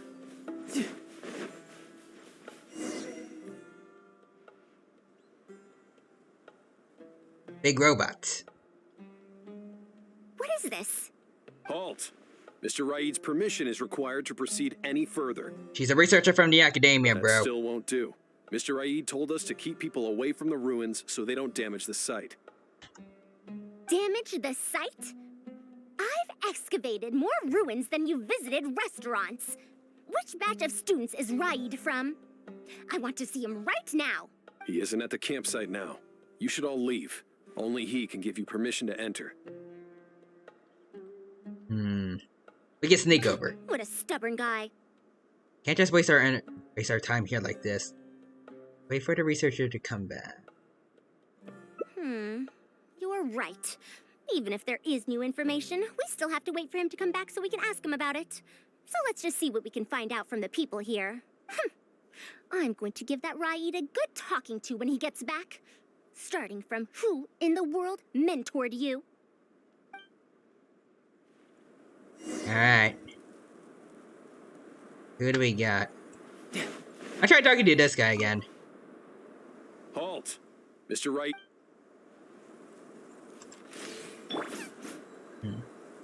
Halt! He doesn't Okay, I was expecting him to react to at least some of the things that we did. Like, most NPCs usually have, like, a scared thing. Really not. Halt. He doesn't care at all for some reason.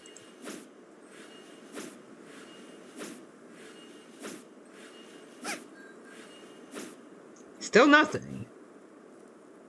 Alright, fine, dude. Fine. No time to lose. Might as well collect these while I'm here. Alright. You there, what can you tell us? The ruins. Forget excavate.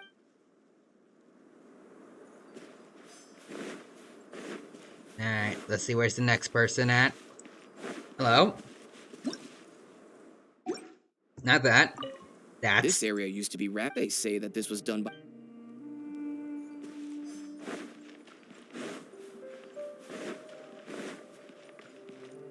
Oh wait, are these guys... Oh, these guys are enemies. Why are they so close to the dig site, though?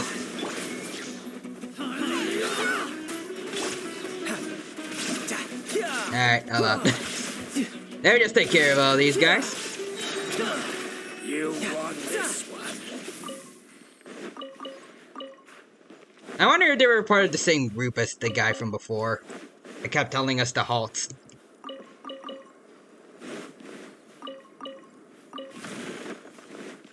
Alright, let's see the last guy.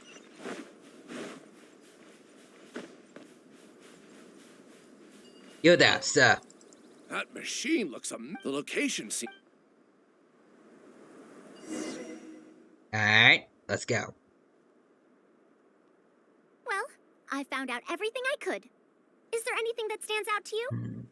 The hired villagers from Ari The Village? villagers were hired to deliver supplies, but they haven't been allowed near the campsite.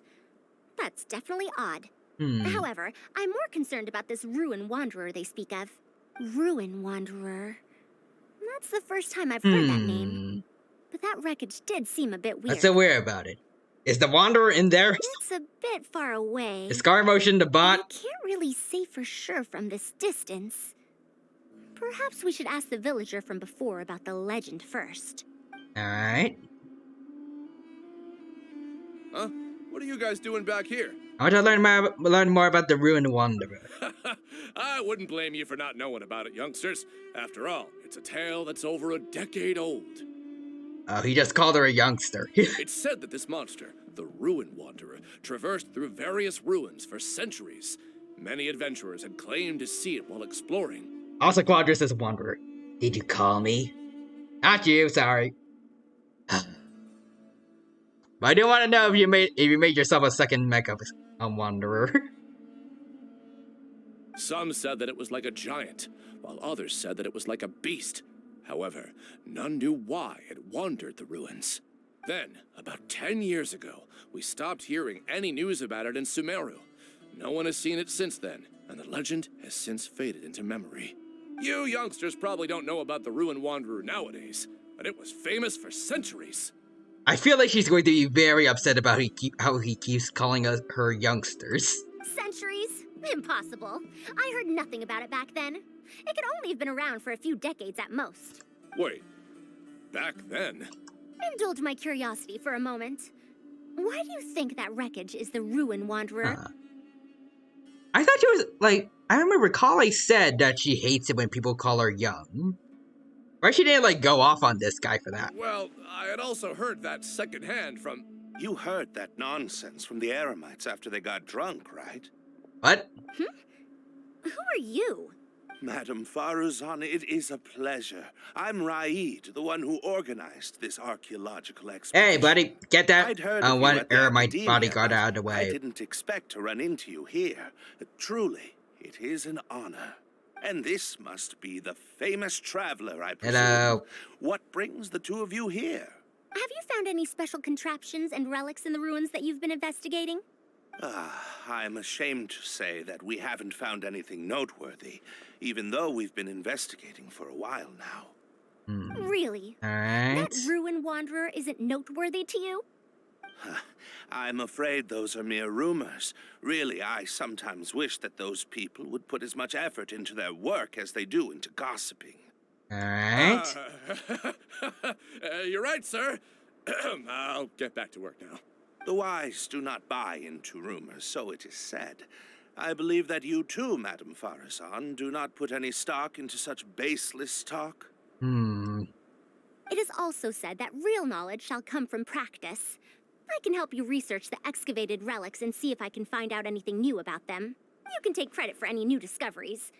I believe this offer to be sufficiently attractive.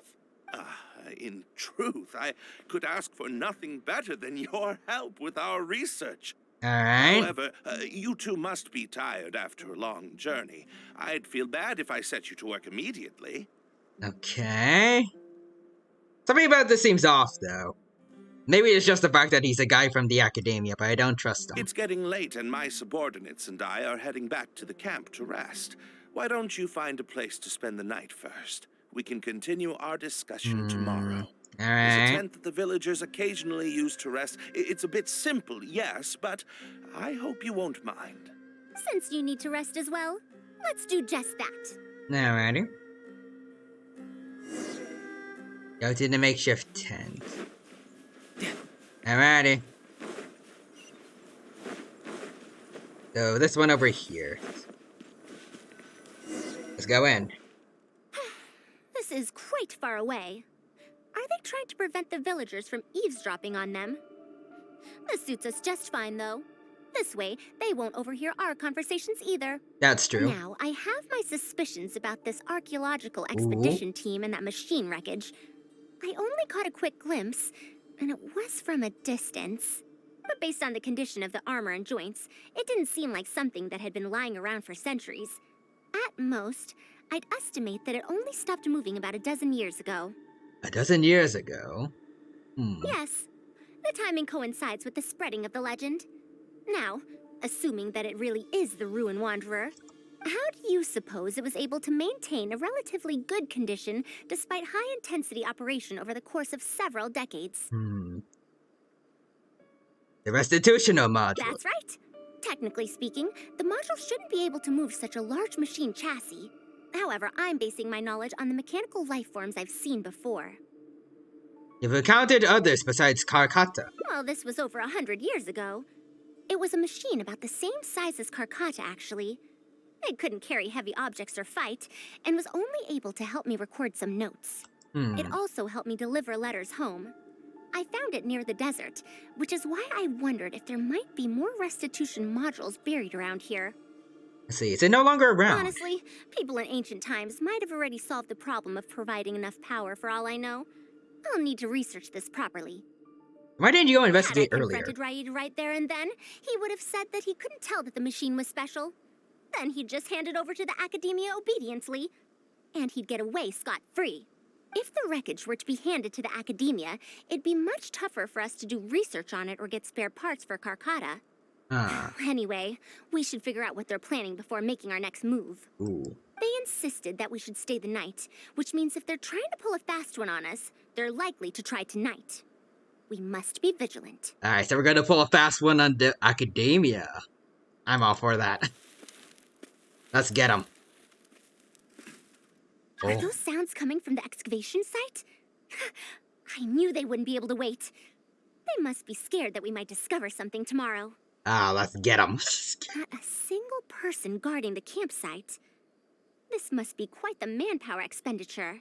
I'll see if they left any clues behind at their camp. Keep watch and help me stall them if it comes to that, would you?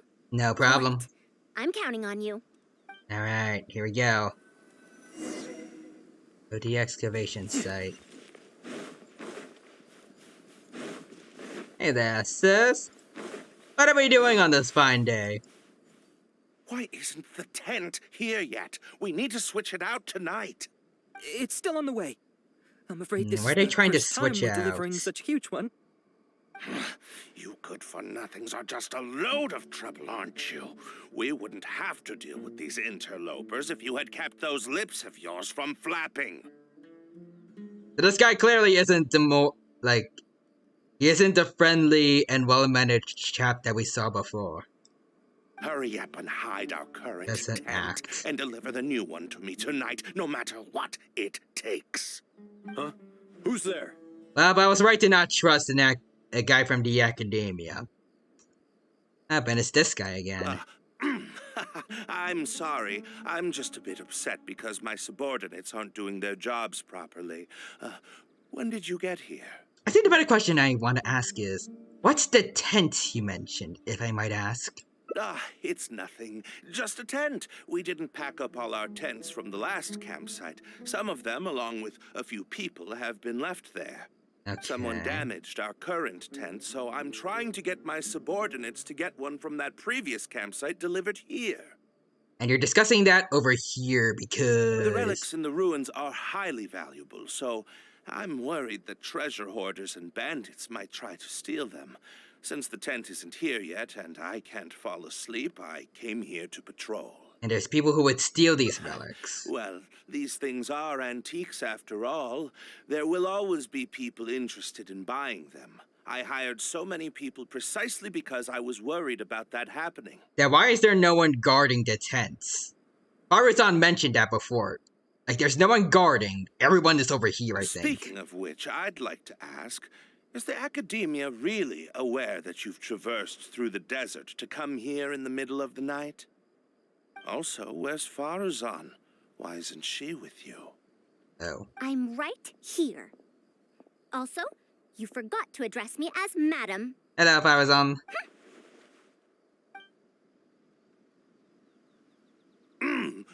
Sorry, Madam Farazan. You were all making so much noise that I couldn't sleep, which is why I got the Traveler to find out what was going on. But for some reason, that one task took forever, so I came to check in on the situation. Yep, absolutely. You weren't checking on the tents at all. I'm very sorry for disturbing your rest. I'll tell my subordinates to be quieter on patrol. Good. Come on, Traveler. Let's head back. Alright, we're heading back already. Yes, we came to check out the situation, didn't we? Well, we've already done that. Alright. We should get better rest so that we'll have energy to investigate tomorrow. Got it. What? Was I mistaken? Wait, what happened? Oh? Is it moving? Machine wreckage. I'm surprised they aren't stopping me from trying to move it. No time to lose. No? Sorry for disturbing your rest. I'll tell my subordinates to be quieter in the future. Alright. I don't trust you within... I wouldn't trust you within like 12 feet of me, but alright.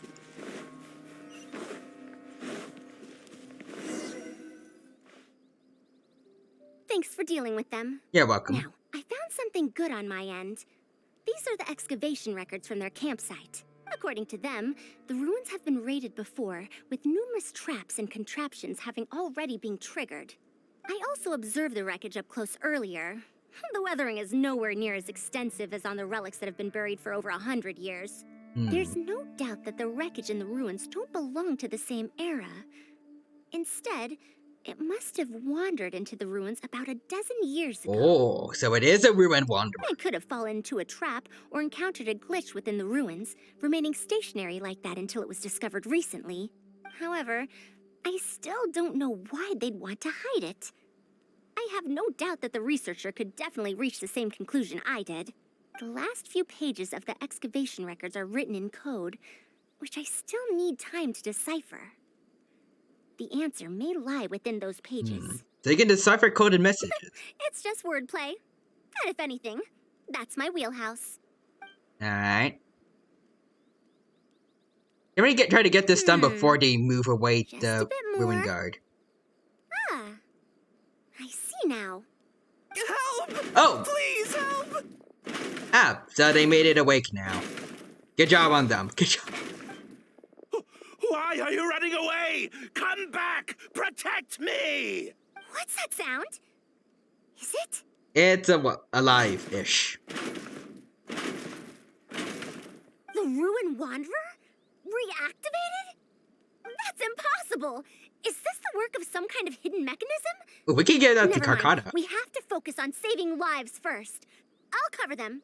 You go stall the Ruin Wanderer. Alright. Hey, buddy. You gotta fight? What? It ignored the Traveler? Or not. Why is it chasing after us? Odd? Caused it to reactivate? And to give chase? Why does it hate that specific? Well, actually, they're from the academia. I can understand them. You keep going, buddy. Keep going after the academia freaks. Asa Quadra says, dude, why are you running? Why are you running? I can't do a good impression of that. But I tried. Darn it! Hey, come on, you lot! It's clear that we can't escape, so let's just attack it! You try attacking it, then. Oh. Huh. Stopped. Asa Quadra says, maybe it really is the Wanderer side of it. Maybe. I can totally see Scaramouche, like, chilling, like, playing around in there, and just trolling the academia for lols. Huh. Up, his toy's broken now. It stopped? Yep. Hey, you guys, get up there and tell me what's going on. But what if it suddenly moves? You good-for-nothings. Why is everyone I hired so useless? Move! I'll do it myself. Yeah, good luck with that. Looks like this thing's parts can't handle the load of functioning anymore after years of disrepair. When it first reactivated, I was wondering if it'd be as amazing as the legends had pegged it to be. I didn't expect it to be so much weaker than it looks. How disappointing. Disappointing, you say? Now, is that because you won't be able to sell it for much? Oof. Asa Quadra says, tonight on Bad Ideas, we have Rage Touches a Machine. On this episode, we see Raid and a bunch of really incompetent bodyguards touch a machine. And then it springs to life and tries to just put an end to their lives.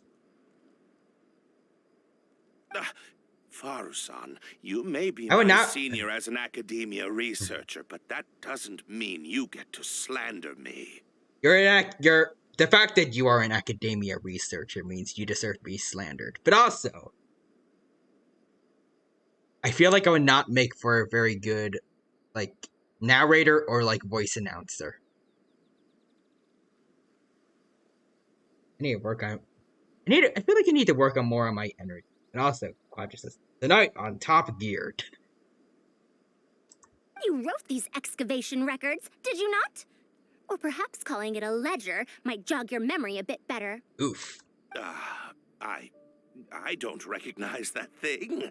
January 3rd, excavated 5 tents. January 5th, 3 tents sold.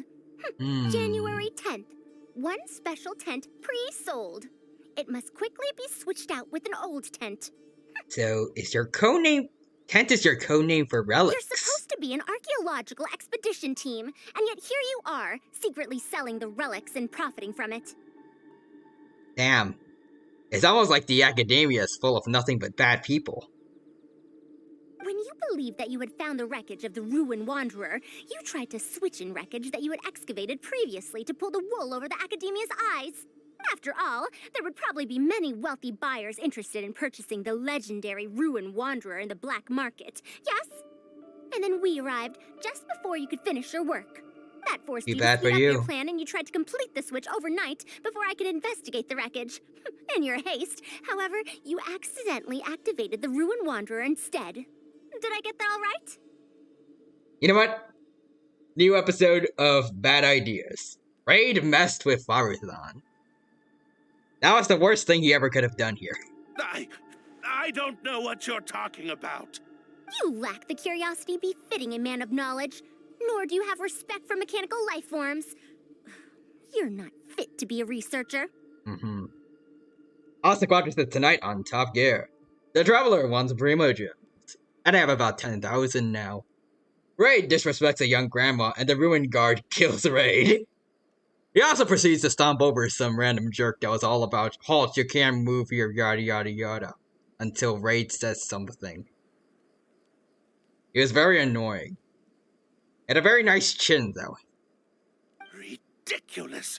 Curiosity? Respect? I'm not here to hear you preach. Hey, we're leaving. Or are you leaving? Mr. Aid! Oh yeah, there he is again. This jerk. Again, nice chin. Reminds me of, like, the iteration of Godzilla from 1998. Behind you? Oh? Hello! The Ruin Wanderer is back. Well, actually, is it actually going to, you know, do it? Oh? Oh? Why is it moving again? Run! Wait, did it actually do it? I think it might have.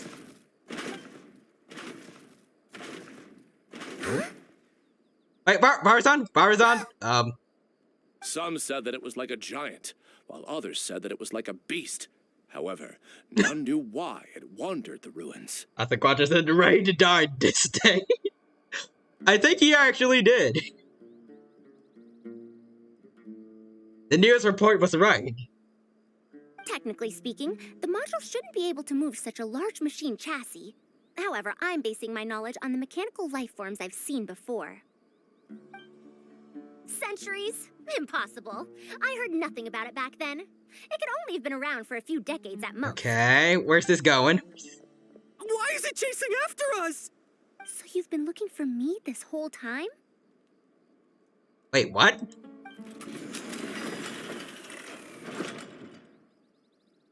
Is he looking for Faruzan, though? Oh, wait. Is that other robot supposed to be there? Or... Oh, hello. Why are you here? Long time no see, Tamimi. Oh, is this one of the robots that she mentioned that she met before? Still alive? Huh. I want to learn more about this. Are we going to be able to get, are we going to get Karkata some new friends? Dear Farazan, I hope you're doing well. Also, Quadra says, okay, for a second I thought Wanderer emerged from it. That would be beautiful. I mean, it would help explain why Farazan is the support for Wanderer, like, if we give them character interaction here.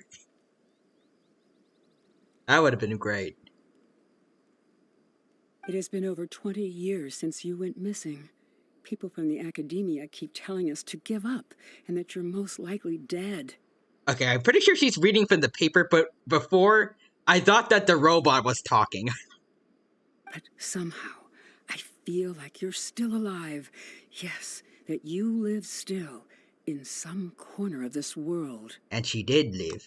You've always been persistent, able to shine no matter what situation you face.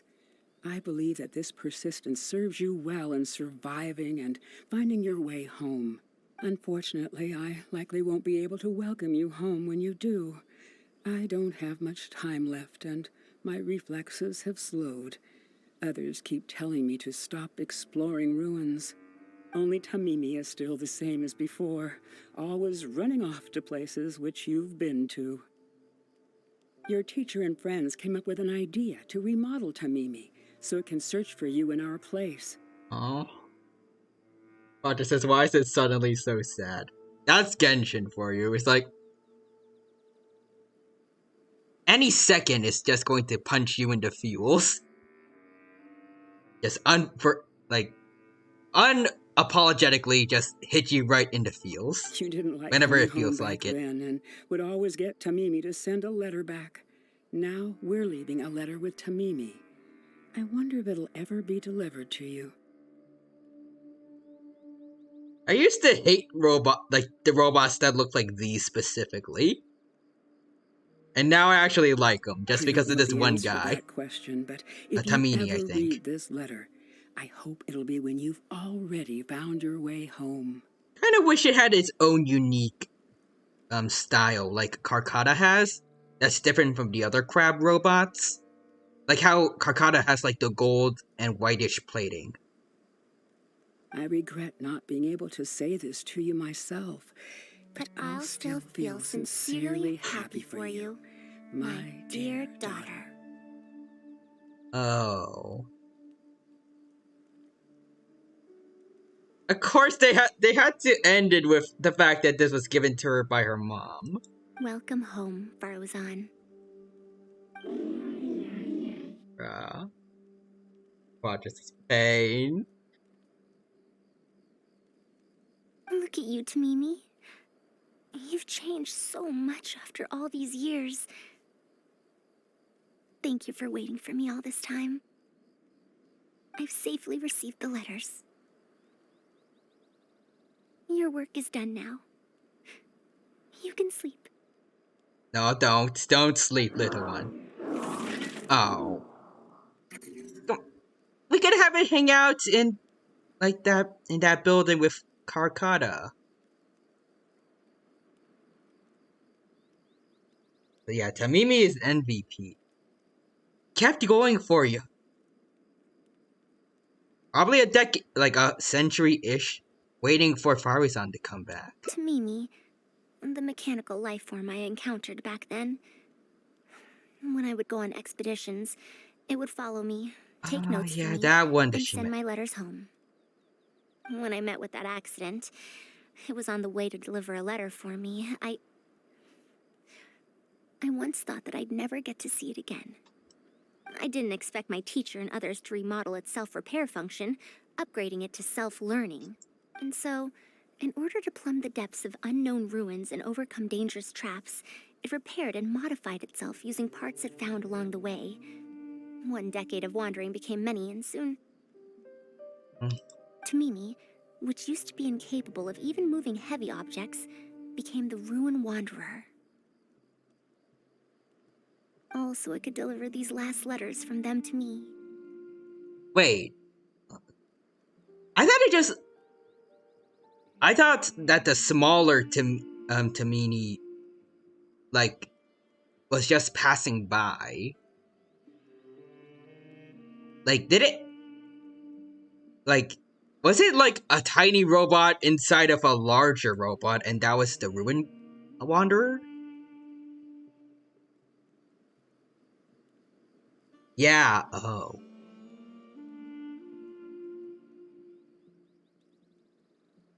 I can't tell if I just didn't see it right, or if they might have put the smaller version of Tamini too far away. Because to me, it looked like it was passing by on on a pathway, and then turned around to see the Ruin Wanderer. Until they all passed on, still prayed for your safe return. God dang. Tamini the MVP. Would it be too late to bring him back so he can be buddies with Karkata? Like I said before. The strain to support such a huge body must have turned out to be too much for your heart, right? Even after the remodeling, its restitution module still can't function perfectly in perpetuity. It has been pushing itself beyond its limits over the past few decades. Oh. Just like a living being, mechanical life forms have a limited lifespan. It probably became trapped in the ruins all those years ago because its shelf life had run out. It most likely only reactivated because it detected my presence. And then it mustered up everything it had to deliver that last letter. Oh. Now, it can finally rest in peace. I see Quadra. Albedo, help. You can revive it. I think he can. If he could use a bit of alchemy, maybe he could even turn it into something that actually is somewhat alive, like a cyborg. I don't know, maybe.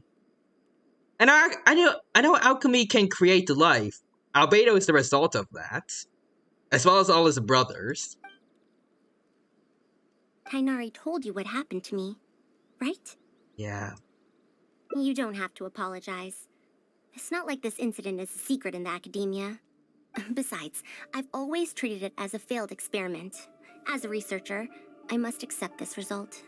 However, finding out that so many people were affected by my failure does make me feel somewhat conflicted. Understandable. Can you head back to Pardis GI first? We've been here for a while, and it's best not to make Kale and the rest worry. As for me, I want to stay with Tamimi for a bit longer. Understandable.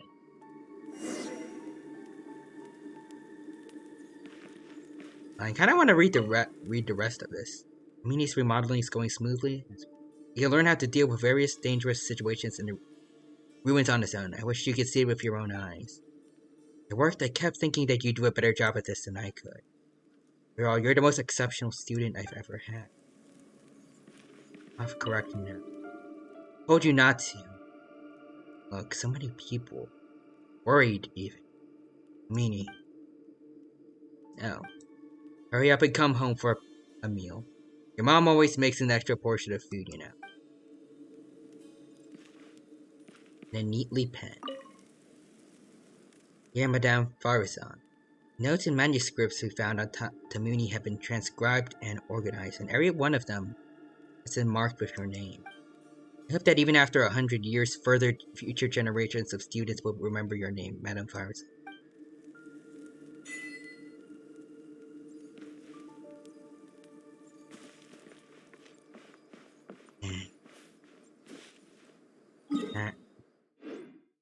Really, no more we can do for him? Can we talk to Farazan at least? Nope. Alright, here we go. Roger says, yeah, dude. Farazan's story is so sad when you think about it. 100 years, everyone you know is gone, and the world being so different. I've heard of a story like that in Japanese folklore. I think it was like Harishimo Taro or something like that. I probably mispronounced the name, but I think it was about a guy who saved a turtle once. And then people from the ocean came to thank him for helping the turtle and basically gave him paradise where they lived. But then he decided one day to come back to his home on the surface because he missed his family. And then he realized time was a lot faster where he was before. And everyone he knew was dead. That's basically what happened to Farazan. You're back! Hi, Colin. How was your journey through the desert? Wait, where's Madame Farazan? Something happened. We tell the truth or keep the Mimi a secret?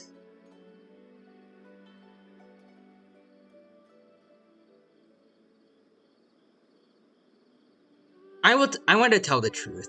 After everything Tamimi went through, he deserves to be recognized for all his efforts to get Farazan that last letter. The last letters.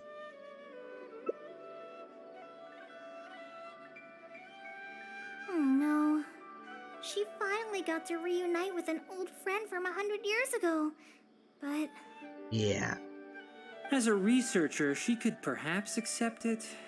However, as a friend, a student, and a daughter, we should give her some time. Let's just wait for her here. Alright. Wonder if Karkata, felt something from hearing that. And in the future, I hope that we can be here to support her as her new friends. Like, Karkata was in a similar situation where, like, they were both, like, they both yearned for a human owner. Karkata was trying to bring back his dead creator, whereas, like, Tamini was trying to desperately search for Faruzan. And I'm kind of wondering if Karkata, like, felt something from hearing that.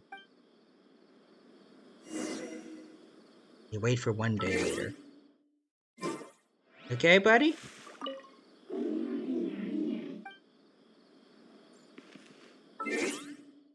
Dodo, like, the events with Tainari and Faruzan, they've somehow made me actually like enemies that I usually consider to be one of the most annoying. At least I personally never really like having to deal with, like, the ruin machines when fighting them. Like, the ruin guards were bad enough, but then in Inazuma, then there were new ruin machines that were added, and I didn't like fighting them, so on and so forth, but... I'm back! What? Is there to be no welcoming party?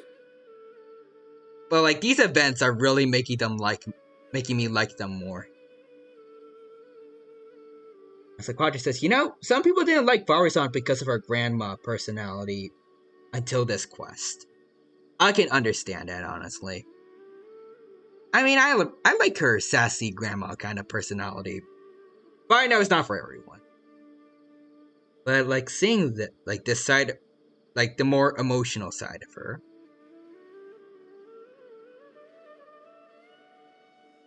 I mean, honestly, I wouldn't be surprised if this was, like, if her grandma act was, like, more of, like, a coping mechanism to deal with all that she lost. We've all been waiting for you, Madame Faruzan. That's more like it. Now, here are some components I brought back from the desert. Switch these out with the ones Karkata is using right now, and it'll be back in ship shape. Those from Tamini? Or Tamimi? Huh? Why do you all look so solemn? Come now. Liveliness befits youngsters more. Madame Faruzan, did these parts come from... Yeah. Come now. I thought that you must have encountered some major problem. This isn't something you have to worry about. Roger says, I like my stories like I like my lasagna, having many layers. Stories are best when there's like deeper things to them that you can look further into. I mean, there are some stories that are plenty good just by being simple and more straight to the point. But other stories are great when they have layers to them. Well, it looks like you already know everything, but no need to feel bad. Like I said before, as researchers, we must learn to accept our failures. Tamimi had been operating beyond capacity for a century, and I'm unable to repair it with my current abilities. Not even with these parts. It would thus be much better to use them to extend Karkata's lifespan. As a senior, it is only right that I do something for the people who come after me. That holds true for both researchers and machines. Besides, I didn't say that I would be giving you these parts for free. They will only be used for Karkata temporarily. Otherwise, you wouldn't be able to help me with my research. I'll be sure to revive Tamimi once I've fully deciphered and replicated the creations of the ancient civilization. Okay, there we go. That's what I want to hear. So both Tamimi and Karkata will be okay soon. And then they can be buddies, like I suggested. Asaquadra says, yes. Oh my god. Tamimi can live. I was gonna say, like, I was gonna say the Robo something can live. I don't know what to compare to Mimi to, though. Like, Karkata's like a Robo Crab friend. What's he?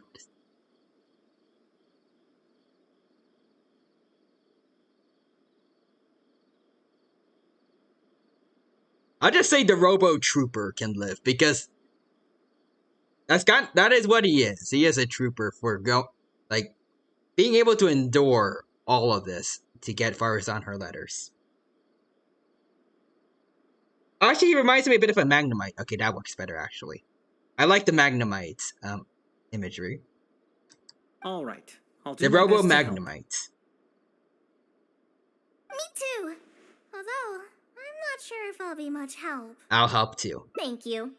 If they could remodel Tamimi successfully even back then, there's no reason why we won't be able to do even better. Good point. And when that day comes, I'll be sure to say... Thank you. Welcome home, Tamimi. Okay, yeah, actually that's better, because it sounds like the last words they said to Farazan. Aww.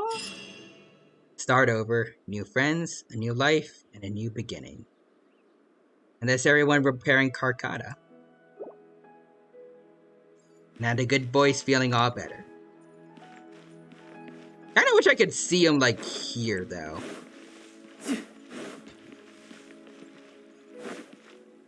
Alright. Let's go check... Oh, right, we get rewards for this. And those are some nice primos I got there. So let's see. Oh, no. Alright, so this is the split ending. This place is pretty dead. I don't know if I want to do this one, though. I much prefer this ending. You're back! The other one is definitely going to be us having to tell the secrets. Keep the secrets. It reminds me of... Yeah. I'm honestly so glad I have her. Honestly, we were joking a bit before about, how she was useless. And stuff like that, but... Now I actually want her. It's a similar situation to Yoimiya. I never hated Yoimiya. But it's they're both in a similar situation where... Well, at least Yoimiya was in a situation where, everyone was saying that they're bad and you shouldn't pull for them. But I want to do it anyways because I like them because of in a certain event that I played with them. For Yoimiya, it was her story events, and for Farazan, it was her hangout event. Wait, Quadra says, I think you have her, thankfully. Wait, do I? Don't remember, but I might have gotten her at some point. I need to check, actually. Alright. Tell everyone the partial truth. So Madame Faruzan has some other things to settle. Alright. And to think that Raid was doing all of those things on the sly. Yeah. It's good that you all got out of that situation. The academia just sucks. And it's possibly because, I think I remember, they mustered up all its strength to, when they sent Farazan to get her the letters. But,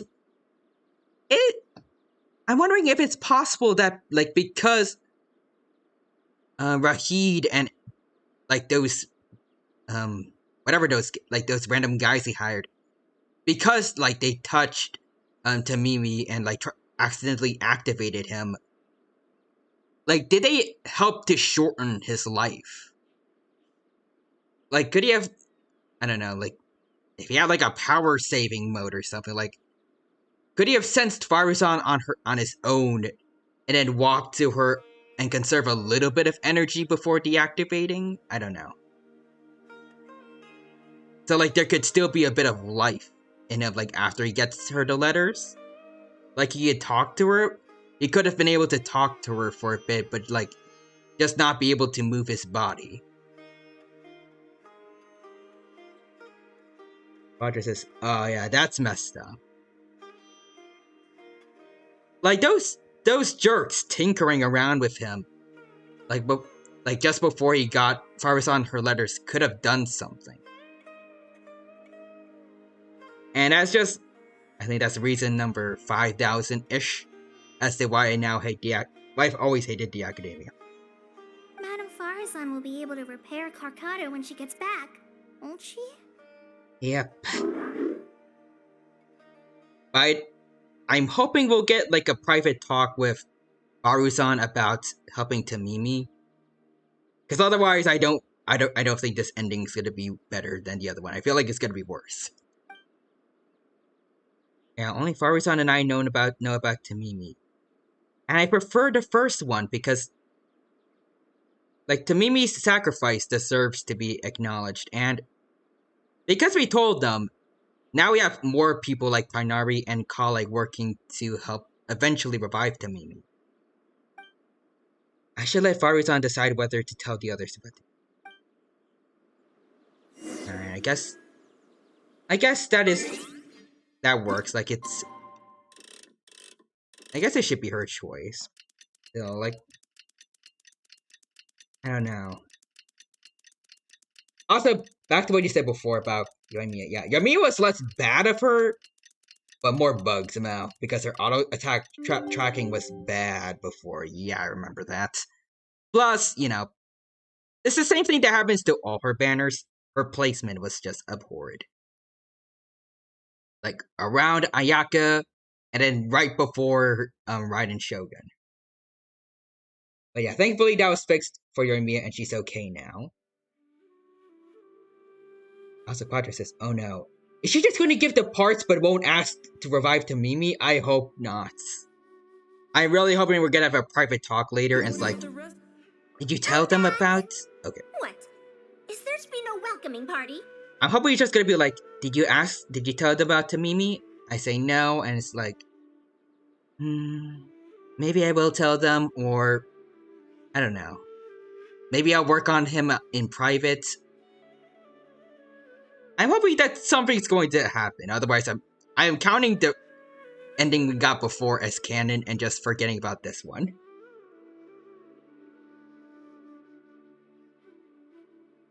Also, Quadra says, fun fact, Yoimiya and Nahida is the best-selling banner of all time so far. Probably because of Nahida, but still. I mean, I like that still. At least Yoimiya's part of it. She deserves it after all the garbage that Hoyoverse has been giving her. You know, between this and also Dehya, it's starting to feel more like Hoyoverse just hates Pyro girls. Plus there's Din Yang, who was just like pretty much forgotten by Hoyoverse until maybe like One Lantern Rights or something. Like they had the Inazuma update and everything, while a Leeway character, like while doing nothing before they did anything for a Leeway character. Yeah, except Hu Tao. Hu Tao's the only one they're okay with. Also, give me a sec. I need to turn off some alarms. Alright, there we go. Madam Farzan, we're over here. Hello. That's more like it. Now, here are some components I brought back from the desert. Switch these out with the ones Karkata is using right now, and it'll be back in ship shape. So this is a relic of an ancient civilization? Unbelievable. Yep. Thankfully, it didn't end up in Raid's unscrupulous hands. Unscrupulous, huh? Sounds like you already told them what happened. Yeah, I told them about the archaeology team. Is that so? Thank you. We will talk about everything else later. Okay. It's nothing. I've already given all the evidence we have against Raid to the Academia. They're going to be very busy. Too busy to bother us, I'd wager. Awesome. I'll start repairing Karkata then. Kale, can you help me out? Of course. Alright. Alright, after some repairs, Karkata springs back to life. Oh, there he is! Hey, buddy. How are you, Karkata? Hey, look at him. It looks fine, but even so, it needs to properly rest up. Alright, fair enough. Alright, what do you think, Tighnari? Faruzan went out after repairing Karkata. She seems to be looking for you for some reason. Okay, so she is going to talk about Tamimi with me. I will not probe any further. However, if you need any help, do feel free to ask. Will do, buddy. Alright. Let's go find Faruzan.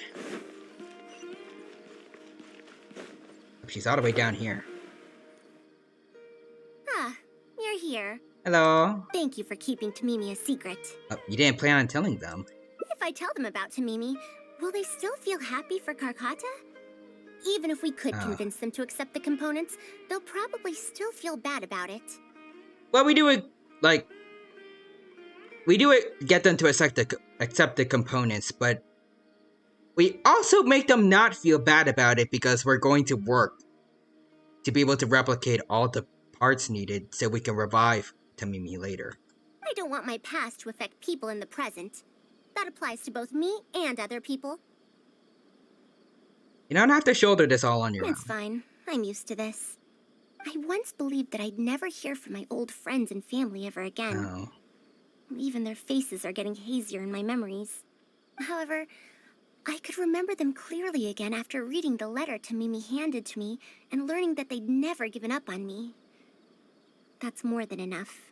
I'd be disappointing them if I let myself fall into a slump because of this. Neither my teacher nor my mother would have wanted to see me like that. Also, Quadris is visible concerned that she is not mentioning Tamimi. Yep, that's a lot of concern here. Besides, you're lending a listening ear to me now, aren't you? Yep. Oh, Pardeus DI looks pretty scenic at night. Will you take a stroll with me? It would be my pleasure. But also about Tamimi? Once Karkata's condition Okay. stabilizes, I'll find a chance to tell Tainari and Kale about all that. Oh, okay, we're good. But for now, just help me keep this secret. Alright, you got it. Is this it? Like, these camera angles are pretty cool, actually. Thank you. Whether it's 100 years ago or now, I have people who worry about me. I suppose I should consider myself quite fortunate. It's a lot better than, like, just having the character, like, front and center and just standing there, mostly. Like your average dating sim. The only time when I felt otherwise was when I had just returned to Sumeru. Like, the variety of camera angles here, it's nice. It feels more like an actual story quest. Wait, the voice. Oh. Welcome home, Fairy-san. Yeah, I'm home. Aww. Okay, this is cute. But I wish she mentioned, something more about Tamimi. She did say that she would tell Tainari and Kale about it, and I guess with it, she'll talk about like how she'll work to repair and revive Tamimi later, like she did in the other ending, but I prefer the other ending better. Still. But also, Karkata, how are you, my buddy? Hello. Was he always here? Like, I've noticed that he wasn't here before at the end of the story quest, but like, was he always there and I just missed him, or? I hope that he is always there. Like, whenever we get to see, like, we come around here in the overworld, like, after we play more of this story. I just want to keep seeing my little buddy over and over again. Alright. So I think that's going to be the end of, like, my adventures with Tamimi, I think. Because outside of this, like, these... I'm pretty sure these are not going to involve... Yeah, these aren't going to involve, like, the Ruined Wanderer or the Expedition team or anything. So... Well, I'm glad that we had these endings first. Because these are the canon ones to me. I mean, I'm not going to completely say there's no way they can outcompete this, because Genshin is really surprised me every now and then with its storytelling. So busy. But it's going to be a challenge to compete with Tamimi.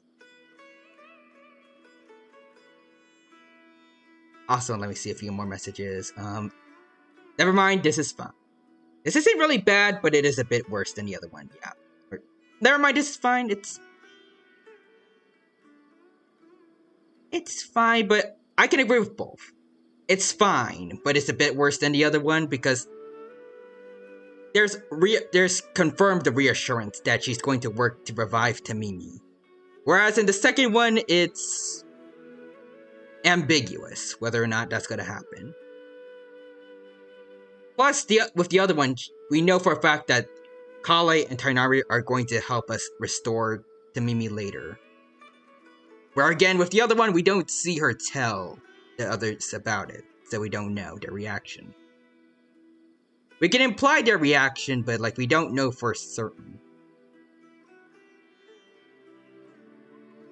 Also, I can't unhear Nahida's theme from the background music.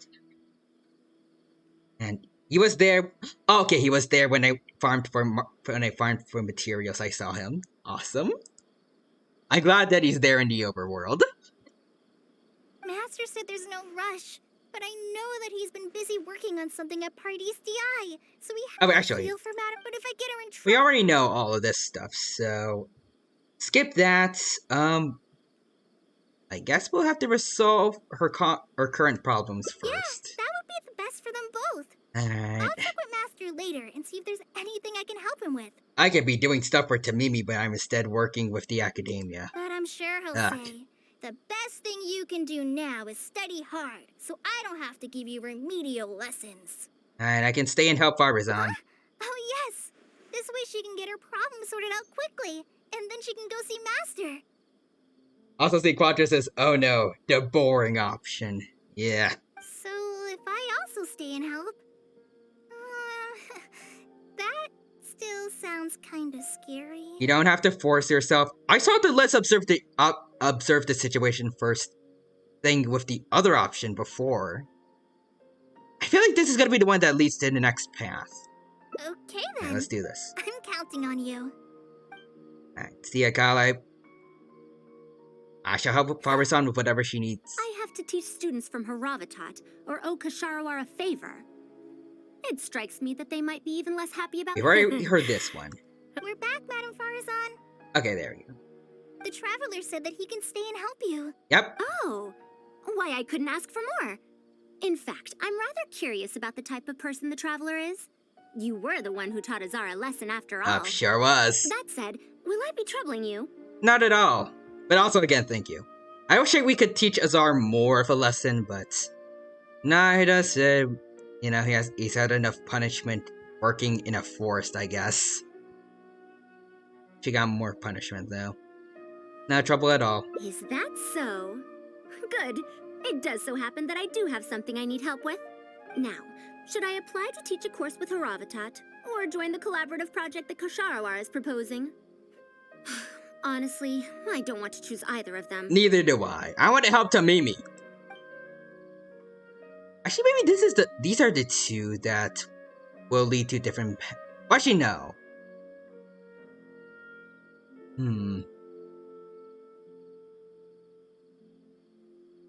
Let's see. There's 5 endings total. These two could lead to each different paths, and then let's wait for a bit. Could also lead to one, I think. Let's see. You might have heard of it before. Yeah, do the Haravatat is an academic faction that researches languages and runes. 100 years ago, Madame Farazan was a researcher from that darshan. No, not was. Still am. Yes, of course. But current Haravatat students can't really... understand her direction of research. So even if she opened a course, chances are that no one would attend. Oh. In summary, I mean to interpret the configurations and solutions of ruin mechanisms via the deciphering of on-site stone carvings and unearthed documents. What? It'll include research into general documents dealing with such ancient machines. The research method is supported by Haravatat, yes, but the content deals heavily with both ruins and mechanisms. This will make it difficult for students of this darshan because they don't understand much about mechanisms.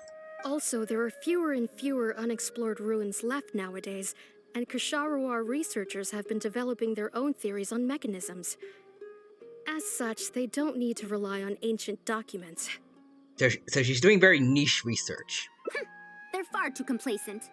Ancient mechanisms are more dangerous and complex than one might imagine. I'm telling you, things weren't like this 100 years ago. researchers back then were interested in exploring knowledge from a variety of topics. They also gave more respect to unknown mechanisms. Nowadays, all people are interested in are mainstream subjects in popular research. Even if they attended my course, I wouldn't be interested in teaching them. That is the academia for you. They Also, suck. the people here think that my research is outdated and unrealistic, so they keep cutting my funding. Why, I think they could all stand to learn from Kale. She's a hard-working child and respects her elders. Alright. He's back with the grandma act. Why me? Ah, if only those who came to my lectures were more like you. Speaking of which, I mean, are you feeling better? You don't have to confine yourself to Gandharvaville anymore, right? I mean, like going off what she's saying, if I was a teacher and if I had a class just full of people like Kale, it would be the best class I ever taught. I just remembered that I have a lot of studying to do. I need to head back and find Master. Alright, wait, I have an idea. Hmm? Kale needs to learn how to read, and you need to teach a course. Oh.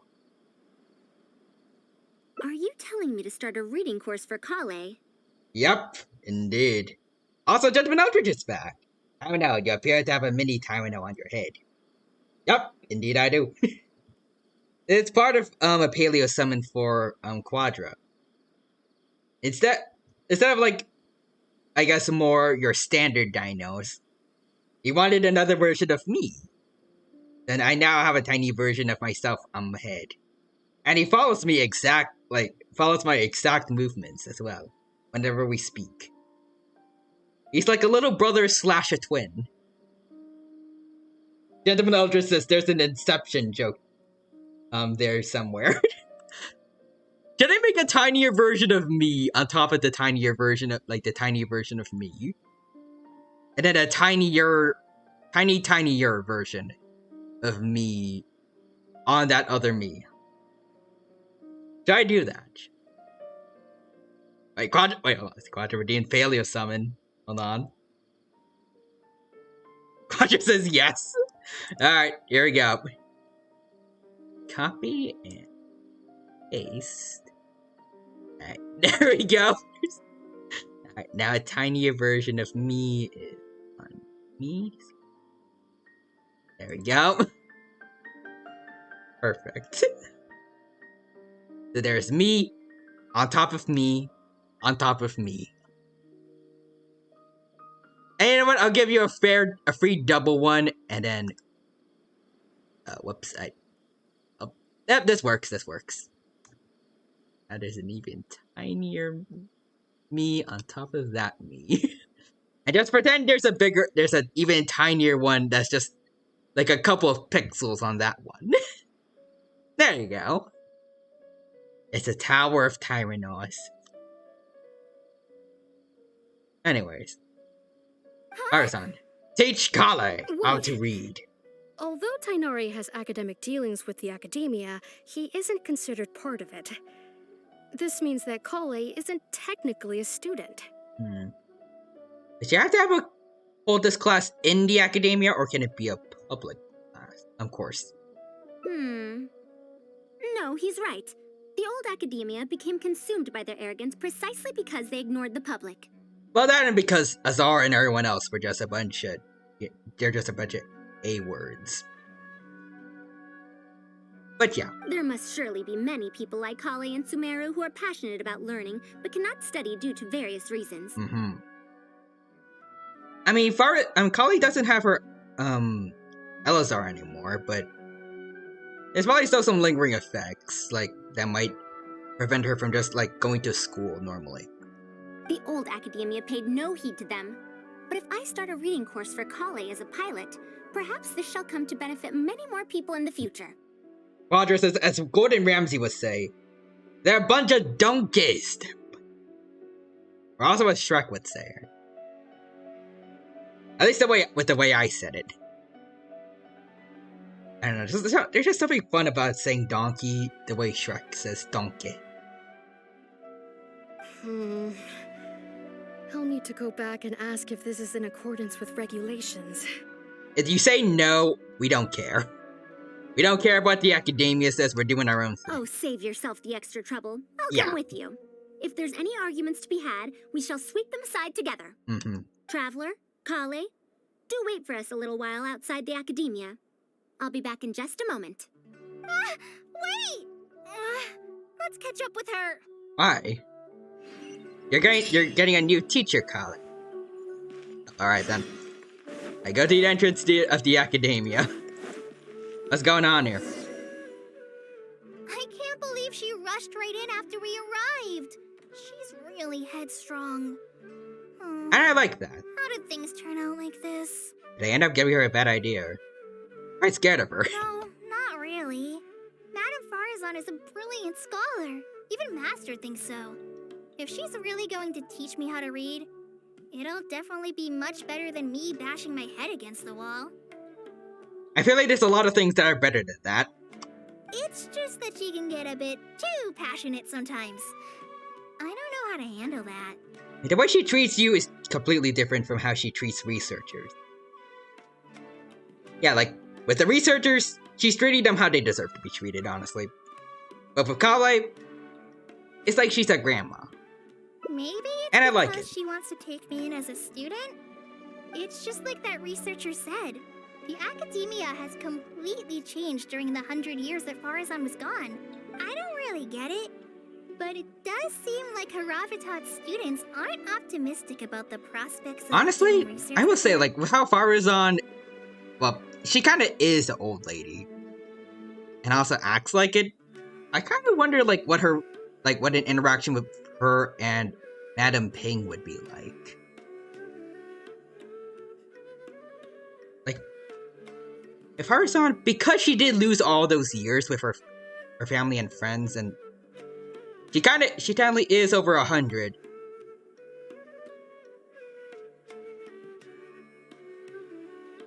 I don't know.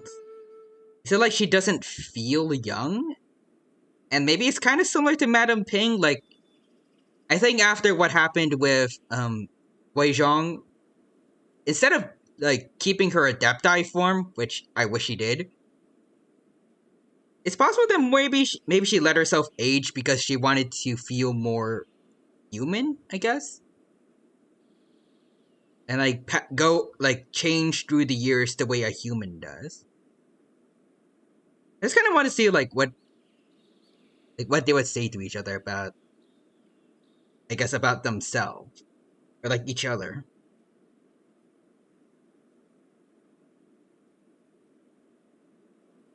Also, Quadra says Farazan to Kale.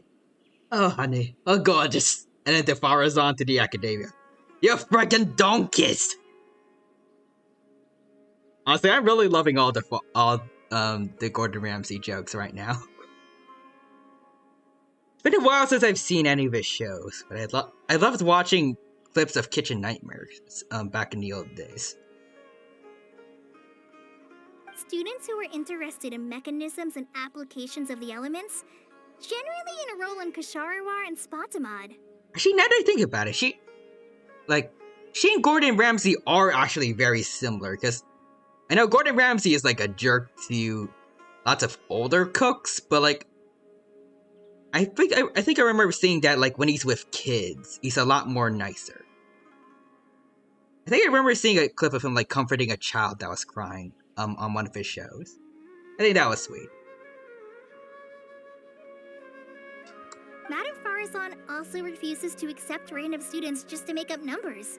She still hasn't found a student she likes, even after all this time back. I mean, if she refuses to accept random students, then that shows that she has integrity. Like, she's not going to... Like, she isn't just going to grab random students off the streets, like, just to boost her numbers up. But she seems to like my attitude toward learning, so she often asks me if I'm willing to become her student. You know, now that I think about it,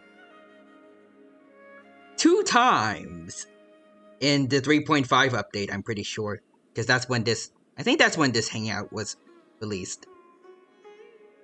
Kale has bonded with two 2 4-star Animo girls, I think, right? Like Sucrose and Farazan. It's weird that it happened twice. As the Quadra said, yeah, there was also a clip where we accidentally called someone a traumatizing name because the producers didn't update the paperwork for his name, so we apologized to the person. Yikes. I'm glad that he apologized. Kind of feel bad for that though. Like,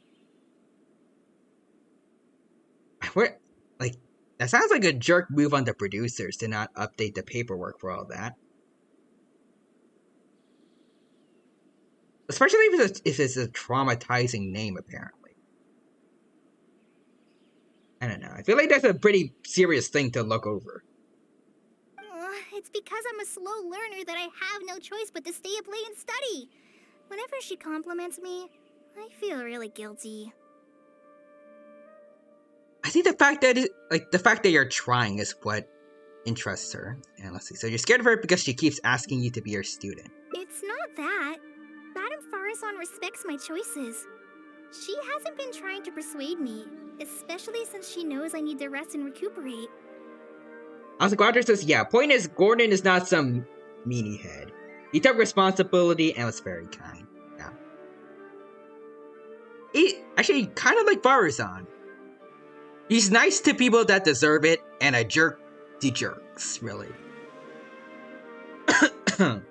Like with Gordon Ramsay and the kids obviously, like, they're young, they're trying their best, but they aren't the most experienced, so whenever they feel down about not being the best cooks, Gordon Ramsay's okay with it because they're trying their best and they're learning. But with certain chefs on his shows that honestly, they just have overinflated egos. Someone needs to kind of take them down a notch, and that's Gordon. At least that's how I see it. And that's kind of how Farazan is with Kale and the Academia guys. Everyone in the Academia has an overinflated ego, well, almost all of them. But Kale is generally trying to learn. She sometimes brings food to Gandharvaville for me. And each time she says that Master can't find out. It sounds like something a grandmother might do for her granddaughter. That is true, honestly. Kind of reminds me a bit of my own grandma, actually, when she would buy me and my siblings food. Usually junk food because we beg her for it. It probably wasn't the best choice health-wise, but it was nice of her.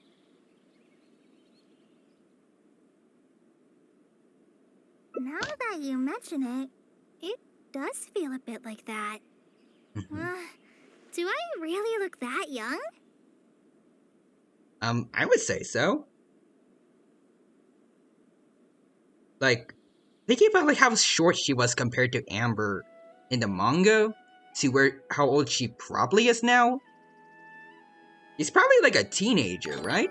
At least. And I think Kale's fairly young, but also, I see K Digga Digga is here. Hold on. Wait. I don't know how to do this with all the Miis here. I think I just have to go with the, I'll just turn the big one, bigger. Oh. It's a big dino mode. And hello there, Raiders! Welcome. Thank you for stopping by the stream today. It is good to see y'all here. Hope you're all doing well. And to K Dig, thanks for the raid. I appreciate the support. And I hope that the stream that you and everyone else came from just now was super fun. And that you all had a good time there. And that you all have a good time here as well. My name is Tyranno Imperial. I am a fellow T-Rex. I play a whole bunch of games here on Twitch, like Genshin Impact. Sometimes I draw. Sometimes I watch movies and anime and other stuff. And a bunch of other random stuff. And I hope that you have a good time here doing all that with me. There we go. And now I'm back to normal with the Tower of Miist. Hold on. I want to try and align them a little bit better, so it looks like everyone, like all the Miis are at the centers of each other, I guess. There, I think this works. Let's see. Got K Dig says Dino Robo Red, Dino Robo Red, Dino Robo Red with a bunch of emotes. Hello, K Dig, and I see hello there to Murray Franz. The big dino's scary. Do not be scared of the big dino. The big dino is friendly. Now get your shout out command, K Dig. And I run from my chat. Wait. Alright, there you go. I wanted to make sure I had to scroll down on OBS to make sure it's showing up. But yeah, everyone from my chat, feel free to go check out K Dig's channel. Drop them a follow, check out their VODs, check out all their social medias if you can. And just in general, show them some support. Alright, so, scroll up to make sure I didn't miss anything. Let's see some of my friends. Also, we see Mushiro Bumblebee, Dino Robo Red. Hello to Mushiro Bumblebee. Alright, let's see. Digga says Big Dino, Digga. As it Digga should be. Yep. The dinos must be big. Also, lots of robo battles today, Digga. Hope you're having a good day. Good day, Digga. I am having a good day, thank you. Okay, Digga. And I'm glad that you're having a good day as well. And I see you're playing custom robo. Very nice. And I hope. Well, I think you said that you had lots of robo battles today. And I hope that the robot battles were all fun and that all went well for you. But yeah, right now we are in Genshin Impact playing Faruzan's Hangout Quest. Kale, Traveler, thank you for waiting. Hello. The issue has been resolved. That was fast. I argued with the higher-ups and convinced them of the practicality and necessity of educating the general public. If I'm not mistaken, they're the students of my classmates' students. They're a lot less forceful than their predecessors, though. I'd say they caved rather quickly. The K Dig says, yeah, they were. Except the 2v1 tournament. It was really brutal, Dig. I mean, a 2v1 tournament sounds pretty unfair. Unless you're the one with 2, but. Unless, like. I guess. It could be somewhat fair-ish if. Like, you have the 2 and, like, they make the one NPC, like, really, like, relatively overpowered? I don't know. Okay, no, you're the one. Okay, yeah, that's unfair. Yikes. K-Dig says the both were using illegal weaponry as well. Okay, I don't think that's fair. But I hope that you were able to win. Amazing. Were they convinced or were they coerced? It's the academia, we don't care either way. It's just that we need to fill in every single page of the application. It's been a century, but the academia is as picky as ever. Yep, that's the academia for you. Let's see now. What do we need to fill in? Course name, learning objectives, teaching methods, course materials. I suppose we can fill in the course name last. Our learning objective is to teach people to read, yes. That's a bit too general, I'd say. After all, this class's target audience isn't toddlers or children, but rather people who already know the basics of reading. Fair enough. As such, we'll need a more specific learning objective. How about proficiency in reading and writing? Alright, I guess that works. Also, K Dig says, yeah, I did awesome. But I only got bronze. I need to go back for the gold. Because I need to get gold on all tournaments to unlock the last tournament and finish the game. That sounds brutal, but I wish the best for you. And I hope that you can... complete the game. You know, I probably wouldn't be able to do that. I feel like it's kind of weird. Though. I feel like most games would normally... like, say... you need to complete all the tournaments before you get to the last one. Like, I don't know, that... I feel like that would be like if in New Super Mario, you need to either have to get all the extra large coins for every single level just to get the world aids. Really, that would just be impossible. Well, not impossible, but like extremely time consuming. That's true. If we use children's teaching materials, we'll only end up wasting a lot of time on things that students would already know. Also, K Diggity says, so yeah, some games in the 2000s were like that. Like, they put a lot of hard tasks to pad some of the game out. I guess that makes sense. Only some games could be more like Digimon Cyber Sleuth, where like they don't need to pad anything out. Like there is just a lot of content, and you don't need to like stretch out like a smaller amount of content into something bigger. And you have your job as a forest ranger, Kale. People who attend this course in the future are also likely to have life commitments. We need more effective teaching methods. So other than teaching materials for children, what other learning materials does Kale use? Master always tells me that practice is the best way to learn. That's why I often ask him to help me find simple books to read. Also, K Dig says, oh yes, Digimon Megami Tensei Digital Devil Saga. Still love that game. It's a very long title, but it sounds like a fun game. I feel like what I said just now was it was going to be like a mix of cool and fun. I don't know why I mixed them up. Ah, that's how I refer to Cyber Sleuth. Oh.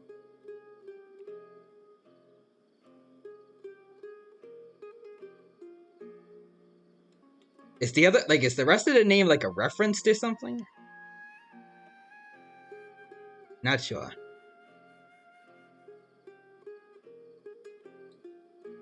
But yeah. I've been having so much fun with Cyber Sleuth that it's honestly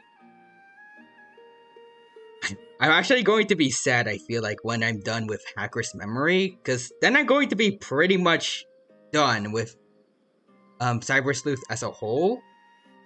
Maybe I could do a few more streams, like, just farming so I can get every Digimon in the field guide, if I wanted to, but otherwise there's nothing else after that probably that I'll be able to do. Except maybe move on to other Digimon games. I think they said they were going to release a new one soon, or it could be something else. I think it was called like Digimon Seekers or something. I don't know what exactly it was, but I saw a trailer for Digimon recently. It's a Digimon product of some kind. Also, Murray Franz with, I think they're some new Pokemon from Generation 10, or is it 9? One of those two. I think that's a Pokemon from Scarlet and Violet that Murray Franz has. It's Lechonk, from what I can see on my phone. I mean, it's an accurate name. Also, K-Dig says, oh, since Hacker's Memory uses some combat from Digital Devil Saga. Are you talking about, like, the domination battles? Because I like/hate those. Oh, Quadra says, yeah, Shin Megami Tensei Digital Devil Saga, great game. Oh, might have to look into that one. K-Dig says, I mean, there's Digimon Survive, which is the newest one at the moment. I have heard of that. Or Digimon Next World Order, if you want. Quadra says, you want games like Cyber Sleuth? You could try Shin Megami Tensei. I might just do that one, and Persona, but those are harder than Cyber Sleuth. Oh. Intriguing, but I am scared about it being harder.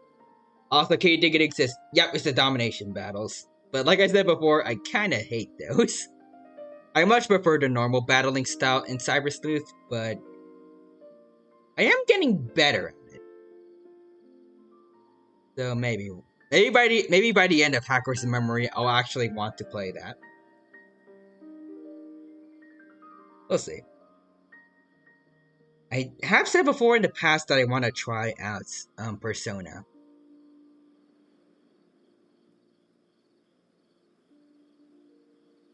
I think that might be the one I'll try to go for after Hacker's Memory. We'll see. Or I might try to go for a newer Digimon, like another Digimon game, I guess.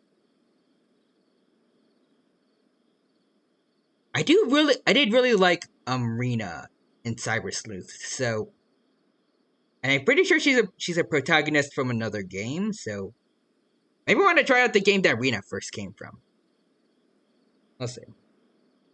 Okay, Quadra says, all I'll say is don't play Shin Megami Tensei 3 as your first Shin Megami Tensei game. I'll keep that in mind. Also say Diggity exists. Well, I shall now eat cereal and rest my throat. Diggity sounds good. Enjoy the cereal, and have a good rest of your day, Diggity. Again, thank you for the raid. I appreciate the support, and I hope you have a wonderful rest of your day. Or nights. Depends on your time zone. It must have been difficult to get books in Sumeru in recent years, no? Tainari really went the extra mile for you. Expanding literacy is a capital notion. Now that the Academia is easing restrictions on the circulation of books, there should be more people who have become interested in reading. It's a great time to conduct this course. So we got teaching methods sorted out. How do we choose our course materials then? So that's next on the list. I fear that I'm at a loss as to which books youngsters like nowadays. Would The Legend of Antara be too old of a story? If even a centurion like you finds that tale old, how old is that story exactly? Fair. Kale, what have you been reading lately? Me? I've been reading light novels from Inazuma. I heard that ever since we were allowed to sell books in Sumeru again, some people set up stalls at Treasure Street to sell light novels. I've been meaning to go there and check it out. Ooh, interesting. I wonder if we'll get to see Yay Mika there. Also, Quadra says, just letting you know, Rina is from Digital World Redigitized Decode, which was only released in Japan. But luckily, there is a fan translation patch, so you can now play it in other ways. Interesting. I don't know if it's illegal, but I'll go for it anyways. I just hope that it'll be fun. Unlike, I think, Digimon Dawn. I heard when Jaden played that game, it was not the best. Light novels? This is my first time hearing about such a thing, but I doubt I will procure suitable teaching materials from the House of Dana. Treasure Street it is. Alright. Wait for us, Madame Farazan! Alright. You wouldn't think someone as fast as her is over 100. Let's pick up the pace and catch up to her. Alright. So literally right down here. What a long and mildly ungrammatical title. And why is the cover so colorful? Alright, one. That's just like the usual thing for light novel titles. And the cover is because it needs to look pretty. Is this your first time seeing a light novel, ma'am? Oh, they're the most popular of books nowadays. Would you like me to recommend something? Honestly, I really wish that they had, like, the attire of, like, the people from Inazuma. So I'm pretty sure these were supposedly light novels from Inazuma. Fine. One shouldn't judge a book by its cover after all. Maybe browse through the books here. Roger says, considering the only way now is to play it online, we kind of have no choice. Yeah. And because the 3DS eShop is going to close soon. Dang. Of course. Why don't you try this one?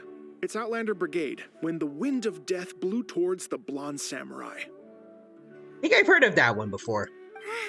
I heard that this book's author describes action in vivid detail. Now I've only skimmed through a few pages, but it feels like it's all fight scenes.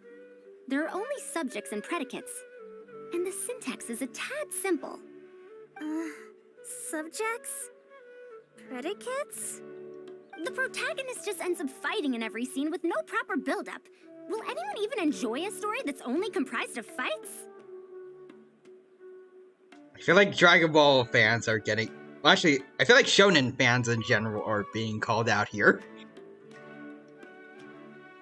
Let's see, there might be people out there who will. It's for readers who don't care about plot. I mean, I'm one of those people that think, like, fights are fun, so... How about... the good thing about being reincarnated as a hilichurl is that I only need to eat Sunsetias to become stronger. I remember hearing about this title, too.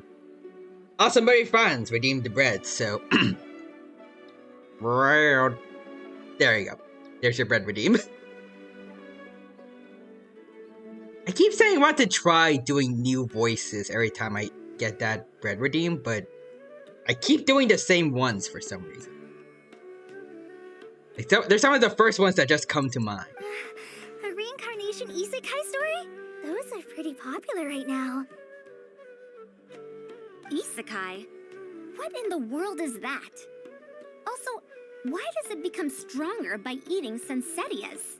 I'm just imagining Farazan saying isekai? What in the world is that? And then an anime fan randomly shows up, sits her down on a chair, and is like, alright, Farazan, we're gonna have to be here for a while, and then he just explains the entire history of isekai anime and manga.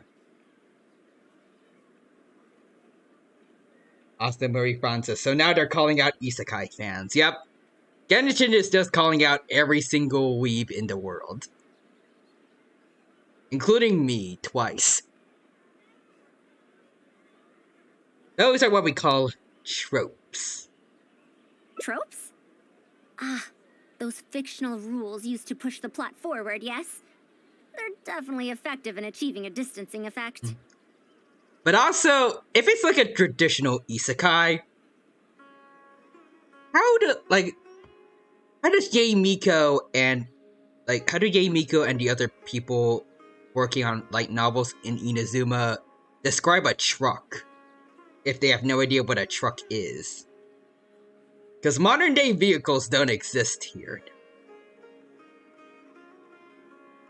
At least as far as I know.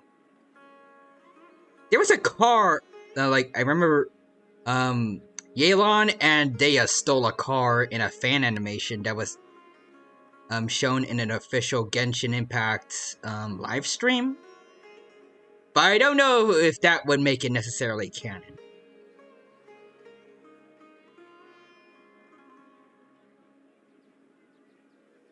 Would be cool though, we had cars and stuff in Genshin though. I think Fontaine is supposed to be like technologically advanced. Maybe we could see something like that there. Also, Mushiro Bumblebee says, I'm really called out. I'm currently looking into isekai animes. Yeah, like I said before, as a shonen and isekai fan, I've been called out twice so far by Farazan. Sorry. What is this distancing effect? However, this book doesn't explain how reincarnation correlates to becoming stronger. Such an illogical rule will affect the coherence of the story. Will readers really accept this? There might be people out there who will, and like before, there's just an option to insult people that read this. Like, it's for readers who don't care much for logic. Ushiro, we've been called out again. Asaquadra says, Konosuba is unironically one of my favorite isekai animes. I feel like there's a lot of people who like Konosuba. How about this? I had to fight tooth and nail to get this in stock. I thought for a second this was supposed to be a title, but I realized like it was him talking about that book itself. Okay. Oh, that's the latest volume of Onibudo. Now that's a rather normal title length. Oh, Kale, do you like this series? Let's see. Yes, but I don't like it that much. She clearly recognized it as the latest volume with a single glance. Is she embarrassed to admit that she likes books like that? What kind of book is it? Madam, are you going to use this series as teaching material? Let me see. The dialogue flows quite well, but there are too many phrases here that I don't recognize. Alright. Third eye of perception, illusory mirror, and so on. Are these terms that are tied to tropes? Third eye of perception. It sounds like a fantasy novel. I also thought those names were strange when I was reading them. I guess that's a language researcher from Harabata. It's able to say those phrases in such a serious tone. It's impossible to derive the meaning of these phrases in isolation. Also, their morphological properties are quite pedestrian, really. What? Or did the protagonists purposely create these strange names to disorient their foes? I think it's because such names are cool. So there's no deeper purpose. It's quite hard to understand stories written these days. I was kind of hoping that she would, like, trash on another, like, style of anime. I don't know, like, maybe they could have done something about, like, sports anime.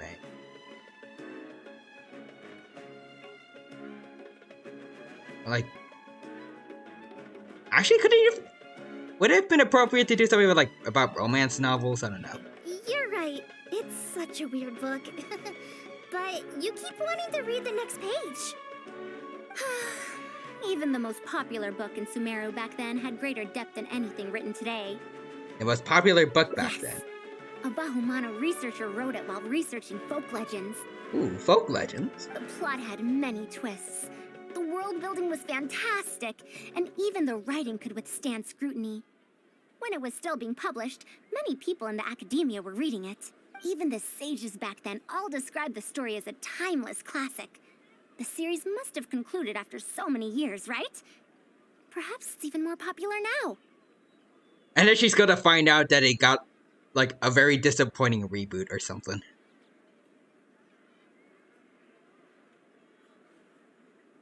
Or maybe it got the Boruto treatment. I was like, wow, Power-san really feels like the normal people who try to understand anime or manga and question things too much. Yeah, pretty much. Also, Murray Fan says, people joke a lot about isekai. Yeah, I feel like it's one of the most, I guess, joked about kinds of anime, like, with the whole truck-chan thing. About how trucks are the most common way for people to get isekai'd and stuff like that. Maybe shonen gets memed on more often, but I think isekai is definitely one of the heavy hitters out there that people joke about. Also, Mushiro says Truck-kun is the death card in my anime tarot deck. Is it Tarot or Tarek? One of those two. I probably mispronounced it, and sorry about that. Is there a book like that in Sumeru? I've never heard of such a thing before. What's the title? It's called Tales of Shariar. Do you sell it here? Ooh. Tales of Shariar? I don't think I've heard of that before. When was it published? Oh, no. About 100 years ago. 100 years ago? Are you pulling my leg? What sort of book can remain popular for 100 years? I mean, there's been some mangas and manga series out there that have been going on for like 30-ish years, I think.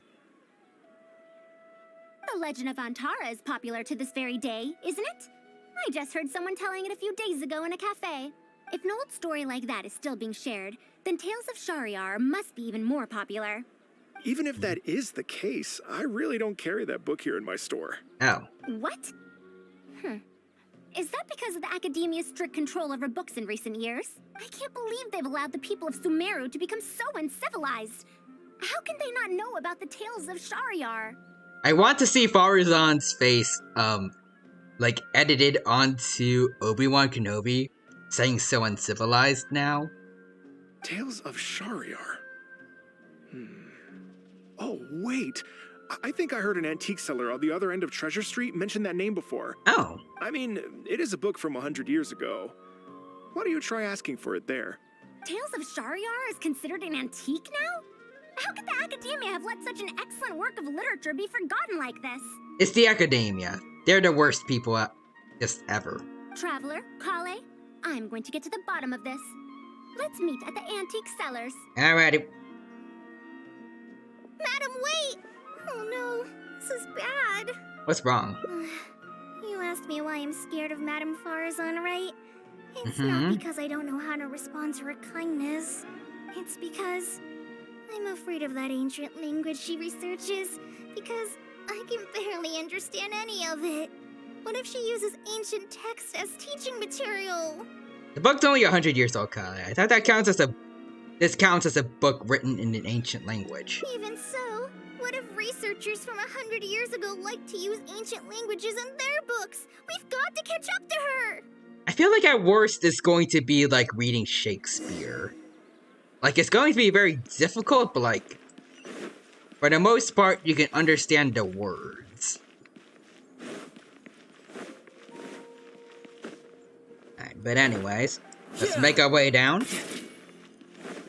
Hello? Found it! The 5th volume of Tales of Shariar. Wow, you actually found it. Nice. I never thought this book would ever get sold. All right, that's our teaching material secured. We also now know what to call this course. Analysis of Classical Texts. After all, this book is definitely worthy of being called a classic. Can I take a look? Luckily the language being used here isn't ancient at all. I can recognize a few words here and there. Awesome. Huh? But why aren't there pictures in this book? There are some books with no pictures. As long as the writing is good, readers won't need any illustrations to imagine the scenes. Worry not, I shall thoroughly explain the difficult sections. You'll like this book, I know it. After all this time, I wonder if Aaliyah and Aziz ended up together. And who obtained the desert gem in the end? Alright, spoilers, Farazan. Do you have the subsequent volumes of this series? I don't think so. Ah. Is that so? And here I thought I could finally read the ending. Never mind, I'll keep searching for the later volumes myself. Imagine, like, after 100 years, one of your biggest concerns is, can I finally read the ending to one of my favorite, like, insert, like, type of media series? Like, imagine, like, you've been gone for 100 years and the first thing you ask is One Piece over? If I'm to use it as a teaching material, it's better to start earlier in the series. Where are the first 4 volumes? Why aren't they all together? So Quadra says Alkale. Yeah, I kind of feel bad for her, but I like it. It's like, she is pretty much like a kid now, because pretty much her entire childhood was taken away from her by Dottore. So she's a lot, like, now when she's finally got the chance to, like, get her things back in order, she's a lot older. But she still has, like, that, she's still overall kind of childlike. I guess she hasn't really been given the chance to grow up. Rather than just being a test subject for Dottore.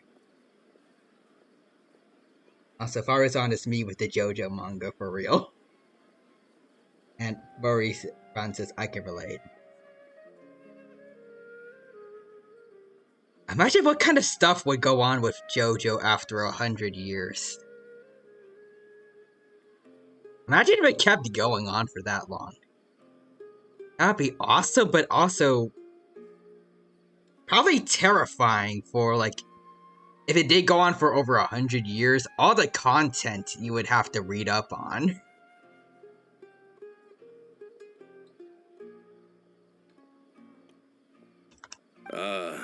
I don't have those either. Actually, this is the only volume I have. Really? Is this series really that popular? No. It's not popular at all. Rather, there's absolutely no demand for it. Yikes. No demand? Impossible. Back then, I'd come across at least 3 groups of people talking about it during a single stroll at the Academia. Seriously? No one told me that this book was anything special when I first got it. Where did you get this from? Can you still contact the seller? I'm afraid not. This book was sold together with a whole bunch of antique furniture. I didn't even notice it initially. Otherwise, the Matra would have come knocking. Wait, is this book actually worth a lot? It can't be, right? He's going to knock up the price, isn't he? Like if he hears that it's actually valuable. It doesn't look valuable. That's impossible. No matter how strict the academia was, there's no way Tales of Shariar could have fallen into such a state. Audra says, oof. Yeah, imagine a world where JoJo was irrelevant. That's crazy. God, that would be surreal. Like, coming from a world where, like, is that a JoJo's reference? Is an overused meme and people are tired of hearing it? And then entering a world where people don't even know it's a thing, that would blow my mind. And probably terrifying for any serious JoJo fans if they were in that situation. Like, they'd be the only JoJo fan left in the entire world. I do remember a passerby skimming through the book a few days ago. However, he simply sighed and left. Oof. He sighed? Why would he react like that? Given the quality of Tales of Shariar, he should have been entranced after a single glance. I'm sorry. Traveler, Kale, please give me a moment. I'd like to look through this book first. Alright. Why is there another misunderstanding between Ali and Aziz? Also, why is there no mention of the Desert Gem at all? Also, I just gotta say, like, I do kind of like how about this hangout event. Like, it really goes into depth about, like, how much, like, things have changed from when Farazan was, I guess, from, like, where Farazan was before she got trapped in the ruins to, like, where she is now. Like, how much things have changed, like, for her, I guess? And a new character is introduced with no foreshadowing at all? Also, what are all these new names and terms? Is this really the Tales of Shariar I know? I mean, it could have been translated, or... Is there anything else that people do with books like this? Like, I don't think anyone, like, actually rewrites, but, like, I think people make, like, different additions to certain books. Maybe it's a reboot, possibly. Well, that passerby reacted in much the same way. Who was the passerby in that Mada case? from the cafe over there. You know, the fellow who spends all day telling the legend of Antara. Oh? Maybe Farazan's going to meet someone who's also interested in ancient texts? Since that's also a very old story, maybe he knows a thing or two about that, Tales of, whatever it's called. Then let's go ask around at the cafe. Huh? Madame Farazan? Huh? Oh, yes. Let's go. You know, she's feeling a bit down about all this. I mean, I feel like I would be too.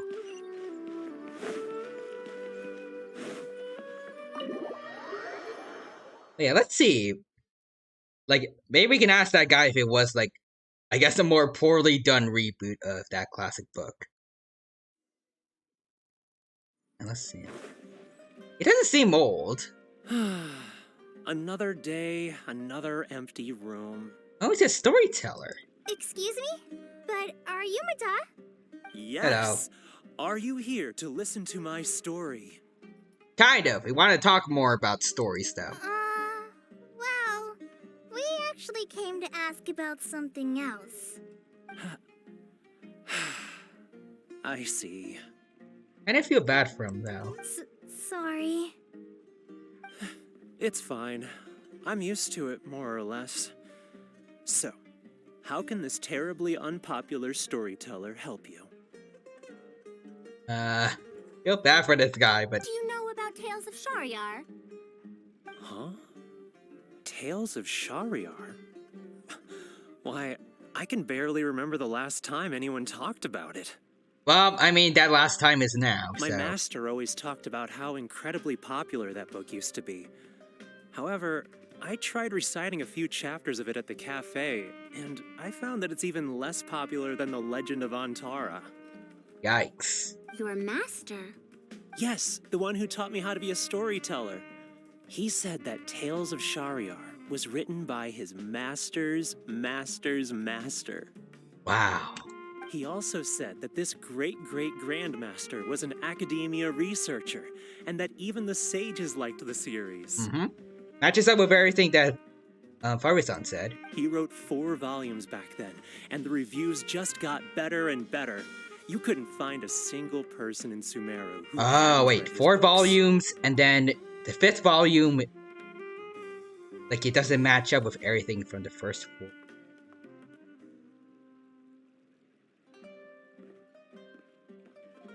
So I guess it kind of is a reboot, right?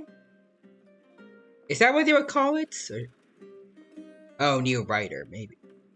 I feel like it's similar to what happened with, I think, Samurai Jack. Like, I think they had 4 seasons, and then the 5th season came out, like, years later for some reason. And I don't know if it was better or worse than the older seasons. I was wondering if it's a situation like that. And then? What happened next? Why doesn't anyone know about Tales of Shahryar now? Oh, apparently Quadras is... Oh, it was better and also on Adult Swim. Interesting. Oh, it's hard to tell when it comes to trends. One day everyone likes stories like that, and the next day their tastes change completely. Yep. Also, what Quadras said before? I'm actually pretty, like I'm kind of surprised to hear that, because usually when people make continuations of like older shows or reboots of them, usually they end up to just complete garbage. It's kind of nice seeing that like they actually it actually turned out better than what they had in the old days. We need more stuff like that and the DuckTales reboots. I think 2017. I only saw a few episodes of it, but they were really good. I think it got better because we were allowed to be a bit more adults with it for the older fans. Oh, they were allowed to be more adult with it for the older fans. Well, I can definitely understand why, because I haven't watched too much of Samurai Jack, but I watched basically all of another show that I think the same creator made, Primal. And it was a great mix of storytelling while also like having a lot of adult stuff, like particularly the gore in all the action scenes. Like they did not hold back with that kind of stuff. So I can imagine like applying that to Samurai Jack would be pretty good. Like I would, at least when it comes to like incorporating like getting to be more adult with a show, I would trust the guys in charge of Primal to do that well. And Quadra says, "Yo, Primal is so good." Yes, I'm happy to see that you used my emote there. But yeah, I loved Primal. I wish we can get a season 3. I don't know if we will be able to because of what happened, but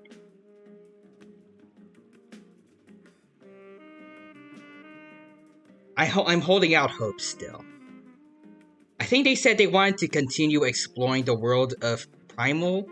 Maybe not with the same characters, but I think they said if there's enough fan backlash, they might decide to go to, like, seeing the adventures of Spear and Fang's children, which I think would be awesome.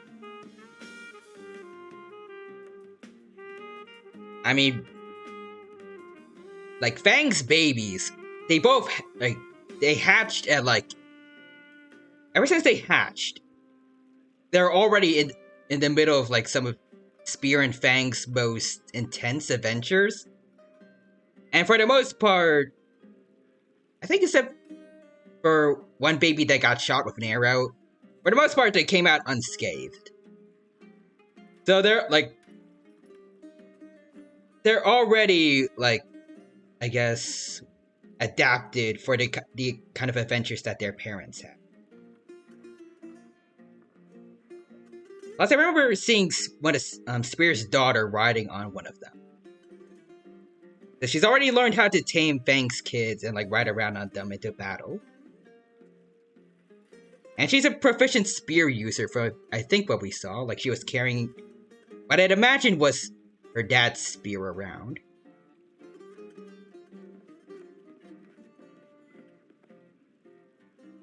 Plus, I kind of want to see more dinosaurs incorporated into Primal's art style. Like, the kinds of T-Rexes that they had were awesome. There was some kind of ceratopsian I saw in the Night Feeder episode.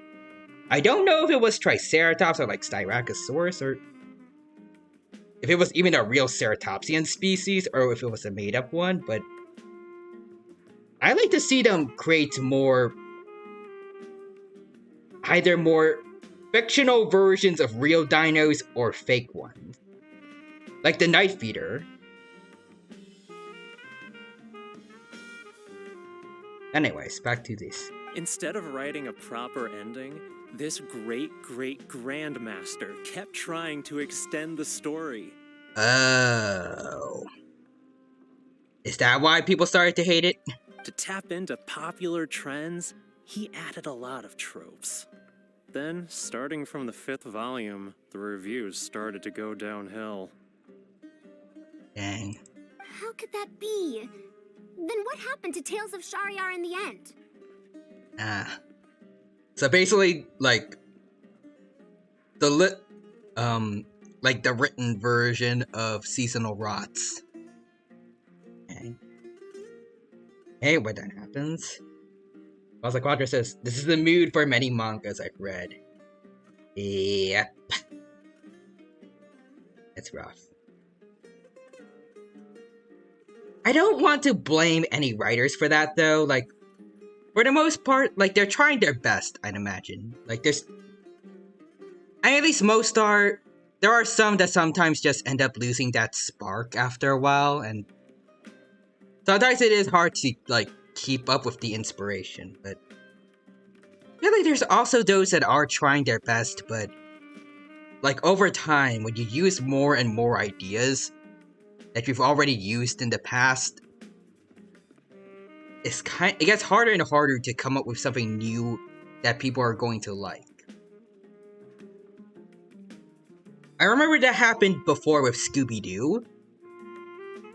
I think I remember seeing a video about like the history of Scrappy-Doo and how he saved the franchise.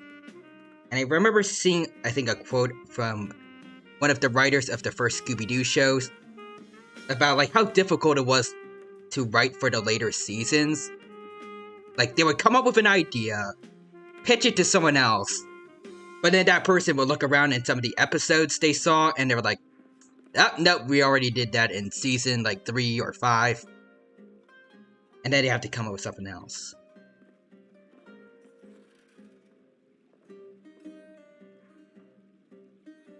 I kind of feel bad for people like them, because they are trying, but again, like I said, it's hard to come up with something fresh and new again and again and again when,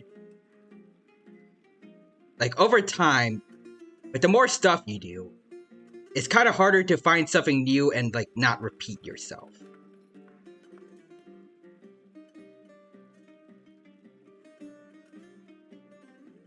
Yeah. Roger says, yeah, I agree. For the most part, I'm more sad about how things can end up like that.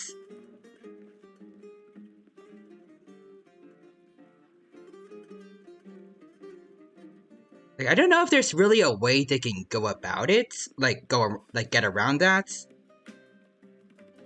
There probably are some ways, like, I don't think it's impossible, but, like, I feel like it's incredibly hard to do. Well, unless, I guess, if you look at Scooby-Doo over the years, I guess maybe like having different iterations of the characters can work. I don't know. At least I feel like it's worked rather well for like the Teenage Mutant Ninja Turtles.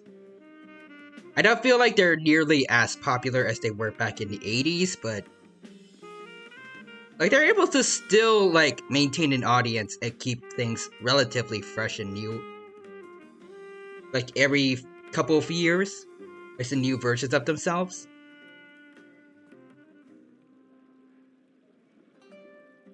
I don't know. I kind of wish there was something like, I think One Piece, where it could go on for a while, but it still maintains its general level of quality. At least as far as I know. I'm not a One Piece fan. Maybe it's actually gotten worse for most people over the years, but for the most part, I still hear people saying good things about it. In the end, there's no ending. The great-great-grandmaster tried to write a few more volumes, following whatever trends were popular at the time, but the trends kept changing right as he published his books. Roger says JoJo is also like this. That's good. And I don't feel like we have to worry about like something like this happening to JoJo. I remember hearing in one video from Totally Not Mark, he talked about like how I think one of his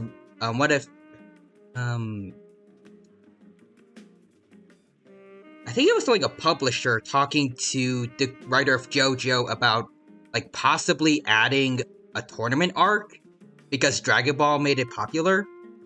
But he said no, because he likes forging his own path and doesn't like just doing like copying what everyone else likes and says it's popular. I feel like that's a telltale sign like things with JoJo are going to be good for a while. And I'm hoping that doesn't change.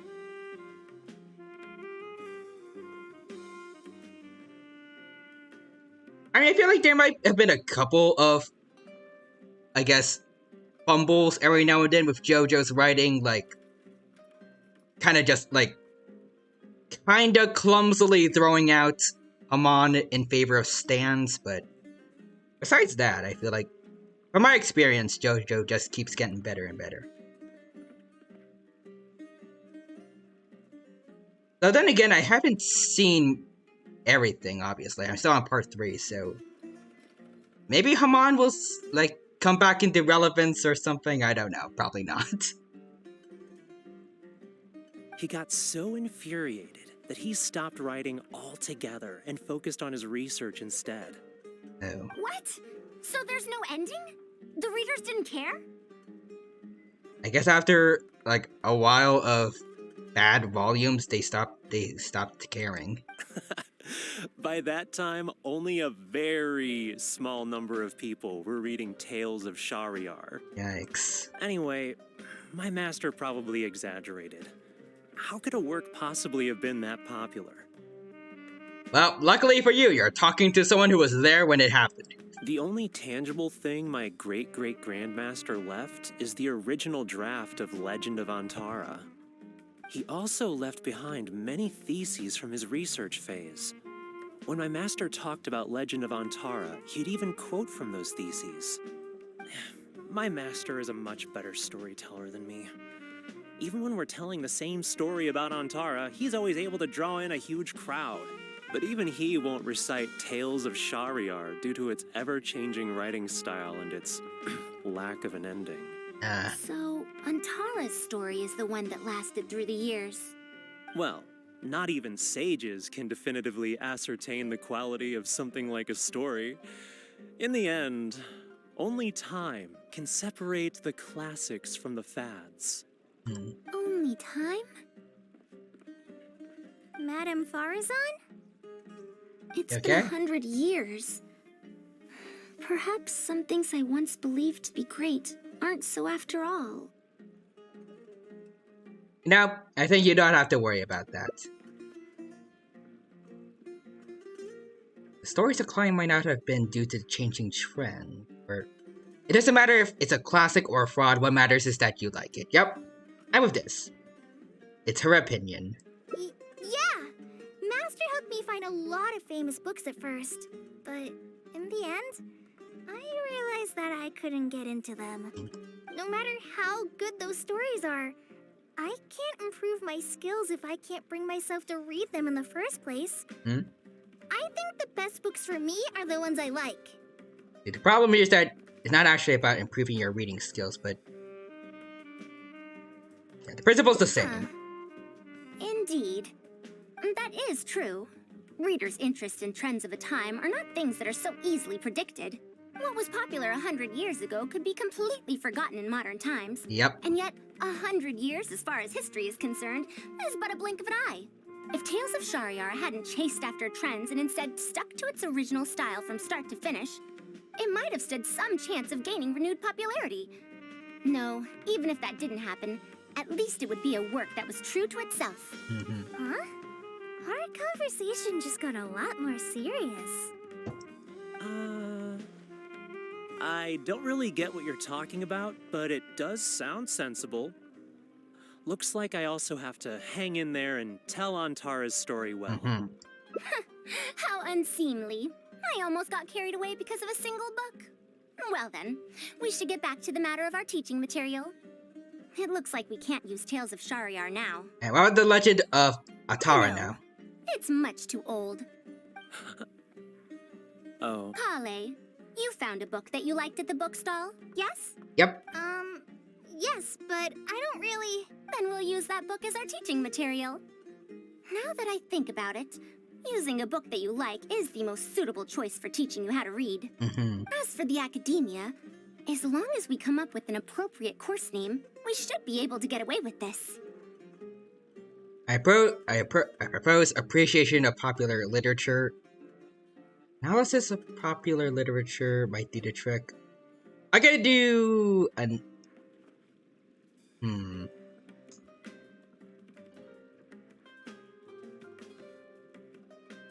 Analysis sounds more like something that the academia would like. Appreciation is more what we're actually doing, though. I'm gonna be brutally honest. If the academia doesn't like it, who cares? My, it sounds like you've dealt with the academia before. Let's go with that. Yeah. Forget the academia. Let's return to the book vendor in a bit and buy the latest volume of this Onibudo for Kale. But if I wish to use it as teaching material, I have to read it first. Speaking of which, other than third eye of perception and illusory mirror, I also espy some unfamiliar phrases from the reader's messages at the back of the book. Oh, hey, what? Such things as, even if it reminds me of my dark history, I still can't help but be drawn in by the story. And the author has written all the things that I only dare whisper into a tree hollow. That sounds like stuff that, that Kale used to do, right? Why do people use dark history to refer to awkward or embarrassing memories? Is this some slang that was invented in the last century? If one of our learning objectives was researching linguistic changes over the past 100 years, it might make it easier to get these books approved as teaching material. Roger says, oh no. Or Kale. I can tell you what that's all about. Apparently, in their youth, some people used to imagine themselves as someone burdened by fate, fighting against the world, etc. But as they grew older, they started to become embarrassed by such memories. Some would write those fantasies into novels, while others would entrust such tales to tree hollows. Oh no, poor Kale. Mata, you know, I suddenly have the urge to hear a story about Antara. No. Huh? Why so suddenly? I think we can ignore the whole dark history thing. Yeah, don't worry about it. I knew it. There will always be people who love the golden oldies. Now, let me tell you all about the ancient hero, Antara. Yep, let's go with that. Oh, and we're done. Nice. Oh, this picture looks nice. Alright, so we're done with ending numeral base. Alright, I'll take this, and let's see. Does this one give us a split ending? No, it does not. Alright. So there's only one pathway here, so... Next, we have to do... I think we need... It was like a project thing for the academia. Also, Quadra says that was cute, yep. It felt like we were just like going through the history of anime and manga. What now? She seems so Kind of. busy. Like going from commentary about shonen and isekais. Talk about like how some stories fade over time. Or get dated from chasing trends and stuff. Master said there's no rush. That's I know nice. that he's been busy working on something at Pardee's DI. I still feel like my story, the first ending we got about Tamimi, I think that was still the best one. We got lucky. Normally, it's not until later that I get the best, what I consider to be the best endings, but we got it right off the bat. I feel for Madame Farazan, but if I get her in trouble... Alright, let's see. Let's help her resolve her conflict. But I'm sure he'll say...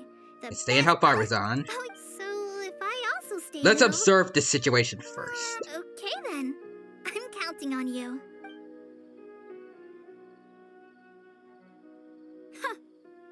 I have to teach students from Haravatat, or owe Kasharawar a favor. Alright, we already gone through all of this. The Traveler said that he can...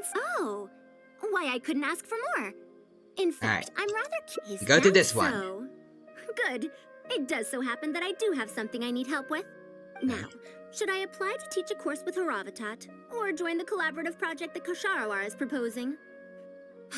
Honestly, I don't want to choose either of them. I mean, we already did everything else, so we gotta do the project. I don't know if Tainari's told you about this before, but while my research involves learning about ruins and the mechanisms within them, I don't belong to Kasharawar, which specializes in researching mechanisms, nor am I in Spontamod, which specializes in researching energy flow. Instead, I'm part of Haravatat, which specializes in languages and scripts. You only said that you're a very senior researcher in the field of mechanisms. She has been invited to Kasharawar multiple times to continue her research, but she's rejected them each time. Just listen to how they introduce themselves. In the future, Kasharawar will be the only Darshan with the ability to research mechanisms. There's no such thing as exclusivity in knowledge. It does sound kind of weird to say.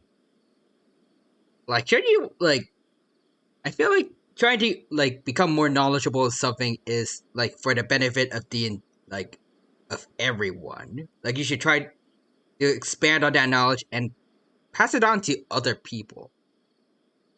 Besides, not just keep it for current yourself. Kasharawar is more concerned about how mechanisms can be used in everyday life, while my research involves textual analysis of ruins. If they're trying to use the collaborative project as an excuse to have me reconsider again... No, that's not it. The request this time is from Akara Crafts. The representative of Kasharawar recommended you to them, Madame Farazan. In truth, she told me that it's because she respects you a lot. Okay. Respect? Oh, my. It's kind of funny seeing Farazan get flustered like this, but at the same time, I don't trust anyone from the academia until I really get to know him. Putting aside my ideological differences with Kasharawar, I suppose I must acknowledge this attitude of theirs. At the very least, they're bounds above those decrepit Haravatat fools. Nah, it wouldn't hurt to hear them out. Yeah, Akara Crafts is a pretty nice shop. Since both of you feel as such, I shall first hear this proposal. Alright. In summary, Akara Crafts wants to design a series of early learning toys that will cultivate curiosity and learning in children. Early learning toys. Interesting. The academia agreed to work with them because they hope that these toys can help children become excellent researchers in the future. I got it. How about the 1x1 Rubik's Cube? I think that'll help kids learn perfectly well. True. The current academia is in need of some new blood. If the children start learning now, perhaps I can find some talented students in a few years. Madam Farazan, you still haven't found any students? Anise, Kasharowar's representative, should be staying in the inn at Port Ormos. If you want more details, you can find her there. Port Ormos? Now there's a place I haven't been to in a long time. I wonder how much it's changed. Also, Quadra says, "Ah, yes, my favorite toy, the one squares." That's what it's called, right? Like the one by one Rubik's cube, like where every face is just one color. I think that's it. Can't join you since Port Ormos is a little far from here. I should probably go back and report to Master, and then review today's homework. No worries. Go do your homework, Kale. Once I'm done with everything here, I'll head over to Pardistii. I'll take you there. Thank you. Why, I'd even call this a rare chance for a curious researcher like myself to observe the legendary traveler up close. Alright, let's go then. We gotta go all the way over there. Alright, to Port Ormos we shall go. Alright, go over this way. Alright. I'm kinda interested to see where this goes. They're trying to come up with a new state-of-the-art learning toy for kids. Madam Farazan! Oh, it's really you. Hello. Did you change your mind? All right, calm down. Let me be clear. I'm still not all that interested in Kasharawar. I'm just here to see how the project is going. After all, you're here as representatives of the academia in this collaboration. The reputation of all research is at stake here, so I will not simply stand by should mistakes get made. Either way, it's good that you were willing to come. Now, we've given Akara Crafts many ideas over the past couple of days. However, their owner thinks that our designs are too complicated, which will drive production costs too far up. Okay, she seems alright for now. Expected. Students who have never had to deal with budgetary constraints probably don't understand how important it is to keep costs low. How enviable. By any chance, has it been difficult for you to get funding for your research? If you join the Kasharawar, your budget will be as big as you want it to be. I guarantee it. Really, what if she asked for like $1 billion? That's enough. I will not repeat myself. Take me to Akara Crafts owner first, if you please. All right. He's usually at the slope up ahead recruiting volunteers to test out his toys. Let's just head over. Alrighty. Let's go see him. Where are they? Okay, right over there. Excuse me. Alright. I see him. Alright, almost there, and perfect. Mamdu, the one I recommended is here. Oh, so you're, Madam Farazan? Oh. Yes. How do I turn off all the alarms? Ah, wonderful. We haven't been able to make any progress on our collaboration recently. That's so. We've made many suggestions, but Miss Anise thought that those ideas were too simple and wouldn't be effective in training the mind. These early learning toys are meant to help the academia train future researchers, after all. If they're too simple, then how are they any different from regular toys? Alright, I see your If they're point. too complicated, not only will they be expensive to produce considering our production capabilities, but they won't have much broad appeal to Sumeru's children either. So the design can't be too complicated, but it can't be too easy to play with either. Sounds like it, pretty much. I remember that in your notes, many contraptions have managed to fulfill complex functions despite using simple parts. Maybe we can do something similar with these early learning toys. The contraptions in my notes? I didn't create those. I simply took the contraptions in the ruins apart and analyzed them. But now that you mention it, the ruins did have things like that. Do you have a pen, paper, and scissors? I'll make a paper prototype. Alright, let's see what you make. You have an idea already? I suppose I should have expected as much of a respected academia senior researcher. We do have those, yes. Please, help yourself. Alrighty. Oh, you're done already? What's that? Let me explain. These 3 thick lines represent 3 poles. These paper strips of varying lengths represent rings of different sizes. They can be slotted onto the poles and stacked up like a tower. Well, that is easier to make than I expected. So, how is this game played? That's very simple as well. You just need to shift the tower from this pole to another pole. Isn't this a little too simple? Even by the standards of an early learning toy, I mean. Of course, when moving each ring, the paper strips in this case, you must follow one rule. You can only move one ring at a time, and you can't place a bigger ring on top of a smaller one. Okay. It's like building a tower. The rings in the 3 poles must be stacked from big to small. I named this toy Pagoda Stack. Okay. Pagoda Stack. Interesting. That sounds way too simple. Even I feel like it's missing something. Give it a try and you'll find out if it's simple or not. I heard from my niece that you find volunteers to try out the toys, right? Why don't we do the same for this game? Alright, so let's see. Think about what you said before. So there's 3 poles, right? But you can't put a smaller, and you can only move one of them at a time. And you can't put a smaller like thing on top of, like a bigger thing on top of a smaller one. Actually sounds kind of hard, actually. It's like that one riddle I think I remember hearing about when I was a kid. Like, you have a boat and you need to get a fox, a chicken, and some chicken feed to one side of the river, and you can only move one around on each side. And I think, like, if you leave the fox with the chicken will get eaten. If the chicken with some feed gets eaten. I don't remember what the strategy, like, to solve that was. It's such a simple toy.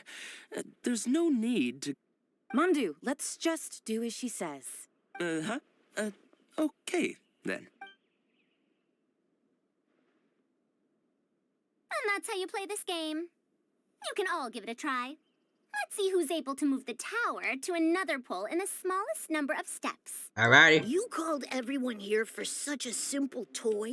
Try it, kid. It doesn't look like it'll take that many steps. Come on, we all promised to help Mr. Mamdu test out the new toys. He said he'd give us new Genius Invocation TCG cards. Ah. I wonder if Sino just suddenly showed up as soon as he heard Genius Invocation TCG. Ugh, fine. Let's get this over and done with so we can head back and play cards. Alright, let's see what the kids and everyone else thinks after they actually play it. Done. It took me 19 steps. 19. It took me over 20 steps. I only needed 18 steps. I mean, that still sounds kind of hard. Not bad. Looks like you're all familiar with the rules now.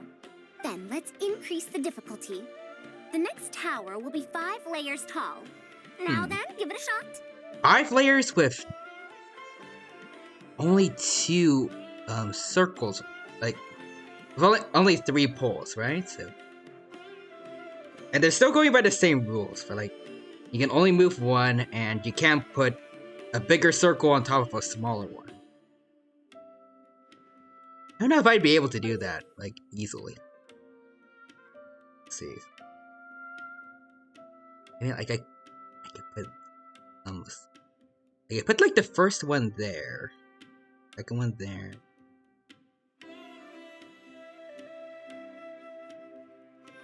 Yeah, I don't know. Wait, there's more?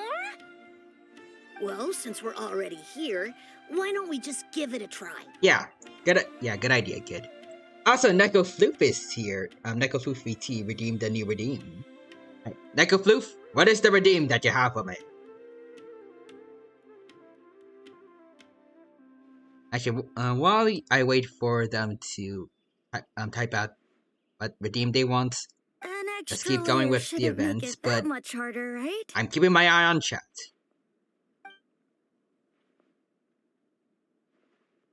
What's going on? I've already moved over 30 steps, but I'm still not done yet.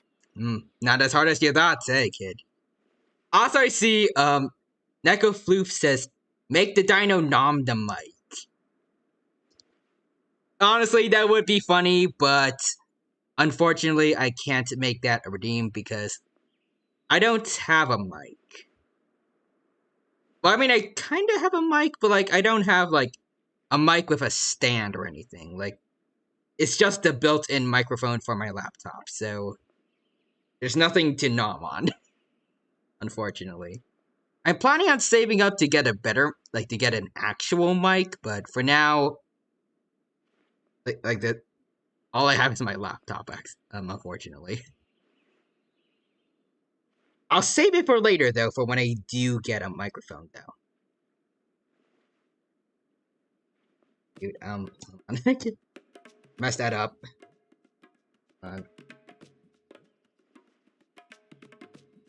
There we go, now I got a screenshot.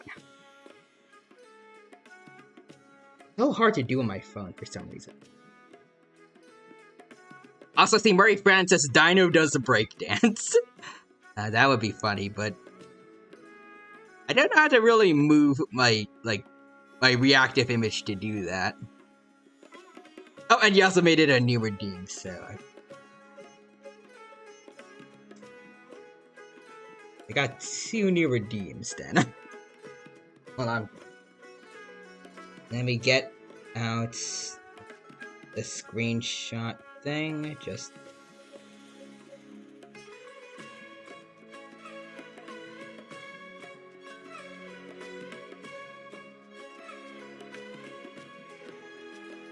And I wish my phone was more, like, it was more screenshot friendly.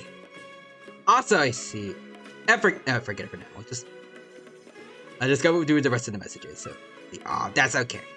Alright, then how about Dino says no? Alright, done. I'll add it after stream, maybe. But I can say it right now. Nom! As for breakdancing... Again, I don't know how to really do it, but, like, this is the most I could do. This is the best I can do for breakdancing. Alright, also the Neko Floof redeemed the bread twice, so I want to try... Alright, 2 breads. Yep, I see them. Gotta try doing 2 different voices. Let's see.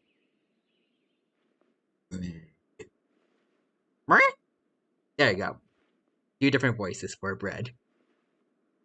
So there's your redeems, and Neko Floof redeemed Roar, so... There you go.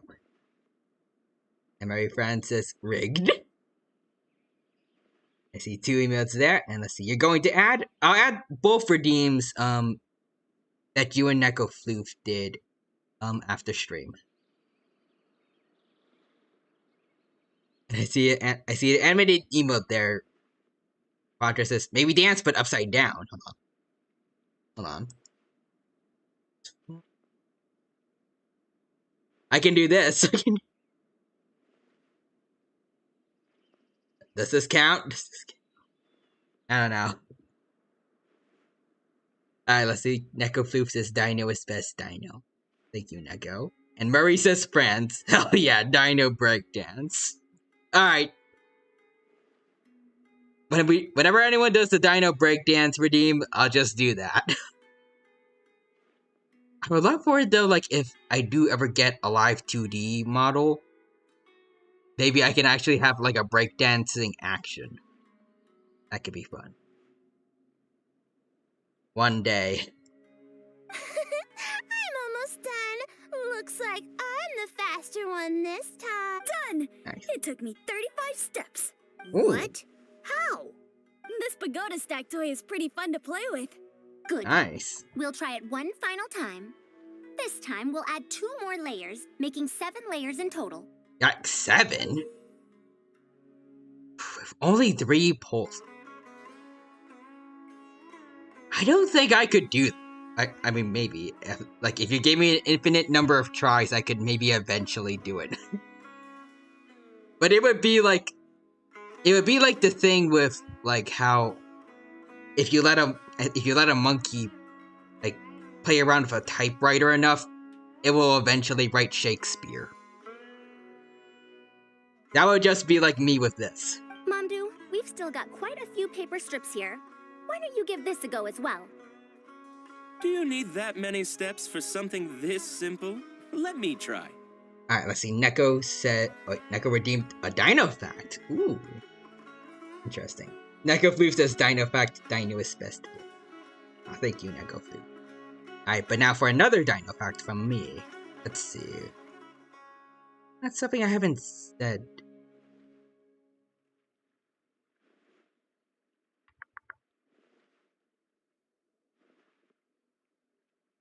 Let's see. There's this dinosaur called Dino-Kyrus, whose name means terrible hand.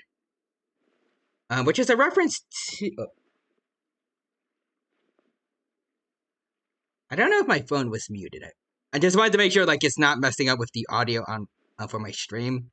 Because sometimes it gets like sometimes like my laptop's microphone, like if my phone is on and it's making noise, my laptop will capture it. But anyways, I'm back to the dino fact. Dino-Kyrus is a dinosaur whose name means terrible hand, and it refers to the fact that for a while, all we knew about Dino-Kyrus was that it was from its arms, which were incredibly large, even for a large theropod. And I think if it was proportional to the arms of other large theropods like Tyrannosaurus or Carcharodontosaurus or Spino, Dino-Kyrus would have been enormous. I don't remember exactly how large it would have been. I think maybe like, I was gonna say like 50 feet, but Tyrannosaurus was like 40 feet. Like, I don't know. But it was, suffice to say, they thought it was a lot bigger than it actually was. And it's changed later on. I think somewhere into 2010s, maybe 2016, I could be wrong though, when we found more fossils of Dino-Kyrus. And then we found out that it was an incredibly bizarre looking dinosaur. It resembled Therizinosaurus, if you've heard of it. It did show up in Jurassic World Dominion, so some of you might have seen it from there. It resembled Therizinosaurus quite a bit, but it was actually an ornithomimosaurian. So it's actually more closely related to dinosaurs like Gallimimus, the orange ostrich-like dinosaur from the first Jurassic Park movie. And it also had a large hump on its back. And I'm trying to think, what else did it have?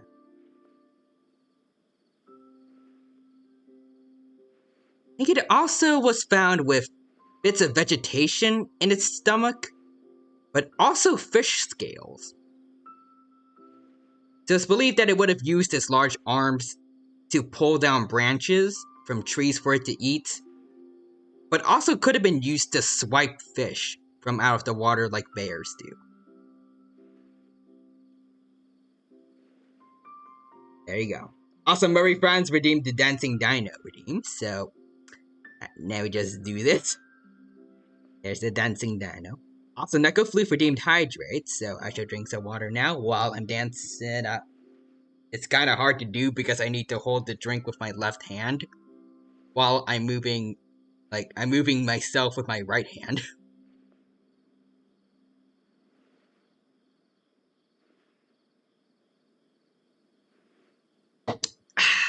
There we go. I have hydrated and I'm dancing. So those are both of your redeems. Echo Floof says, drink the Wawa Dino. I mean, I drank Sprite. It's close enough. Also, Murray Franz says, any Brazilian dinos? I know one Brazilian dino.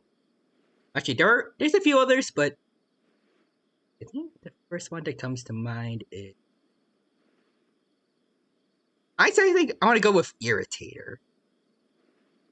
It's a Spinosaurid, which, as you can probably tell from that name, means it's from the same family as the infamous Spinosaurus, though As far as we know from Irritator, it didn't have a sail. And the reason how it got its name was that its skull was unfortunately, it was first possessed by fossil poachers who messed around with the skull and added plaster to it. For those of you who don't know, plaster is what people in museums use to recreate dinosaur fossils. All the fossils you see of dinosaurs in museums are actually plaster replicas, while the real fossils are kept in basements and such of museums so that the paleontologists can research them, while the plaster replicas are up for people to look at. So those fossil poachers added plaster onto the real Irritator skull to make it look more complete than it really was, and so that they could sell it for a higher price. So when paleontologists bought the skull and realized it was tampered with, they had to spend a very, very long time getting rid of all the plaster until they got the real skull. And because of how irritating the process was, they decided to name it Irritator. And yeah, there's a free dino fact about a Brazilian dino for your Murray facts. Wow, nice fact. You are welcome.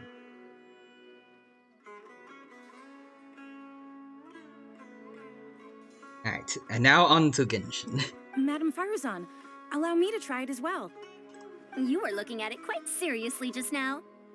Are you starting to understand the principles involved? Mm-hmm. I think so. If you want to test out your hypothesis, you'll just have to play and find out. Got it. Ah, we don't have enough paper strips left for you, Traveler. However, by the looks of things, you seem to have the game figured out. Somewhat. Why don't you guess what the lowest number of steps needed to solve a 7-layer pagoda stack is? I'm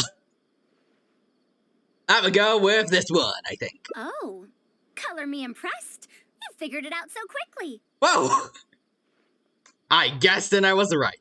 Let's see how well they do then.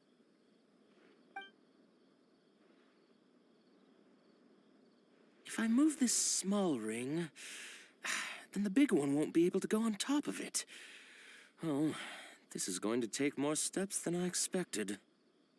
Fortress's RNG manipulator dino. Yep. I had a 25% chance of getting it right, and I nailed it. Bring on the Nahida banner. I'm ready to fight the odds. Also, Marie Francis, thanks. I know about the Irritator, but I didn't know that was the origin of its name. Yeah, it was an interesting but also kind of sad tale. Like the fact that, unfortunately, there's a lot of fossil poaching out there, and it could get in the way of the work of paleontologists. And it's an issue in other places as well. I think also Dino Kairos, which I mentioned before. I think some of its fossils were also the result, they were also victims of fossil poaching. I've lost count of how many steps I've taken. Can I restart? No. This got a lot harder. I solved it. Madame Faruzan, it takes 127 steps in total. That many? But there are only 7 layers. For every extra layer in the pagoda stack, the move order you need to consider becomes much more complex, and the number of steps required will at least double. More accurately, it will require double the steps, plus 1 each time. You did well. You didn't underestimate the principles behind it just because it's an early learning toy. The complexity of any given contraption isn't determined by the number of parts it has. The way the parts interact and the rules behind how it operates are important too. Oh, I see. No wonder you emphasized in your notes that no contraption should ever be underestimated. I see. So even a simple toy can become complex with the right set of rules. That's right. The rules used for Pagoda Stack are the simplest kind when it comes to ancient contraption-making techniques. I could spend some time picking out all those machines that do something similar and write you a reference book. Once that happens, you can give the volunteers the reference book and paper prototypes and find out which toy is the most popular. Do you have any other toys? Yeah, when can we play with them? In about 2 days or so, I think. Anise, if you're free, can you help me with the illustrations for the reference book? Of course. I'd be honored. 2 days should be enough for us to find more volunteers. Then we can organize a huge conference here, at which we can announce which toy we'll be making. Alright, shall I come back in 2 days then? You'd be most welcome.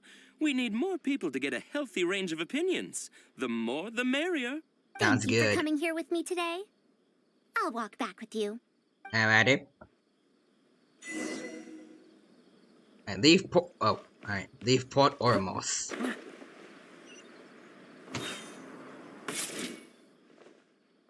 I'll be going then. Say hi to Tainari and Kale for me if you can. Once everything here is settled, I'll make my way over to Pardistii as quickly as I can. Alright, so about Anais. Anise. We haven't had much time to get to know each other, but she seems like a good kid. She's able to calmly figure out the basic principles behind something without being influenced by others. I'll do my best to teach her over the next few days. Still, how much she learns will really depend on her. Why don't you take her on as a student? Well, her interest lies in the application of mechanisms. I do have some old knowledge to share, but if we think about the future, it's easier for her to learn the things she's interested in if she stays in Kasharawar. My research into mechanisms is, in a sense, a side effect of my research into ancient texts. If she becomes my student to learn how to make modern contraptions, it wouldn't benefit either of us in the long run. I see. I haven't considered that. If she develops an interest in deciphering ancient texts over these next 2 days, that would change things. If I successfully poach a student, those young punks at Haravatat will have one less reason to cut my budget. Perhaps if this collaborative project goes smoothly, I can even ignore Haravatat and ask for a higher budget directly from the academia. Ooh. About the collaborative project. I could come up with lots of ideas. With Anise's help, 2 days will be enough for our work. However, I'm still undecided as to the style of the reference book's text and illustrations. Honestly, I'm really interested to see where we can get a second ending from this, because I haven't seen anything yet, I think. Right, to become accurate and detailed, or...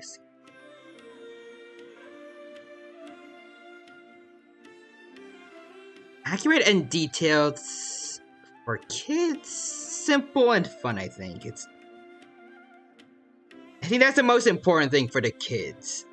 For them to actually get interested in it. You're right.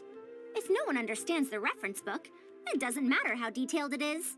It's better to make it simpler and fun so that children will be interested in the subject. It'll also make it easier for me to recruit students in the long run. Thank you. I'll take your opinion into account. See you in 2 days. Alrighty. 2 days later. Here we go. Alright, let's see how this goes.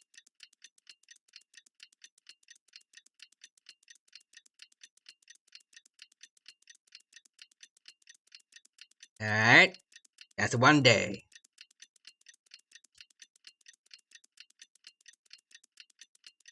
And during these 2 days, either the people of Sumeru are just passing by watching me stand perfectly still, or are just absolutely terrified of what's going on with the weather. No time to lose. With the sun and moon going up and down super quickly. Alright. See how this goes? Oh, you're here. Hello. We're just starting to set up the venue. We've called up everyone we possibly could have. Ooh. This is going to be quite the event. My masterpiece is going to be exhibited after all. Let's see what the academia shall say about it this time. Paimon says, "Do you always have to do that?" And then Tai says, "Yes." I'm displaying dominance to everyone in Port Oromos. And if we activate this little mechanism just like that, a Sumeru rose will appear at the top of the cane. Well, that sounds cool.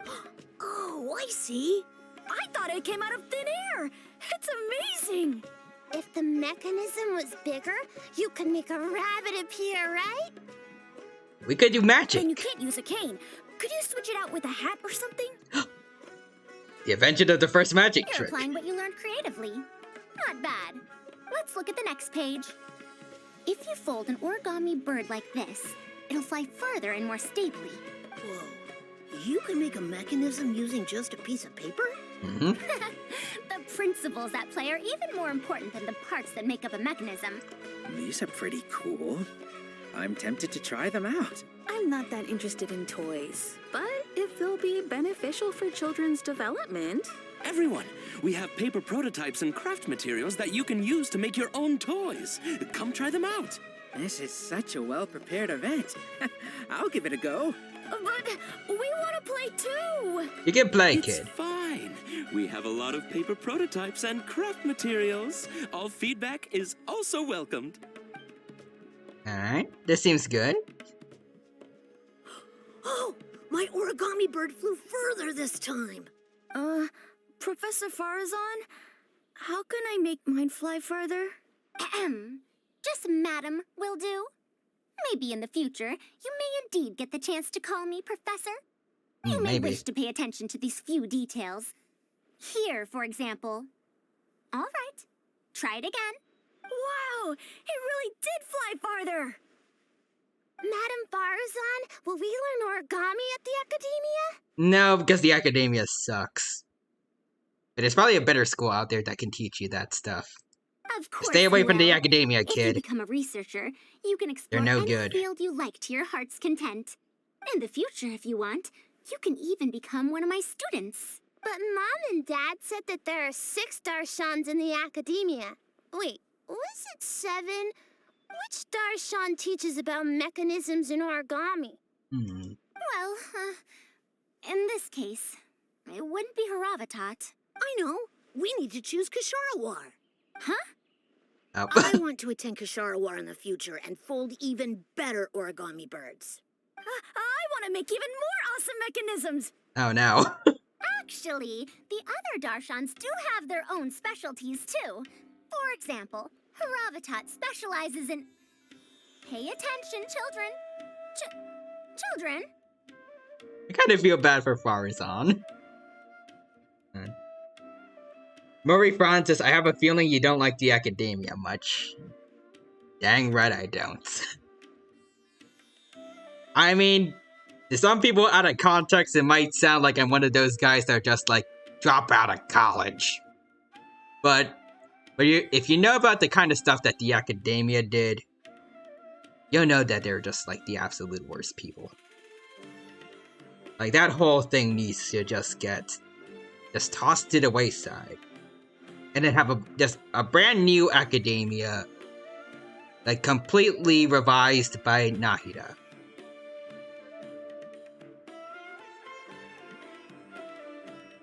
Maybe now, like I was gonna say, like maybe without Hatham as like the Grand Sage instead of Azar, but he doesn't want that job. Actually, Nahida could probably take up that job, like how Raiden Shogun is like the ruler of Inazuma. The Grand Sage is pretty much like the guy in charge of Sumeru, so Nahida could also take up that role. How did this happen? What if we end up in a Darshan we don't like? Does that mean that we won't get to learn about the things we do like? You can leave a Darshan, maybe. Or again, like I said, kid. Just don't go near the academia at all. Find your own path on your own. Or at least go to a different region if you're going to pursue a higher education. The schools there are probably a lot better than the academia. No, that won't happen. Take me, for example. I'm a researcher from Haravatat, but I research mechanisms. See? The only person able to restrict your curiosity as a researcher is you. Do you understand what I'm saying? Not really. Huh. It's all right. You still have a long road ahead of you. Now, do you want to learn about some other machines? Let me tell you a story about pressure-based mechanisms and elemental monuments. Ooh. Ah, this is cute. The corner. Alright, still not as good as the one with Tamimi. Tamimi, I think. What was this? I'm pretty sure it was Tamimi. But honestly, I think this one was pretty good too. I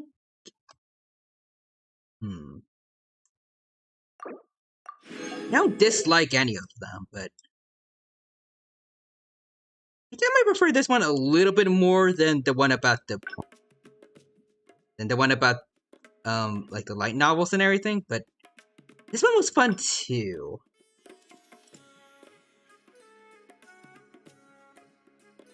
Again, I'm kind of surprised that we got probably the best ending at the very beginning. Alright, so now we gotta go to this one. Question and answer time. This place is pretty dead. By which I mean, there's nothing to kill. So, how do we get something different here? I'll be going then. Say Alright, hi so to Tainari and college. I'll change the answer. To ask why I'm unwilling to join them, yes? Probably. Putting aside the fact that they're too full of themselves, I actually have no issue with their research methodologies and approach. But like, this is everyone in the academia, basically. Besides you, I'll hate them. Kiva, kind of. Everyone else in the academia is just the worst. I feel like Kiva might be a little bit of this, but at least I'll hate them can, like, put them in this place, I guess. After all, knowledge is either right or wrong. Superiority and inferiority do not come into the conversation. All researchers are just doing their best to shed light on the unknown in their respective fields of expertise. No matter what corner of the unknown they shed light on, it's a step forward for us all. And why do you refuse to join them? Because I believe wholeheartedly in that principle. Even if the others call my research useless, as long as the knowledge I gain from it is accurate, it could become useful in the future. In the end, useful and useless are concepts that shouldn't be used to evaluate knowledge. Agreed. When I first started deciphering ancient documents, I didn't think about how it'd be useful to Ksharawar. That's why there's no need for me to join them to do useful research. I'd rather stay in Haravatat. It's much more convenient for me to access the materials I need for my research here. Still, the funding that Ksharawar has offered me is so hard to get in Haravatat.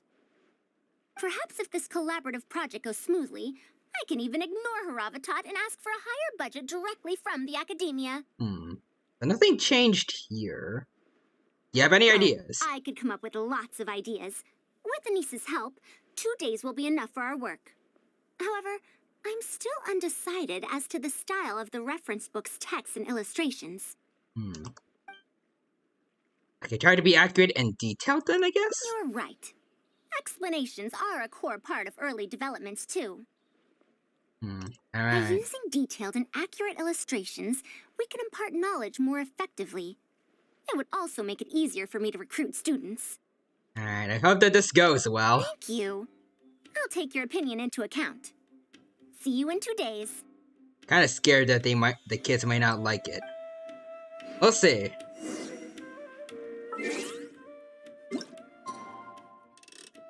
Alright. 2 days. Let's see what happens. Alright. And once again, I am displaying dominance to everyone in Port Oremos by standing perfectly still. I become blind. I become naked to the human, I become invisible to the human eye. I think that's what I meant to say. Can't English today. Alright, there we go. Head to the conference, but also I just want to get to this first. Alright. Progress is standing here. I realized you were just like you're me. Here. We've called up everyone we... My masterpiece is going to be exhibited. Alright. So this is it. This is everything To we've sum seen up, so far. The 24 forms of pressure-based puzzle mechanisms were used in various ruins. Okay, something's different here. All right, let's go to the next page. Now, I'll explain the base layer design of elemental monuments. You're like him in class. Are we done yet? Oh I'm no. falling asleep. Alright, so the kids don't like it. I don't understand any of it at all. Oh no. Oh, that kid is just straight up asleep. Are these really toys? Oh no. They sound a bit too dangerous to buy for children. Oh. Hey, Kamal. Well, we've prepared paper prototypes for everyone. If you're interested in the mechanisms Madame Farazan's talked about, you're more than welcome to try them out. Roger says Big Oof. Yeah. I mean, I got it right the first time around. For a second, honestly, I thought it was like one of those, like dialogue options that wouldn't really change to anything. But I just thought, yeah, maybe make it simpler and easier for the kids, but I didn't expect it to actually have an impact like this. Oh, this is no fun. Can I try another toy? I want to go home and play Genius Invocation TCG. The kid is still asleep. Forget it. I don't think anyone would be interested. There was the adventurer guy. I should go home and take care of my children. Oh. The launch event ends on that note. How did this happen? Forget about getting opinions from others. No one even wanted to stay and try them out. I'm sorry. I think we miscalculated. Yeah, must apologize too. No, you simply gave suggestions. I was the one who decided to follow through. Anise, too, was only following my instructions. I will find a way to make up for this error. Please, give me some time. I'll write another reference book. I feel like this is the worst ending. Excuse me. Oh, hello? Are you the one who wrote this reference book? Hello, sir? Yes. Who are you? Ah, you're that man mountain who was in the crowd just now. Do I stand out that much? Well, I mean, guess I don't look like someone kind who'd of. have anything to do with toys. Let me introduce myself. I'm Kamal, the branch master of Sumeru's Adventurers Guild. What's the branch master doing here? Were you looking for us, or did something happen? I came to Port Ormos to visit some old friends. On the way over, I saw the booklet you were handing out, so I came to take a look. Ah. Can you print a few more copies of this booklet and sell them to the Adventurers Guild? Also, could you make full-fledged models of those paper prototypes and sell them to us as well? Oh, what does so the they got Adventurers interested in Guild these. want with these toys? You may see them as toys, but to adventurers who need to deal with all sorts of machines and contraptions within ancient ruins, this booklet is a true treasure. We have many members who can't read. Wait, so what? books are of little use to them. What they know of handling mechanisms has been learned solely through word of mouth. Why don't most of the adventurers know how to read? Even if the academia granted public access to all their books, there are people who can't use them.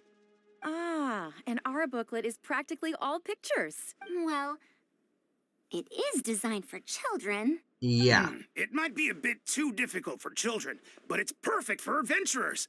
Also, those paper strips, you called them paper prototypes? If you can make wooden versions for demonstration purposes, even the most illiterate person would be able to follow along and understand. Alright. If we can supply a model set for each branch, and if each adventurer carries a booklet with them, then ruin exploration will become much safer. Kind of want to see, like, one day we go over to Mondstadt and we see Bennett, Fischl, and Razor all playing with these. Is Razor part of the Adventurers Guild? Like, I know Bennett's and I think Fischl are.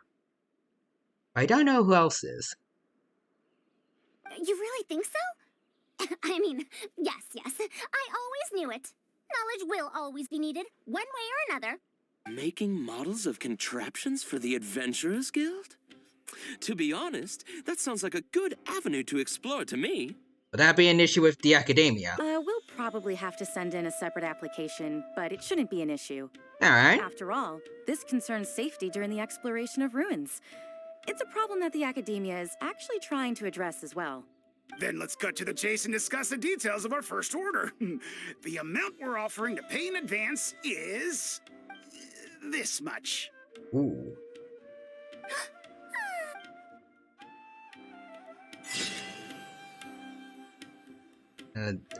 The knowledge is a wealth, and I think Farazan fainted. Huh. I guess pandering to the Adventurers Guild was, at least from what I could see, like, in terms of money, what might have been the better deal. Alright, but that is just about everything for Farazan's hangout events. Technically good, yep. Alright, but let's see, that's everything worthwhile done with Windbloom, everything done with Dehya's events, and everything done with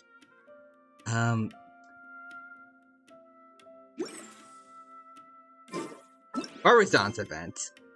So all that's left is this part of the Archon quest, which I think I'll do next time because it's been 7 hours and it's 1 a.m. 1:13 a.m. for me, so maybe it's a good time to head off. And also, I probably have a lot of stuff to do over on Twitter, adventures-wise. Thank you to everyone who stopped by and hang out here with me during all this time. I hope I was able to entertain you all. And I hope to see you all next time when we do the Archon quest for Genshin, which is going to be very interesting because for what I could see, we are going to get you know, there are better ways to seek out our enemies than, well, standing here. What's his name? Ainsleaf again. I'm kind of interested to see him again. And like what he's been up to during all this time. Alright, let's see. I'll just say, yeah, I had a good time. Dino? Awesome. And have a good night. You too. Alright, so let's see. Who have we got to rate today? Basically, all the people that I follow are all asleep. Well, they're offline, but I can imagine why.